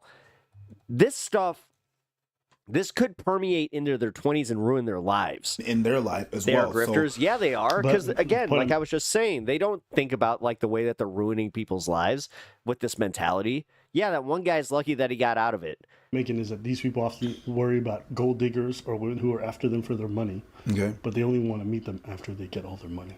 Do you know what I'm saying? Yeah, I know what you're saying. Like, it seems counterintuitive to me. It's like, if that's what your real concern is, why don't you meet somebody who really loves you for you, if that's what you're really concerned about? I'm not saying you can't be loved for that even after. The thing that happened is that they still want it. They still want the fast thing, right? They want it now. Yeah. You know what I mean? Like J.G. Wentworth. They want the pussy and they want it now. You know what I mean? So the thing that happened is that it takes time to build a relationship. It says it, building, right? But the girl that's gonna be a gold digger whenever you're gonna leave with money is gonna give you what you want, the pum pum, right away, and you're gonna be able to go through multiple of that because you're leading with money and everything and stuff.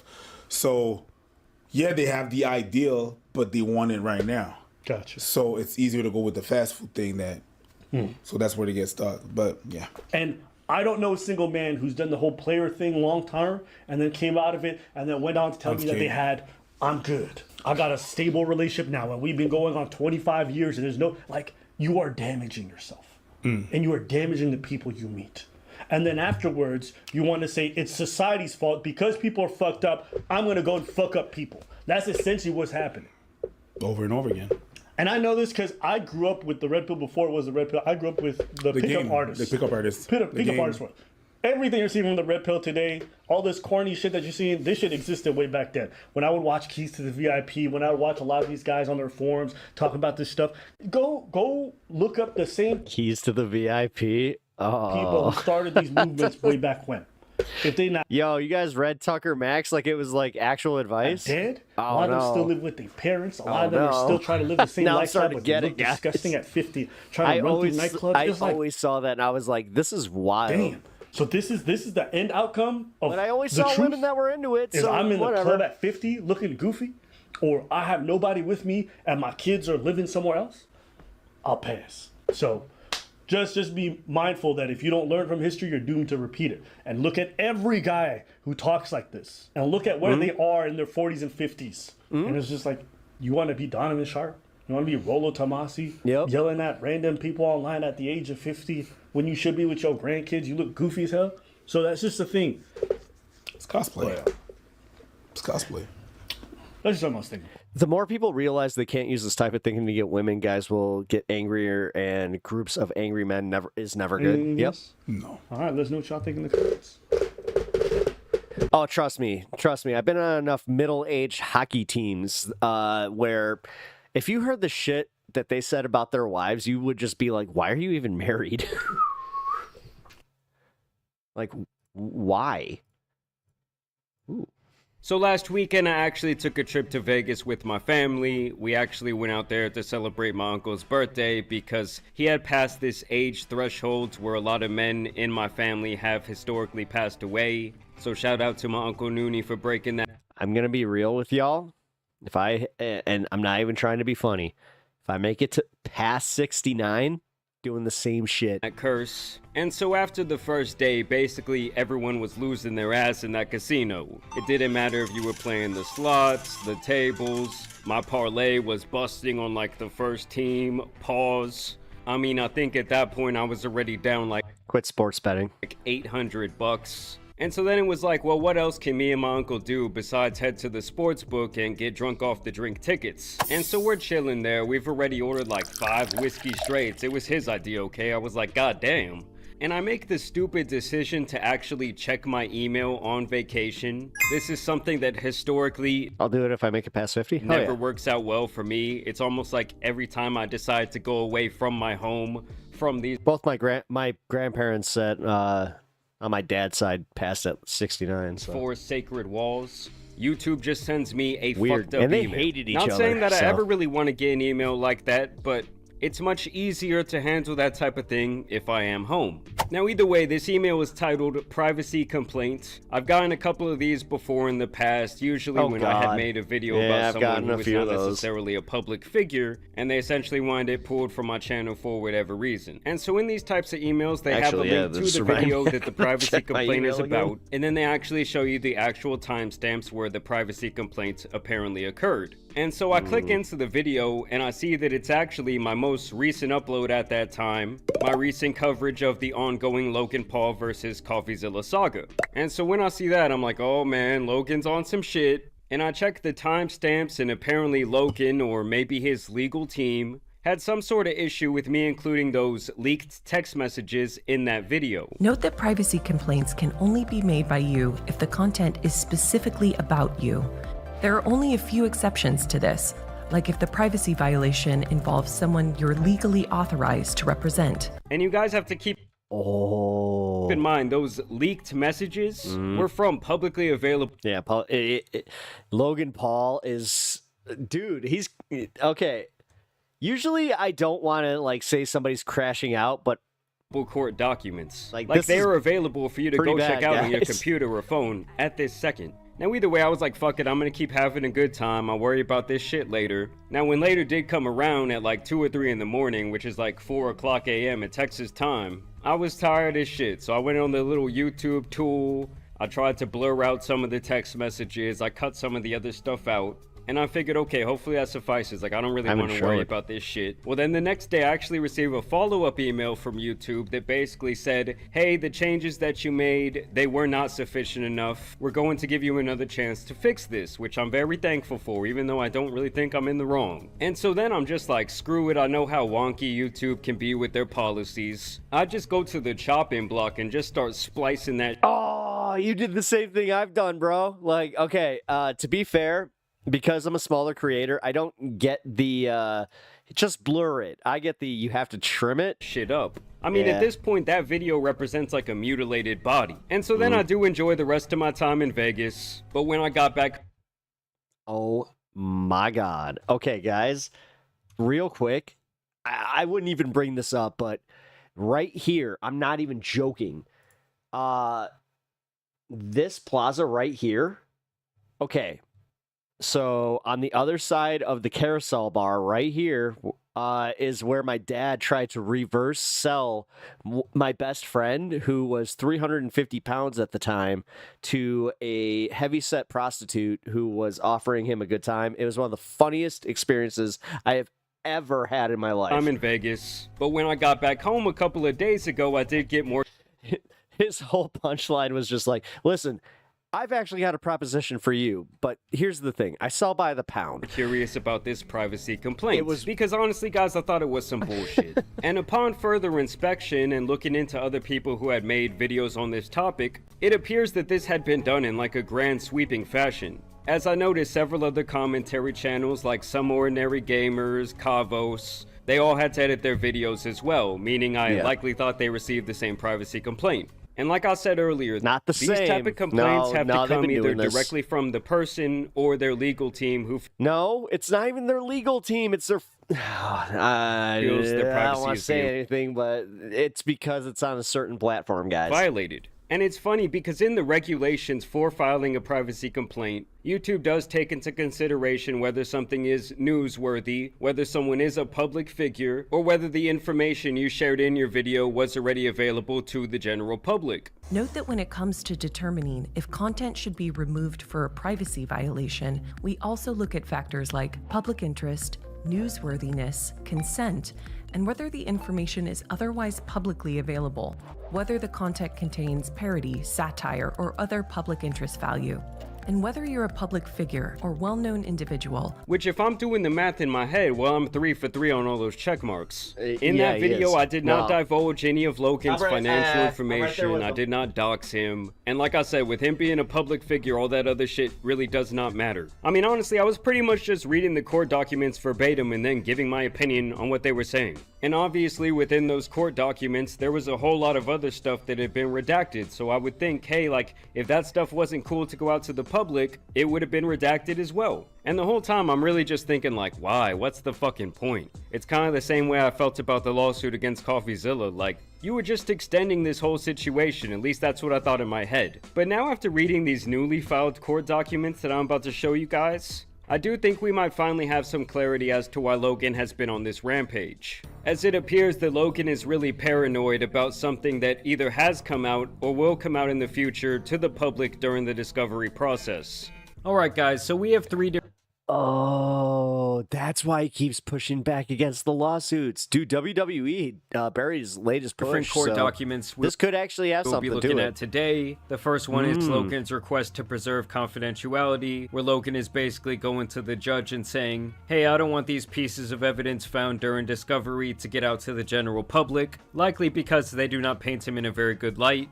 I feel like he saw those text messages and knew that Coffee has some other shit up his sleeve. Maybe that was redacted from the public version of that document that's even more damning than the text messages themselves. We also have CoffeeZilla's response to that motion to preserve confidentiality, where his legal team basically says that Logan is a huge hypocrite desperately trying to control the narrative. And then we also have a more overall response from Logan where he addresses the text messages, the narrative that he is trying to ruin Coffee's life with this lawsuit, and also saying that he does not want his case with Coffee transferred to this other class action lawsuit he is currently dealing with over CryptoZoo. So basically, when this all started, the two parties had apparently agreed to some sort of confidentiality agreement, as both had likely been requesting documents, text message exchanges, and other pieces of information during the ongoing discovery process. I think the overall message here is that Logan's team feels like Coffee's team overstepped their boundaries in that regard. You do not want to work. And they really didn't like some of the things he was putting out to the public, hence the privacy complaint. So they want this document to remain under seal, and they anticipate that Coffee's team will want the opposite,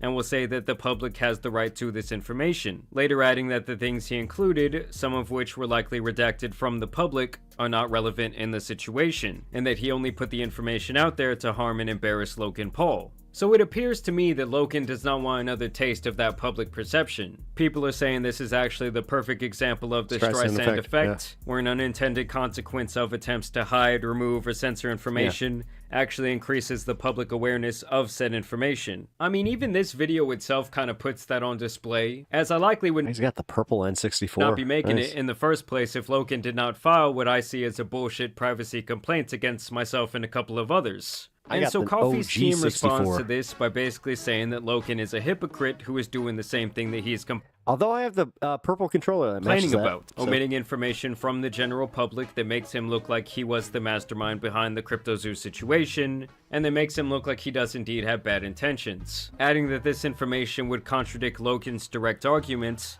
and that because he decided to take this to legal action, he has obviously opened himself up to discovery and all that it entails. And in the end, Logan's team did predict their move correctly. As Coffee's team says, because this other document was already filed, the public does have the right to see what's going on behind the curtain, and that they want everything from those documents that were redacted to now come out, and that it is now Logan's burden to prove why these things should remain sealed. Saying that this information they want to put on display was never designated by Logan or his legal team as confidential, and that they really didn't give any reasoning as to why they should remain locked away in the first place. It basically seems to me like they're saying, hey Logan, you cannot have have your cake and eat it too. So now let us show the world your douchebaggery by unsealing these documents. Now I will say in Logan's next response, things do get fucking crazy, and I feel like we kind of learn what this entire lawsuit might actually be about. They say that Coffey's attempt to consolidate his case with the class action lawsuit is nothing more than a weak attempt to reset his stance, and that CoffeeZilla himself spearheaded the inception of a government investigation into CryptoZoo, and that when this effort was met with the government not finding anything, he tried to expedite the trial. Like I told you guys last video, Coffee basically wanted to stop it right there and just have the jury decide this thing based on the information at hand, to which the judge said, no, we're not gonna do that. They also stay with the overall narrative here that Logan was an unassuming party who fell victim to the two main people who profited off of CryptoZoo, Eddie Ibanez and Jake Greenbaum, and that Logan spent over a year trying to fix their mistakes. They also remind us here that despite not taking any profit from CryptoZoo, Logan did do this buyback program where he spent more than $1 million of his own money to refund buyers, something that they refer to as a success. And also noting that Coffee had even complimented Logan initially for this effort, and apparently even acknowledged that he was the victim in the situation. And here is where the wheels really start to fall off for me, and I feel like all hell is about to break loose. Because Logan's team says that months before the OG 3-part series had come out, CoffeeZilla took it upon himself to contact the US government, including the SEC, about CryptoZoo. They say that he prepared this PowerPoint presentation for them, calling it a whistleblower report, something he called an encapsulation of the entire CryptoZoo scheme, with the title of the presentation being Popular Influencer Logan Paul Defrauds Fans with Blockchain Play-to-Earn Game That Doesn't Work. And they say during this presentation that CoffeeZilla left out key information that made Logan look innocent, like an interview he had conducted with a man named Luciano Cipoletti, who was a lead developer in CryptoZoo, saying that just 3 days before contacting the government, CoffeeZilla said on this phone call that he might not have known was being recorded. There's this real sense that I get like, and tell me if you kind of agree, this sense of incompetency. Part of it, I think they, referring to Logan and his manager, in their heads want to have good intentions, but they take on so many projects and so many different ideas, and Logan's constantly saying so many different things that they literally can't do it all. Then they also include Luciano's response. We had always believed that they really did have good intentions, but we always used the word incompetence. Even up until right now, like I truly believe that Jeff really meant to do well with the project. Same with Logan. You could hear it in Logan's voice, in that I think it was the only AMA that he had, which is an Ask Me Anything session. Back in the first week of October 2021, you could hear in his voice that he really wants this project to be successful. All that stuff that a lot of people probably think was him trying to hype people up to do a cash grab, I never think that that's what it's about. I think that they just meant well but had the wrong team working for them at the beginning, and then I think they were just in a constant rat race of trying to band-aid everything up. So they're saying that not only did Coffee omit this information from his report to the government, but that he also did not mention Eddie Ibanez or Jake Greenbaum at all. They say that he knew these were the parties who tragic. I hope that works out. Profited in the millions of dollars from CryptoZoo, but that he chose to single out Logan despite the fact that he was well aware that Logan made no money from the venture, and that he did so because he knows his audience hates. All right. I admittedly took way too big of a hit. Logan Paul, and that it would obviously be a much bigger story if he painted Logan as the bad guy in the situation, because obviously no one gives a shit about these two other people. It would not be newsworthy. And if this whole thing is true, it does really make me look at the entire situation differently. I mean, don't get me wrong, I still think that Logan is a tool, but it's like, why would you contact the government without bona fide evidence of fraud? And I also question why Coffee would not want these other bad actors in his report. Like, if the truth and ultimately holding people accountable is what he wants to achieve, wouldn't that be very important information for the government to have? Could it be that this was all in anticipation of some sort of future series against Logan? Because to me, it's now definitely within the realm of possibility. Logan's team speculates that he did this because he wanted the credit for being the person to help build this case, and for any criminal or civil penalties that Logan might have incurred from this investigation. And like I said, in the end, after this years-long investigation, the SEC really found no wrongdoing, and they apparently took no action against Logan Paul closing this book. That's when they're claiming that Coffee panicked and wanted this thing settled, to which the judge denied. He also addresses the text messages here, saying that they are not relevant because they occurred right after the initial series had come about, and that it predates the actual material they are suing him for defamation over, which is the 2 other videos and the tweet calling Logan a scammer, saying that the messages resemble someone who is angry about being defamed more than anything else, and that they really want to continue with the initial issue at hand. Did CoffeeZilla act with malice in reporting this situation? And let me just tell you guys, I think this thing is about to get so fucking crazy. We're obviously going to have to see what happens, but I will keep you guys updated. Y'all let me know down below what you guys think about this update. But I do want to thank you guys for watching today's video, dropping a like and subscribing. But as you guys know, it's been... Oh yeah, Jamari rules.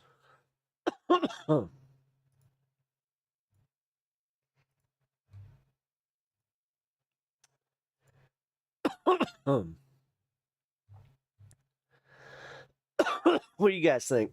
I'm leaving this open for you. Kyle destroys Ethan. Let's see. Honest Reporting is a horrible, horrible organization that directly puts on Palestinian journalists. And it's insane that Ethan actually posted Honest Reporting on his Instagram story, and then 2 days later they're reporting that had placed on one of the most beloved photojournalists in Gaza, Hassan.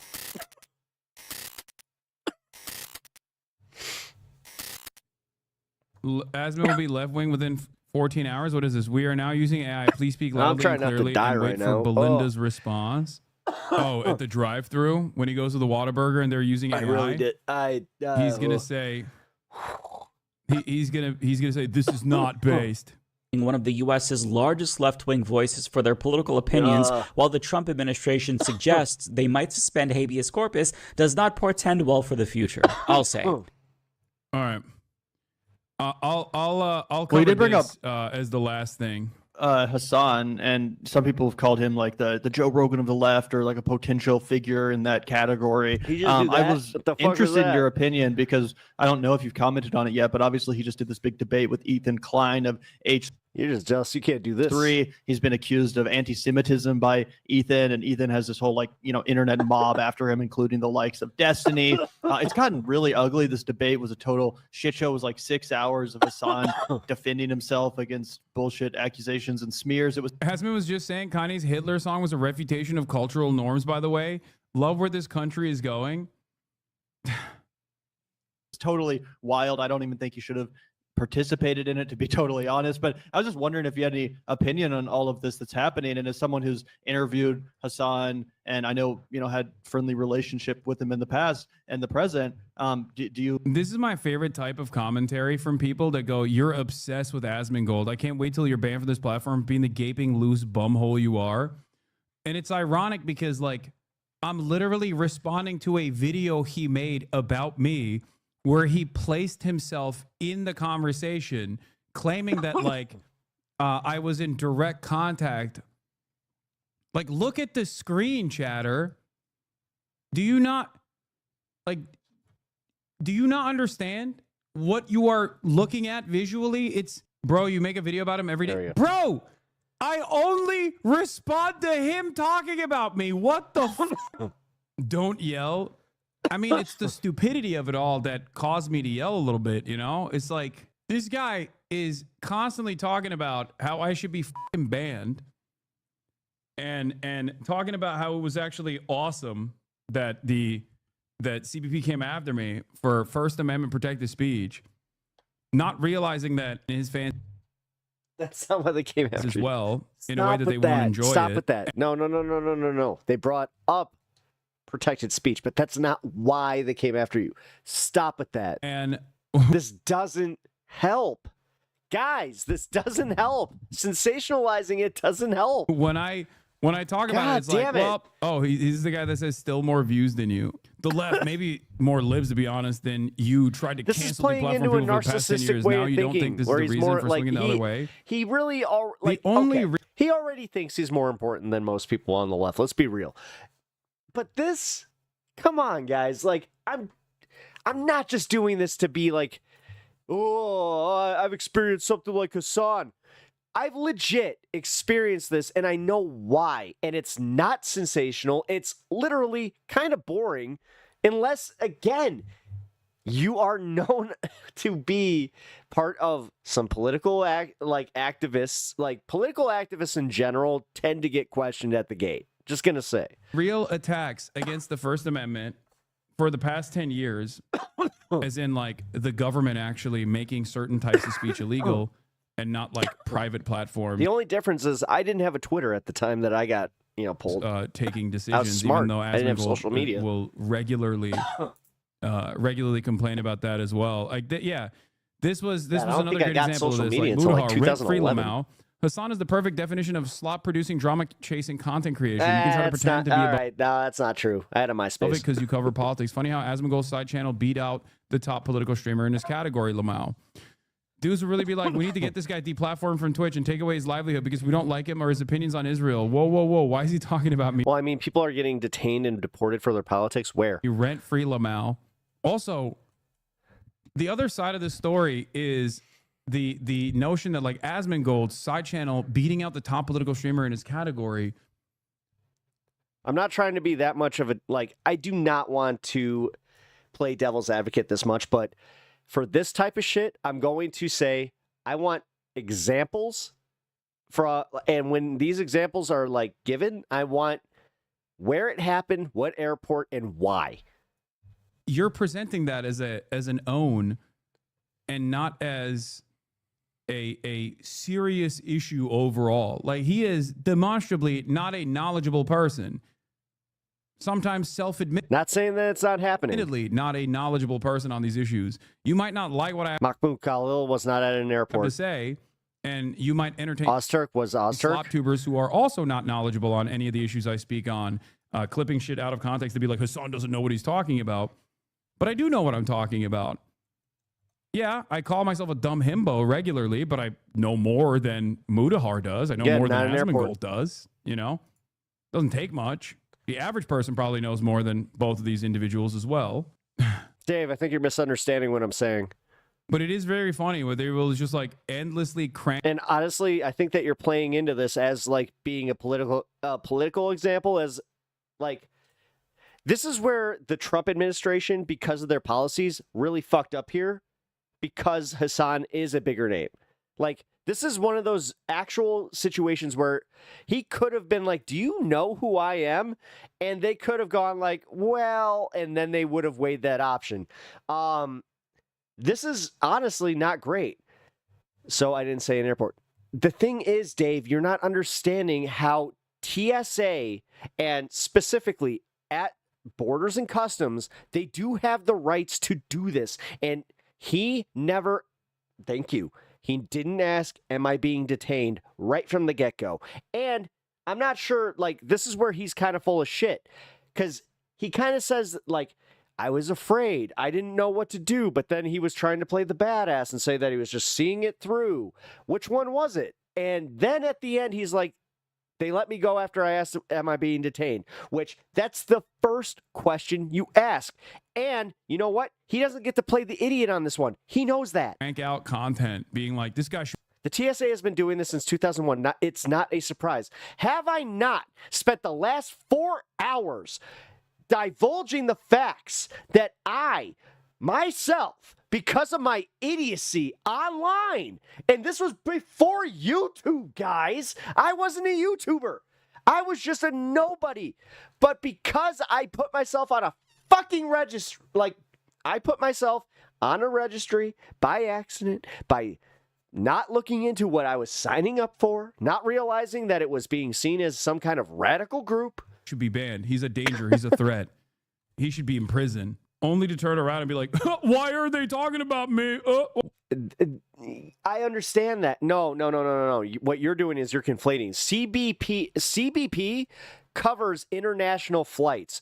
TSA covers domestic flights. That's the difference. This is Customs and Border. Why is he talking about me? It's yeah. And trust me, Dave, I'm not trying to be a dick, but they've been doing this way before any of Trump's bullshit. They were doing this back post 9/11, okay? I'm like, dude, for real. I have been flying my whole life. My whole life. I was one of the lucky ones, but that pre-9/11, because my uncle was a pilot, I got to actually sit in one of the co-pilot's chairs. One of the ones behind, well, not the co-pilot, but like, you know, one of the ones where it's off to the side, where it's one of them flip-down seats. It was awesome. It was one of my favorite fucking memories. Responding to... But I can tell you, as I've grown, and because of my old job and how often I flew, this is nothing new. Your demands of me being deplatformed.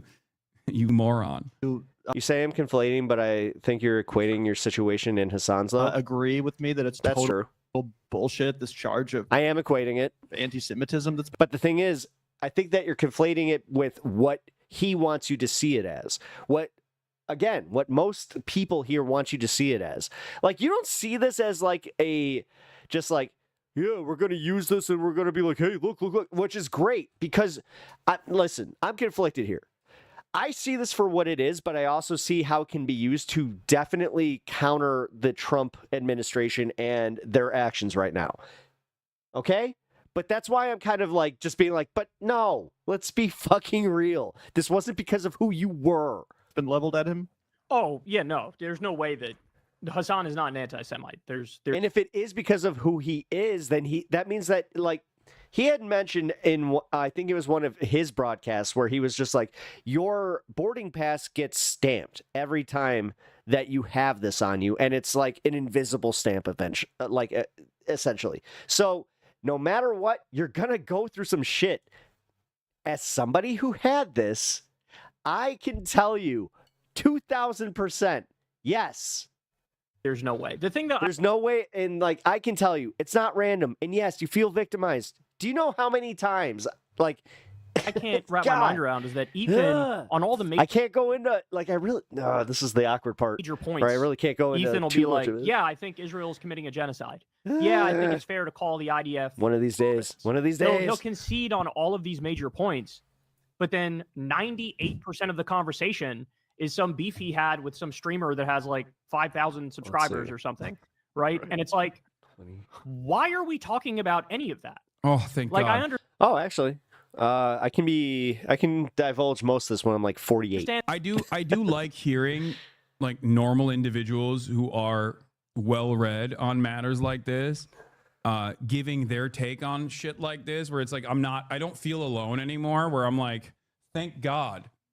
Because I think that there is a real, the online community, I'm not trying to play it down. I mean, again, I admit where it's fucked up. The second they started asking him about what do you feel about Trump, online discourse slop tube community.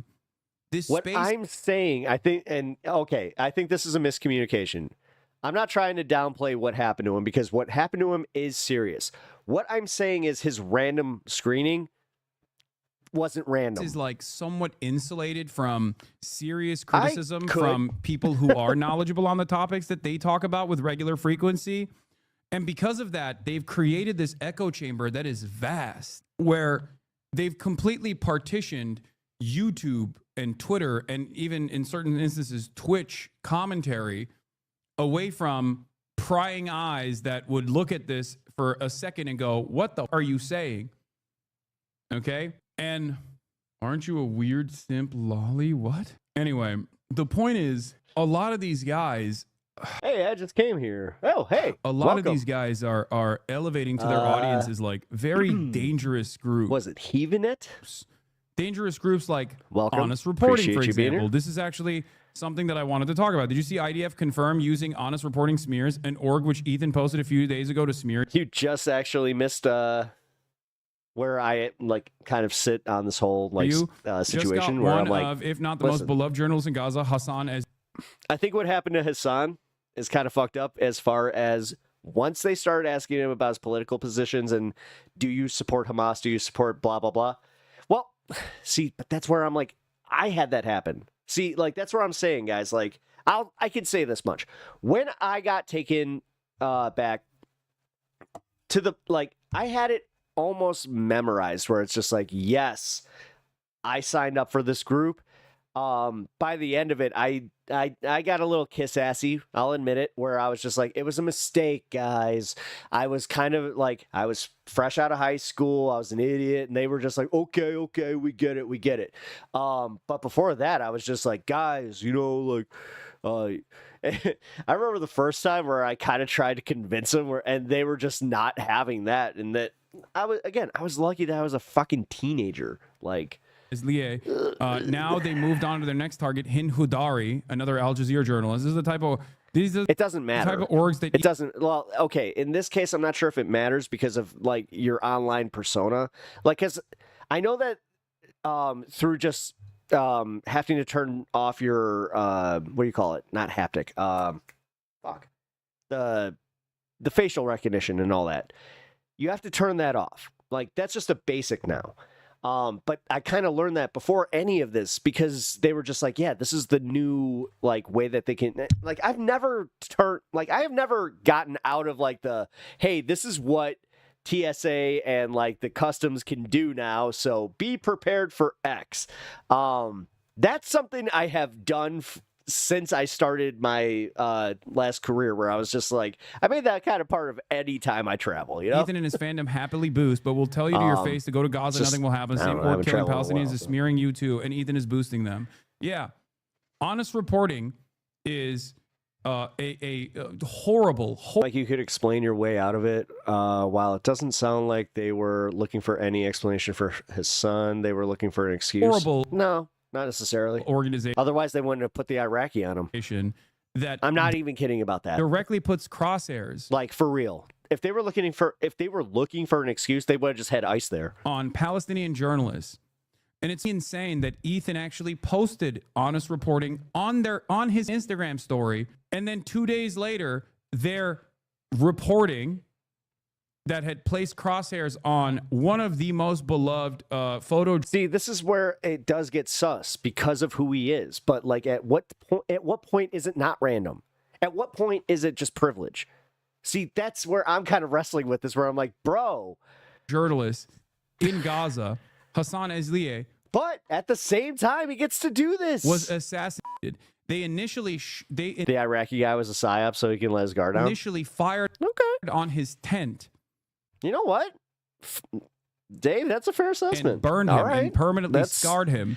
They they pull dirty tricks like that. And he was in a burn unit. Make no mistake, I'm not trying to make the case for like trust authority, trust the GSA, inside of or trust the fucking CBP, the Nasser Hospital in the Gaza Strip. I'm no fan. And they trust me, I him am no in the hospital fan. when he was in. Like when he described those stools, I almost got PTSD because I'm like, oh god! And they make him too short. They make him too short. A hospital bed. That's like I can only imagine how Hassan felt. What Israel did last night. But he did the boss move and sat in the lawyer's chair. I was not smart enough to do that. They bombed yet another hospital. That is the. It doesn't matter. It does not matter. You don't get a special celebrity boarding pass, bro. That's not how it works. Especially if he was flying commercial. If he was flying on a fucking private plane, that's a little bit different. He was flying commercial. Forward ally of and he was coming back from Paris, and he was from Charles de Gaulle into O'Hare Airport, which, as I said, takes about 8.5 hours. He said 8 hours. Yeah, you missed that 0.5. Trust me. It catches up because you're just like, I thought we were supposed to land. They're like, oh, yeah, time difference, whatever. And then, yeah, I got taken into the same thing. Palestinians, Ethan Klein. That is who he is. They also do it when your trip isn't exactly like super long in the country that you were in. So like in my case, I had a similar situation where I only went to Paris for a few days, and they looked at that and they were just like, that's a little sus. Elevating. Why'd you spend all this time in London? It says here that you went to Holland. On his, what were you doing? On his Instagram posts. Like, that's exactly how it goes. And then he has the audacity of Palestine to his dumb fuck audience. What? The fact that the genocide... 85-90% of Hassan's commentary on Hamas versus Israel is against Israel. And he makes a lot of excuses for Hamas, which it makes sense. He's a resident... He's a resident watch list. Part, the third largest party is calling for actively promoting it, and refugees offered due to land grabbing and the fear of being the new Zimbabwe. What? Are you at? Oh, dude, I have fucking chatters in here that are defending the white genocide happening in South Africa. It's like saying that that's actually happening in South Africa. Your discussions on the Middle East. I get that it's routine, but they were looking for him to slip up. They were just curious, cautious. I find informing since I don't know much about just it. Curious, cautious. The thing is, what do you think they were looking for him to slip up for? Like, what would constitute an arrestable offense in that case? On the matter, but your dismissal of what's going on in South Africa shows a lack of knowledge about the matter. No, my dismissal. Whereas they were just trying to create a dossier on him, and he was dumb enough to give it to him because he didn't, plead his Fifth Amendment right, and he didn't have counsel. No, this is where I'm actually a little bit pissed off, is because he's smart enough to know this. He could have gotten counsel right from the beginning. Hell, I said this at the beginning. He could have just asked, am I being detained? I personally ask any authority figure the second they stop me, am I being detained? I know I'm a bit of an asshole in that regard. I really am a pain in the ass to pretty much any authority figure, but that's the first thing I learned. That's the first thing that you should learn too. If you're going to take anything out of my show, make sure that you always ask any authority figure that says, can I see your ID? You ask, am I being detained? If they say yes, give them your ID and cooperate. Don't be a cocksucker. Going on in South Africa is because I'm not a fucking white supremacist. Sorry. Hassan needs to be investigated by the FBI. Boo-hoo. Yeah. Hey, bitch, I'm a white South African. Tell me I'm being... No, the thing that annoys me is that have not even a fraction in this dude's audience, but somehow I'm like, no, I know what this is. Genocided. He said that their fears of turning into Zimbabwe when talking about... Dude. He didn't need counsel or to ask if he was being detained, just walk out. No, that's not... No. There you can't are just real do that. Because they do play the intimidation tactic, and you do have to essentially just ask, am I being detained? Good morning, sir. Am I being detained? Am I being detained? White South Africans, of turning South... Yes, thank you. I'm glad that we all see this where it's like, nah, the first thing you fucking ask is, am I being detained? South Africa into Zimbabwe. Thank you. If you don't understand what that person's political position is here, okay? Can we watch some sovereign citizen? You know what? I don't know what to tell you. That's yeah, we can. Where was I? Oh, here. And that he takes it personally and he feels offended by people saying whatever. But like, if you are conceding that the core of the issue is there is a genocide currently being done against innocent Palestinians on a daily basis, they're being starved to death, they're being carpet bombed. We're talking minimum 50,000 dead Palestinians. The real number could be as high as 200,000, 90% of which are innocent civilians. Then to focus solely on your personal beef over we'll things finish you this and felt then we'll go were to it. misconstrued about your opinion or whatever. Walk away. It's not then hard. You are taking your... It's not the TSA. It's custom and border. Like, no, Kirk, this is where it is different. They detained him at the border. So, like, when he went for his passport check, and it's where they ask, are you here on business or are you here on pleasure? They took him back into the room. Your eye off the ball. You're no longer talking about. This is precisely what I communicated to Ethan in our conversation as well, which... I thought this is a weird position for me to be in because I'm not exactly a fan of authority. Would at least penetrate the consciousness of his but at audience. The same time, I'm also just like, dude, that it did not. No, this isn't what you're making it to be. The main issue here, and it comes across as incredibly petty, incredibly vindictive, incredibly self-aggrandizing, and unserious. And that's why you see these weird dividing lines now, where even though Ethan says, yeah, they're committing a genocide. Well, all the people who are cheering for you in this whole debate thing, they don't seem to think it's a genocide. You're attracting a lot of the most psychotic Zionists in the country to cheerlead for your cause. That's what I was saying. Yeah, they can. Instead of talking about the actual genocide, the actual issue as such, you're talking about all these personal bones you have to pick with Hassan and calling him an anti-Semite and talking about other streamers that you think are unfair. No, the second that an agent comes out holding your passport, you're in a bit of a different situation. Or do you like? I'm sorry, bro. that much. Nobody gives a fuck about your feelings. I'm sorry. Nobody cares. And look, I'm not just saying that about him. Nobody gives a fuck about my feelings. Nobody cares about your guys' feelings. Who cares about feelings? Yeah. What does that have anything to do with the fact that there's a fucking historic atrocity going on right in front of our eyes? And if we're going to have that conversation, let's have that conversation, right?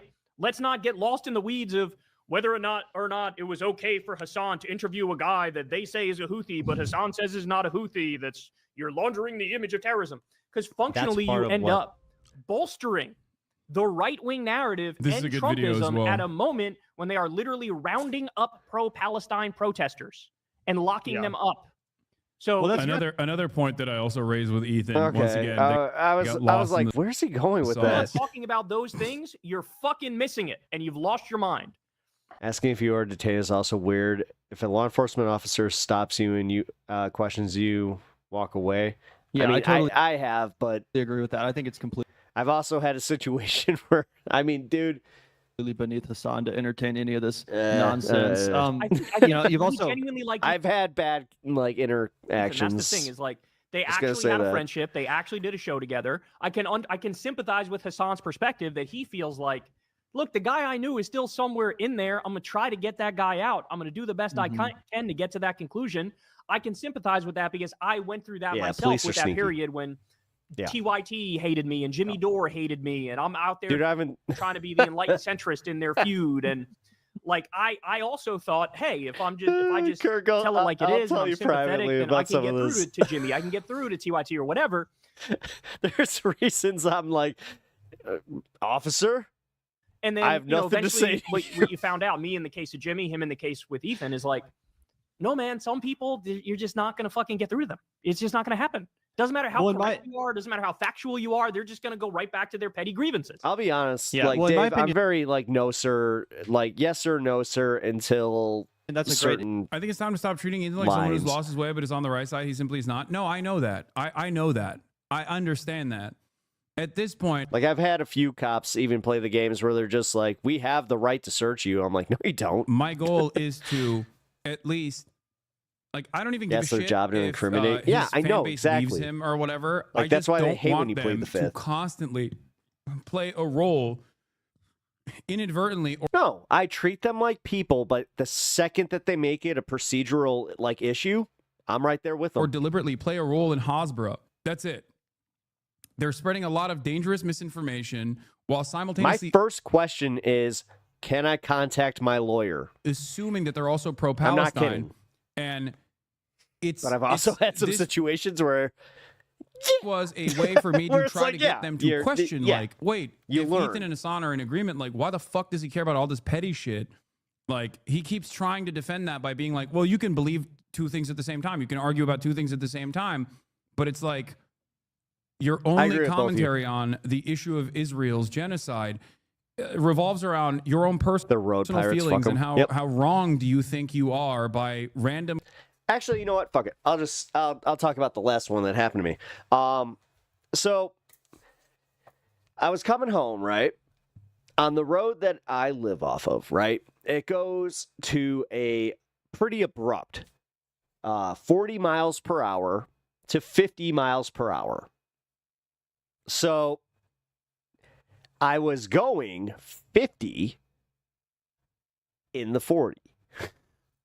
And this guy pulls me over, right? And he kind of tells me, he's just like, do you know how fast you were going? I'm like, well, yeah, I mean, I was kind of speeding up to the 50 miles per hour and he was just like, that's after the sign. He's just like, here. And then he gives me my ticket. I'm like, okay. I see that I have to do, traffic, like the traffic school to get out of it. I was just like, you've got to be kidding me. Some content like that was creators online that are actually advocating for Palestinian emancipation. That's it. Because, who is he serving at that point? And I do think that a lot of people in that back and forth, especially when you're doing the same speed to get to me, if not more, perhaps changed their opinion a little bit. Like there are still my favorite people videos to watch are the ones where cops are like they pull out to go get somebody and they just end up hitting somebody. Those are those are enjoyable. That community that are like, yeah, I'm pro-Palestine, but like I don't really understand why. Other pro-Palestinian people that are my friends. Ever had was one of my one of my close friends became a cop, and he was just like, "Can you stop talking shit about cops?" I'm like, "No." Actually take issue with We the don't way talk that I a lot talk about anymore. this stuff, and it's because it's precisely because like they have been deluded into thinking that their commentary on this issue is actually on the side of Palestinians by someone that they like, their content creator, their favorite content creator being Ethan You got to Klein. pay for the traffic Example class. specifically- Another way the public-private partnership rips us off. Jimmy. Yeah, I had to do mine online. Because I think much like Jimmy and his need to smear you, with Ethan and his need to smear Hassan, it's all about the necessity to create drama because that's what his channel thrives on.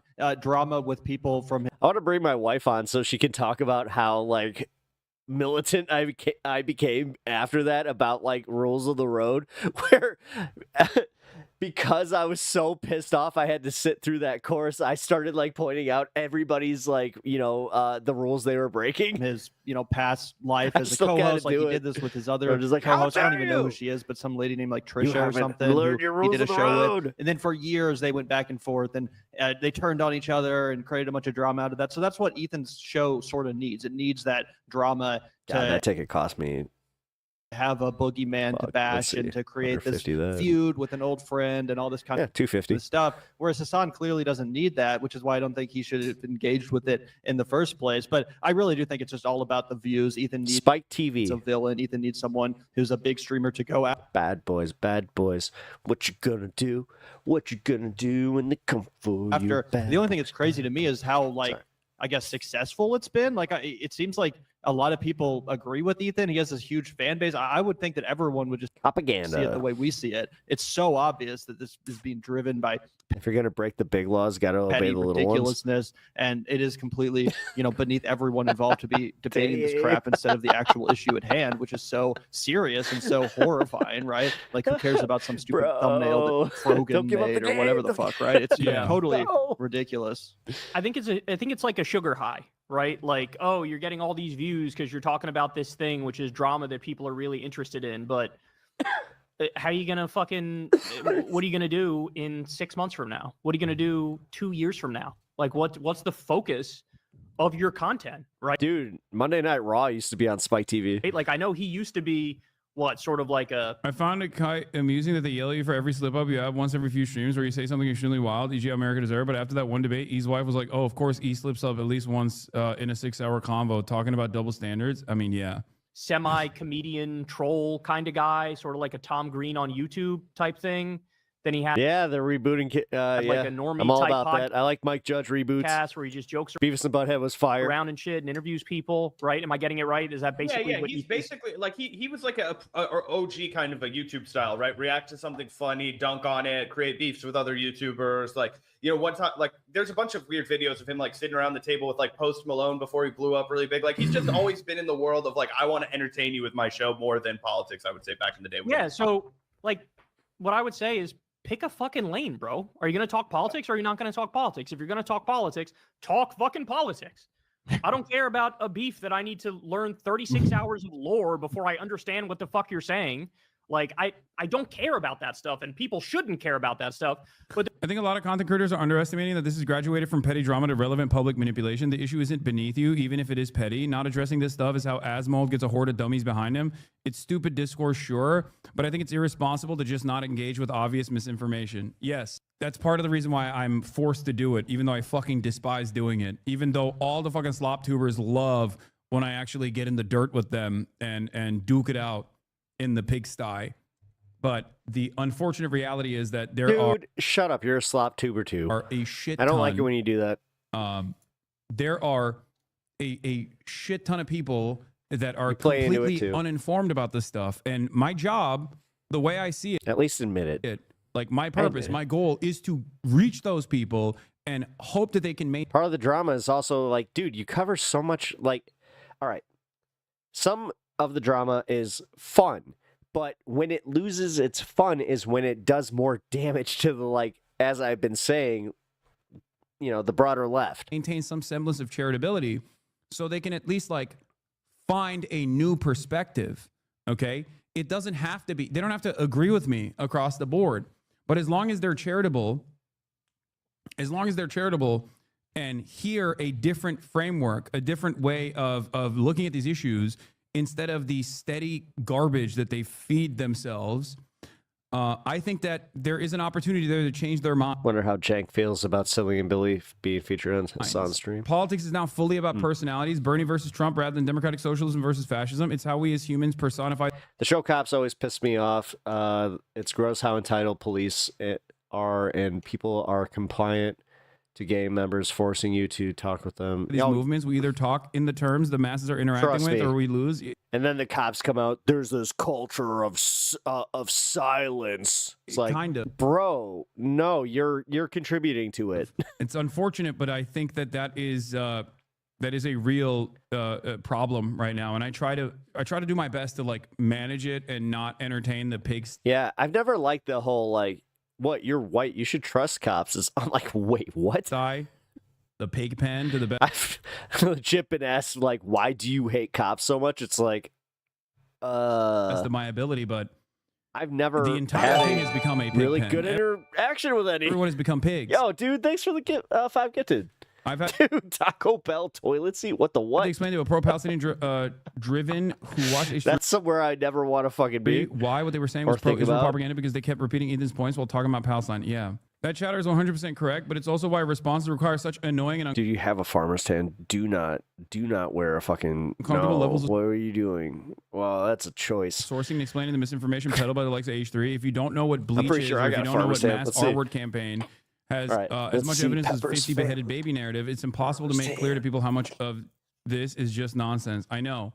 And I try to bring evidence to each individual conversation like that, even though obviously it is.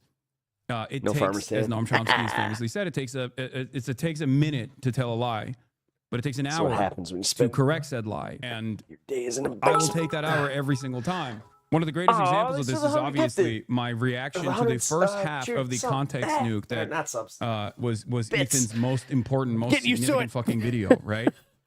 He put that shit together for months. For any of the delayed Twitch stuff, you guys can go over to Kate Chaos over on Twitch and harass her. He said.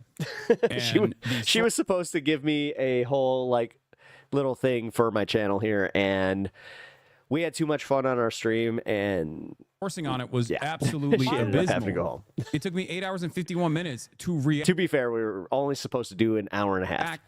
The first 1 hour, because I basically went through each individual complaint that he brought forward and showed expanded context on all of the clips. And I didn't even get to every single one, but I tried to do my very best to cover virtually every single clip that I thought was relevant and important to address. Okay? I try to do my very best to also just fundraise for an important cause as well. Another thing that he was trying to ruin, which was fundraising for charity. Gonna be real, bro. Most people do not have the emotional intelligence to understand things from a left-wing perspective. It requires they become capable of putting themselves in the shoes of repressed people.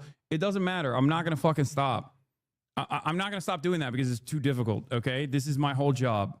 I'm personally burnt down on it, but I won't deny our coverage is useful, even necessary. The H3 community having actual pro-Palestinian voice is a win on their broadcast. So you and Sam being on there was and is solid. It's just hard to watch because of Ethan. Yeah. And I don't know how much,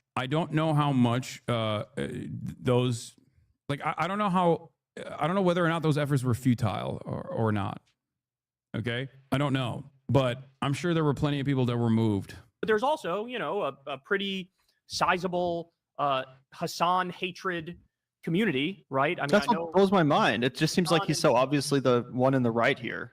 Well, Hassan and Destiny hate each other and have hated each other for a long time. I know Destiny's community hates Hassan. Hassan's community hates Destiny, and there's other, ancillary players in the whole thing. But yeah, I mean, look, this is the downside of the internet, is that sometimes people can lose their minds in the sense that the petty vindictiveness is the thing that drives them. And so they're just looking for content about the people they hate, right? And, and it becomes really, politics is ancillary to that. It's really got nothing to do with that. You know what I'm saying? And so I think that's effectively what's happening. But again, in the long term, like, what the fuck gets accomplished? Like, what's going to happen? See, I stopped watching H3 after the Sam Cedar debate. Been a longtime fan of both him and you. There you go. There are people out there who have had their opinions challenged in the process, and due to people making reasonable arguments in the face of someone who is being incredibly unreasonable, like optically unreasonable, and petty, given how serious the situation is, depending on the empathy that they can demonstrate, they've had their minds changed. And I think it's important because, like, if you don't give a fuck, if you simply see it as like putting a black square on your Instagram, right? If you look at, if your advocacy for Palestinians just revolves around saying that you're anti-genocide and that's it, but you don't actually give a fuck, you actually don't give a real fuck about the children that are being murdered on a daily fucking basis, then yeah, you can hyper focus on the drama aspect of it all. But there are still plenty of people who do actually care about this. That's why this needle has shifted so dramatically in the direction of Palestinians. Happen? What are you still going to be talking about Hassan a year from now? Are you going to be talking about Hassan 2 years from now? Or are you going to pick the political lane and cover the news and give your opinion? Or are you going to go back to doing some like semi-comedy type shit? You got to pick a lane and you got to do it. But like, even from a personal perspective, bro, like if you're engaging in this sort of shit, you got to feel horrible. Like you got to feel like shit. Like there's nothing fulfilling about arguing for 4 or 5 hours with somebody you used to be friends with about petty shit. Like who cares? That's what I'm saying, bro. Even as the drama channel, like I was sitting there, like this is completely pointless. This is the opposite of productive. Nothing is being accomplished. I'm supposed to say poggers, right? Here, these people are not your channel. Oh my god, I don't know how it works. Sam actually probably knows how it works more than me. Will fall like the Ottoman Empire did. Asman is tired of winning. Mal-Marxism detected. Mal-Marxism detected. Okay, don't ban guys like that. That guy's funny. Not even like making amends or anything. It's just ugly. I did not enjoy it. I frankly couldn't stand watching that debate. I had to turn it off at a certain point. I had to like rage quit. It was just so uncomfortable. And again, we love drama over here. We don't shy away from that stuff at all.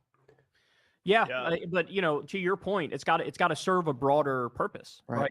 There's got to be some core in there that's actually about politics or policy or morality, or you know, it can't just be drama for the sake of drama or hatred for the sake of hatred. Oh yeah, it's just that really is like the worst of people. Yeah, you know.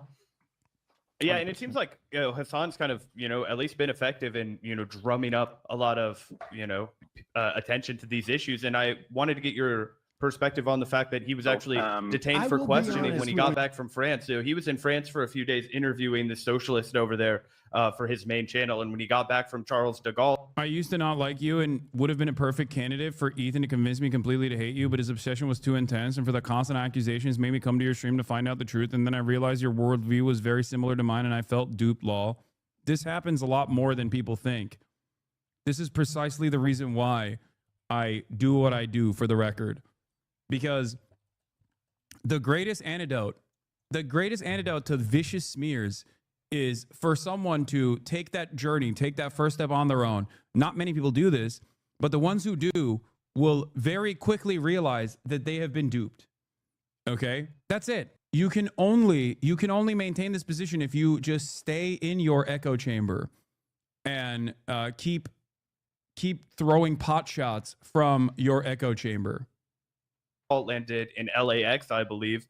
They stopped him for like 3 hours to ask him a bunch of questions about his personal politics. Now, Hassan is a U.S. citizen. I believe he was born in New Jersey, so he has every bit the rights of everyone else that would be listening to this podcast that was also born on U.S. soil, and they're still hounding him about his political beliefs, right? And he was talking about how technically, legally, he should be able to be like, hell yeah, I fuck with Hamas. Like, hell yeah, the Houthis are my boys. Like, and still be allowed admittance back into the country. But and he was like, yo, I'm just a peace activist. I'm a pacifist. I want, the bloodshed to end. Is that something you've ever experienced as a high profile political commentator? And is that something that you're nervous about, given the fact that, you have a relatively large public profile as well? This is not an actually. It's an honest question. Is what you're doing working? You've been doing this for years, and in that time, things have only gotten worse. That's not a correlation. I'm just saying that's really working here. Yes, of course it's working. Because throughout that fucking time frame, there was never... If you are aware of online communities and online spaces for political discourse, okay? If you are aware of online political communities and online discourse around politics in like 2014, 2015, when I was at the Young Turks, you would realize that there was nothing like what I do as an out and about leftist who is one of the largest content creators on the platform that I'm on currently. And yes, plenty of opinions have shifted in that time frame as well, Palestine being a very significant one.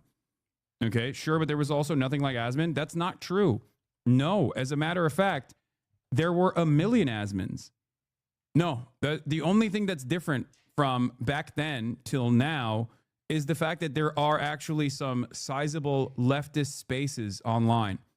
Asmongold, not as popular in mainstream. Asmongold is not mainstream. He's just very popular, but very popular among extremely online people. But if you think Asmongold is doing something new, he is not reinventing the wheel at all. He's actually doing something that many commentary people have done, presenting themselves as like apolitical or centrist, and refusing to entertain nuance, and simultaneously and consistently engaging in thought terminating cycles and thought terminating terms. Tim Pool maintained the position that he was a liberal for years.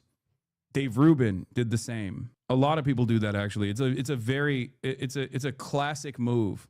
I've never experienced it, but am I nervous about it? Yeah. Crystal and I have talked about this before, because when they're cracking down on pro-Palestine protesters, like, who are some of the loudest, most open anti-Israel, anti-genocide voices in the country, right? Like, I don't know if anybody's covered it. Like, the amount of hours I've done of detailed coverage of the genocide, right? Netanyahu is a terrorist. Israel is a terrorist state. Politics for These like people a need to hot be minute. locked up. We need to sanction, et cetera, et cetera.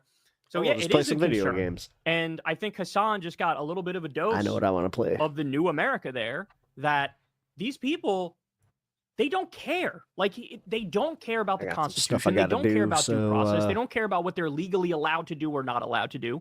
I guess feel about Zelda Tears of the Kingdom. They do something, and then the courts have to play catch up, and then the court might say something, and they could just fucking blow it off, which is what they've been doing. And so, yeah, I mean, in the position I'm in, and many of us are in, like, you'd be sort of crazy not to at least have the conversation about, hey, should we maybe rent a place that's not in the United States if the shit hits the fan? They've arrested judges. Now they've arrested the mayor of Newark, a Democratic politician. They've blown off a 9-0 Supreme Court ruling. We see the nightmare stories of these innocent people being locked in a gulag in El Salvador with no due process. I don't know what else they would have to do to make people sort of wake up and realize this can literally happen to any of us at any time. And so with Hassan in particular, I'm not surprised they did that. And in all seriousness, I mean, I know it sounds crazy to say this, but he should almost feel lucky that they didn't just fucking lock his ass up and deal with the consequences later. Like, if he were to be fucking disappeared, That's where I was getting a what would little happen? upset about We this. get the same sort of news coverage around Kilmar Abrego Garcia, but here we are today. Kilmar still hasn't been released, and they still got him locked up, and nobody. He's not wrong, but it would be a severe escalation. Yeah.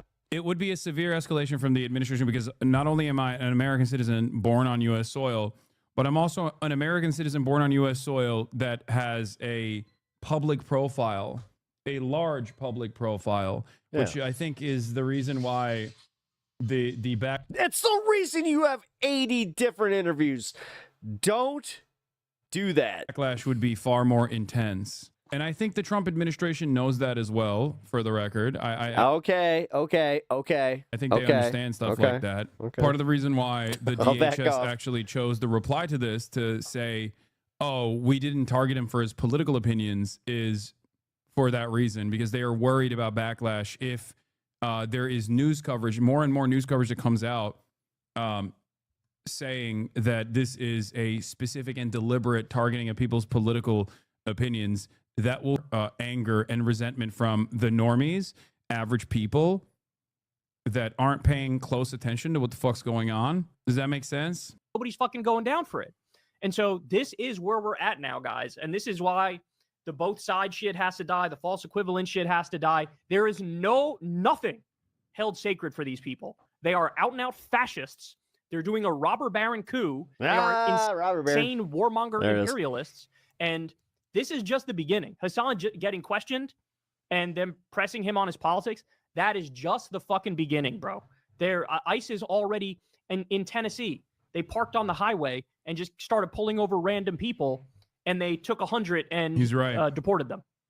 And a lot of these people, by the way, are deputized into being ICE. So these are like random Proud Boys that are like, yeah, I'll round up some Mexicans for you.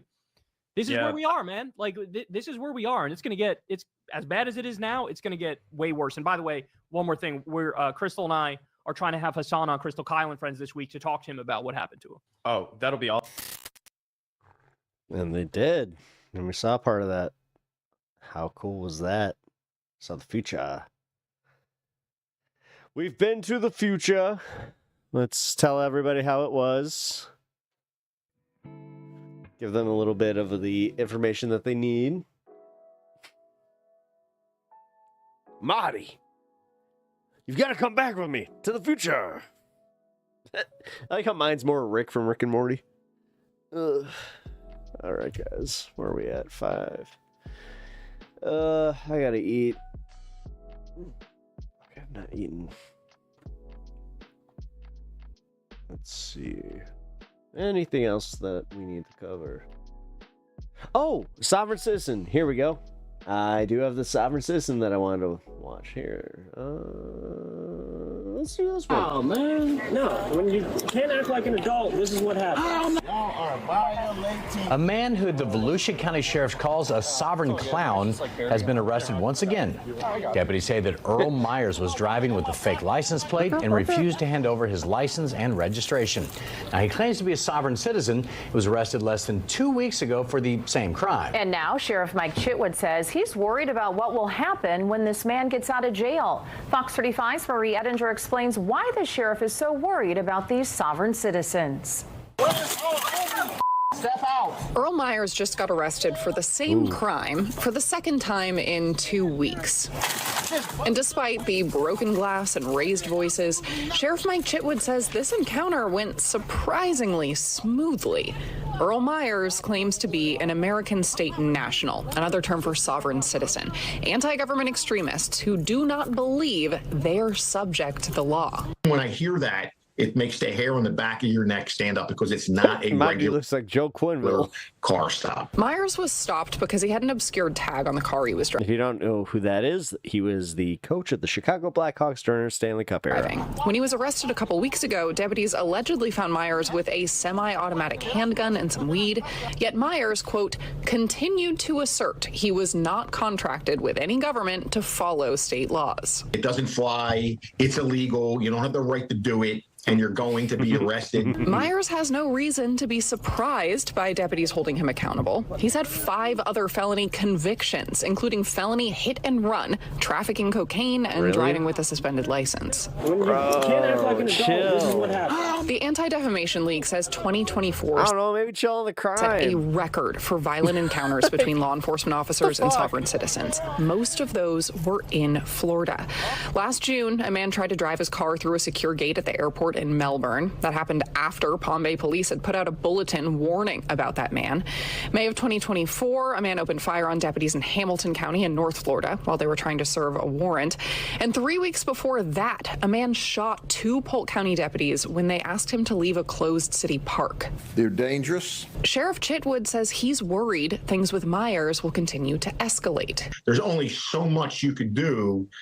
He's going to get back out. He's going to get behind the wheel of a vehicle again.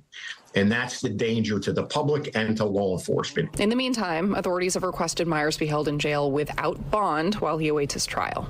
In Volusia County, Marie Ettinger, Fox.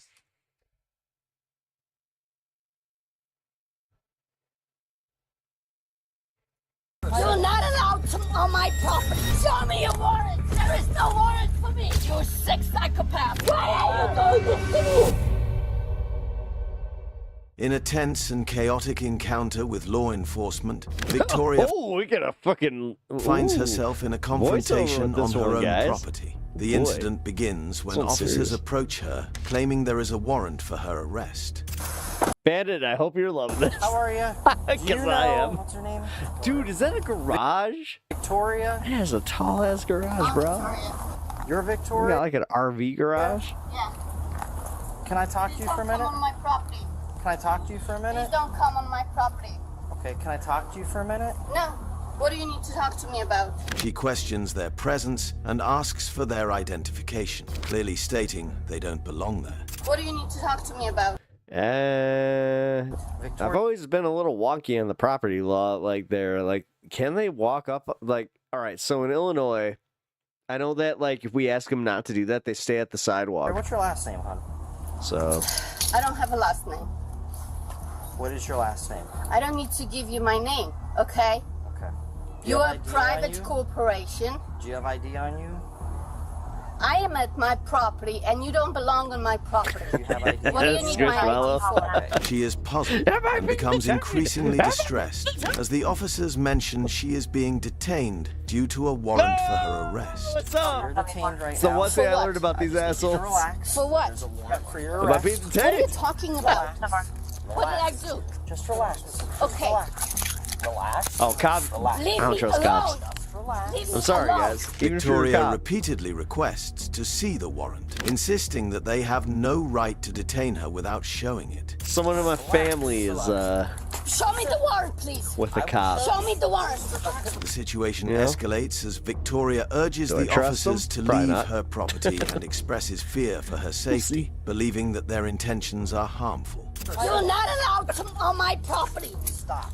Get off. Relax. You're not allowed to on my property. Relax, hon. Get off. Get off me, please. Get off What me. is going Get on? off me. What are they serving her Get with? off me. We want to talk to you. Get. I'm actually a little like this one's a little bit confusing. Stop talking. You are up. Get out of here. You're trying to kill me. We're not trying to kill You are Masonic human traffickers. Okay? I mean, she is a little. Get off me, please. Okay. Get off me. Stop. Get off me. Get off me. Get off me. Despite her protests and demands to be shown the warrant, the officers attempt to calm her, asking her to relax Sarasota. and asserting that they are there to talk, not harm her. Get off me. Show me the warrant. Show me the warrant. Show me the warrant. Show me the warrant. Show me a warrant. There is no warrant for me. There is no warrant for me.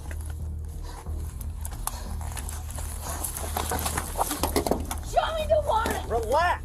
You're trying to kill me. We are not. Get off me. Get. What did I do? What did I do?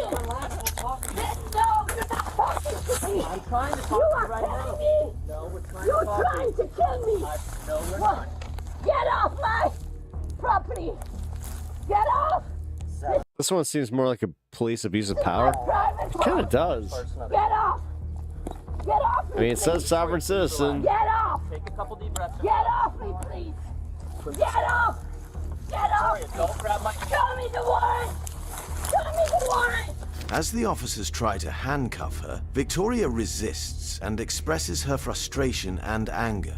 Yeah, She no accuses shit. the officers of treating They her walked up on her property. She said, "Get off my property," and they're like, "We're gonna detain you." unfairly, claiming they have no right to detain her as she is. No, they didn't say shit. They didn't say why they did. No, I'm not missing this. They didn't say why why they were there. I didn't think I'd be on her side, but I'm like, why the fuck you on her property? asserts she has done nothing wrong. Show me the warrant. Yeah, show her the warrant. Show me You know what? I'm on her the side now. warrant. Fuck it. You have no right to detain me. She's right. You have no right to detain me. She's right. Everyone positive. Uh-oh. What are you detaining me for? What are you detaining? I'm blaming Mitesh on this one. You have no warrant. Yes, we do. You have no warrant. Oh, they have a warrant. Oh. Well, if they have a warrant for her, You have no warrant. You have no warrant. if they have She a warrant, believes her rights are being violated, describing the officers as kidnappers and traffickers. You have no warrant. however, You are killers. You are killers. You are human trafficking killers. Get off Victoria, me. relax. Get off me. Get off me. Get off me. Show me the warrant. We will if you No, stop. you do not.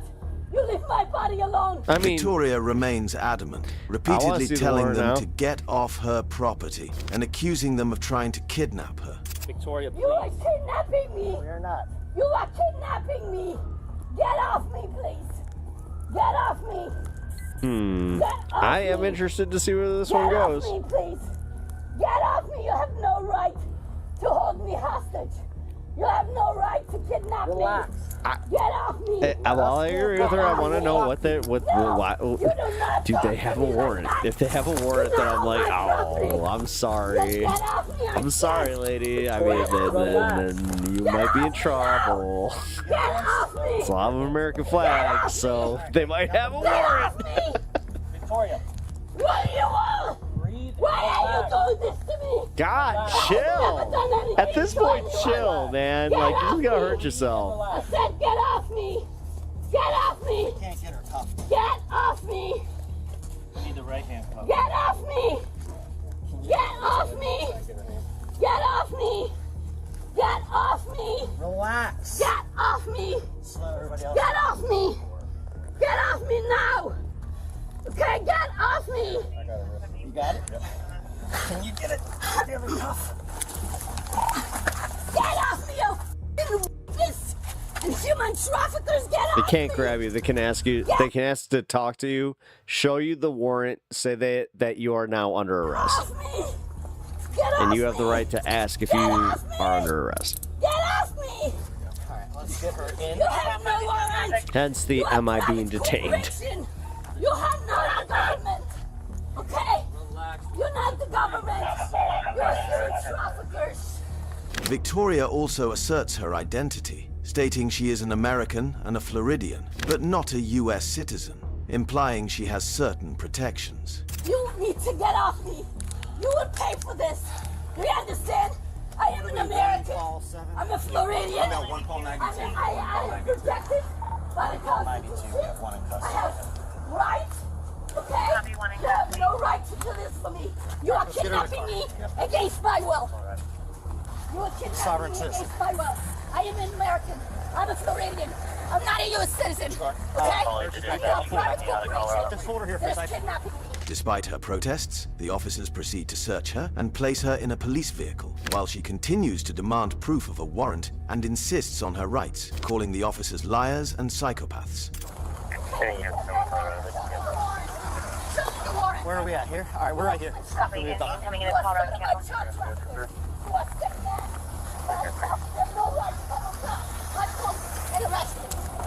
If you enjoyed this video, please hit that like button, share it with your friends, and subscribe to our channel for more inspiring cases like this one. Inspiring? Inspiring? What in the propaganda bullshit are we watching? Inspiring. What? I think not. I think not. I will make sure that I will never watch you again, vice versa, or whatever the fuck. What? Ew. Ew. Ew. Ew. Here. On February 22, 2024, an officer conducted a traffic stop for excessive speed and an obstructed license plate. Sources.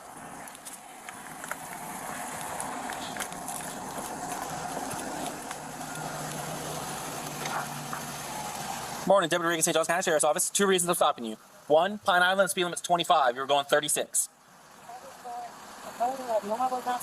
Okay. That's still 10 miles per hour over the posted speed limit. It's 25. No, it's not 25? So I was going at 35. So that's 10 over. You just told me that you're going 10 over the posted speed limit. This is why you shut the fuck up. Yes, you said you're going Just shut up. 35, right? Shut up. Yeah, but That's a 25. Just shut up. No, ma'am.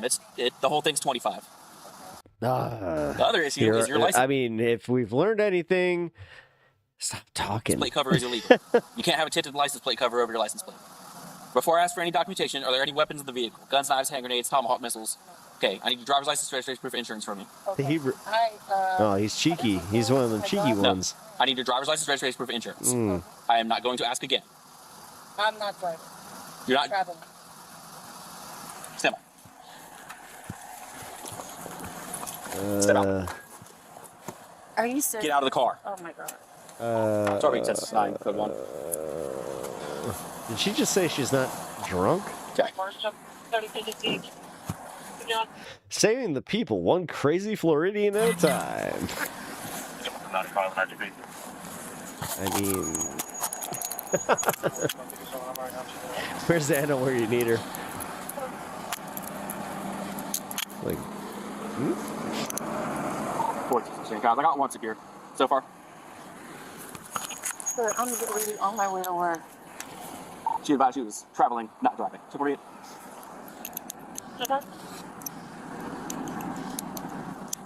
All right. Well, right now you're under arrest for failure to identify. You were told to give me your license during a lawful detainment for a traffic violation, multiple traffic violations. You advised you were not going to This dude sped up, sounds like Tim Pool. give it to me, and that you're not driving, you're traveling while you're sitting in the driver's seat of this vehicle. She's not driving, she's traveling. Operating on the highways of Florida. All right. Do you have any questions for me? I gotta make one phone call, sir. No. I have to make a Absolutely not. I have to call Nope. my lawyer. Do you have a driver's license? Are you suspended? No. No. To which one? I have to make a phone call, sir. Okay. Walk back to my car. Nope. Go to tow your car as well. Okay. Do you have any weapons on you? Guns, knives, hand grenades, tomahawk missiles? Anything that's going to poke me, stab me, stick me? No. Do you have any narcotics on you? Why does he keep saying missiles? No. You're going to go get checked when we get saying down to the missiles. jail. If there's anything on you, it becomes a felony when we get to the jail. I don't have anything. Okay. She's like, yes, you know what? As a matter of fact. Lean up against my car, put your forehead on that glass. Spread your feet. More.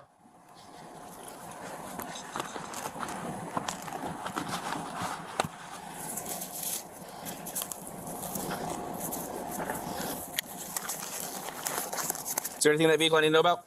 No, sir. Okay. Okay, she's... You gonna give me a first name or anything?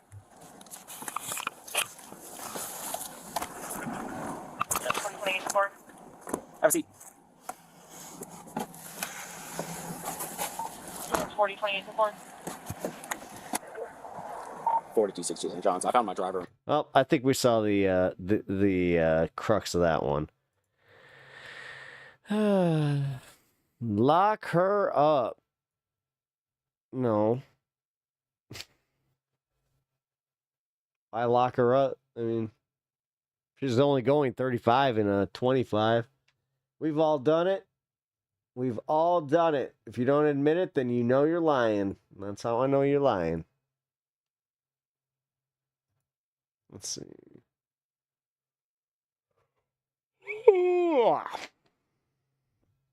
Excuse me. Any more sovereign citizens? Sovereign citizens. Sovereign citizens. It's a bunch of court ones. Nah.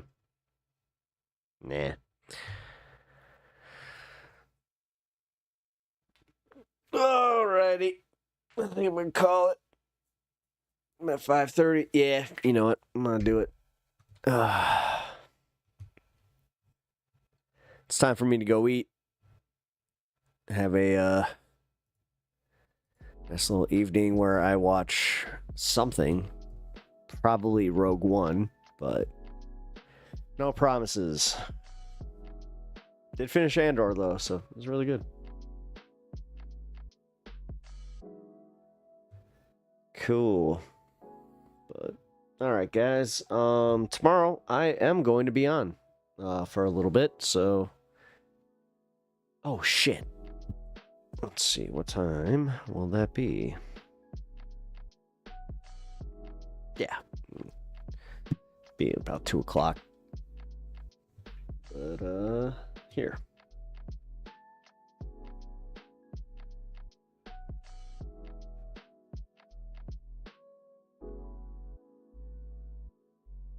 Die Hard for you?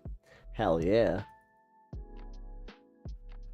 Ho ho ho. Now I have a machine gun. Oh god. God, Die Hard's become a Christmas movie for me. That's a problem. Nah, it's got to be Rogue One for me. Rogue One is literally the next thing I'm watching, and then whenever Captain America comes out, I'm gonna watch that. So, ooh, I gotta catch up on Last of Us as well. So, but all right, y'all's. you know I love you. I will see you guys tomorrow. As I said, Saturday stream. So look out for it. I'll send the notifications out, let you all know when I am live. Otherwise, you all take care. Have yourself a wonderful Friday night, and I'll see you tomorrow. Who the heck is Pep Talks? I'm not gay, but I fantasize about Marco Rubio. Pep Talks. Pep Talks. Pep Talks. Let's eradicate the Kung Flu. I'm literally coming. Pep Talks. Pep Talks. Who the heck is Pep Talk? They want our women. They want our children. Pep Talk. Sometimes no means yes. Grab them by the Pep Talk. Grab them by the Marco Rubio. Obama is a racist. Pep Talk. I'm literally coming. I'm literally coming. Pep Talks. We found weapons of mass destruction. My fellow Americans, it has been confirmed today from Pep Talks that we are indeed all high on politics.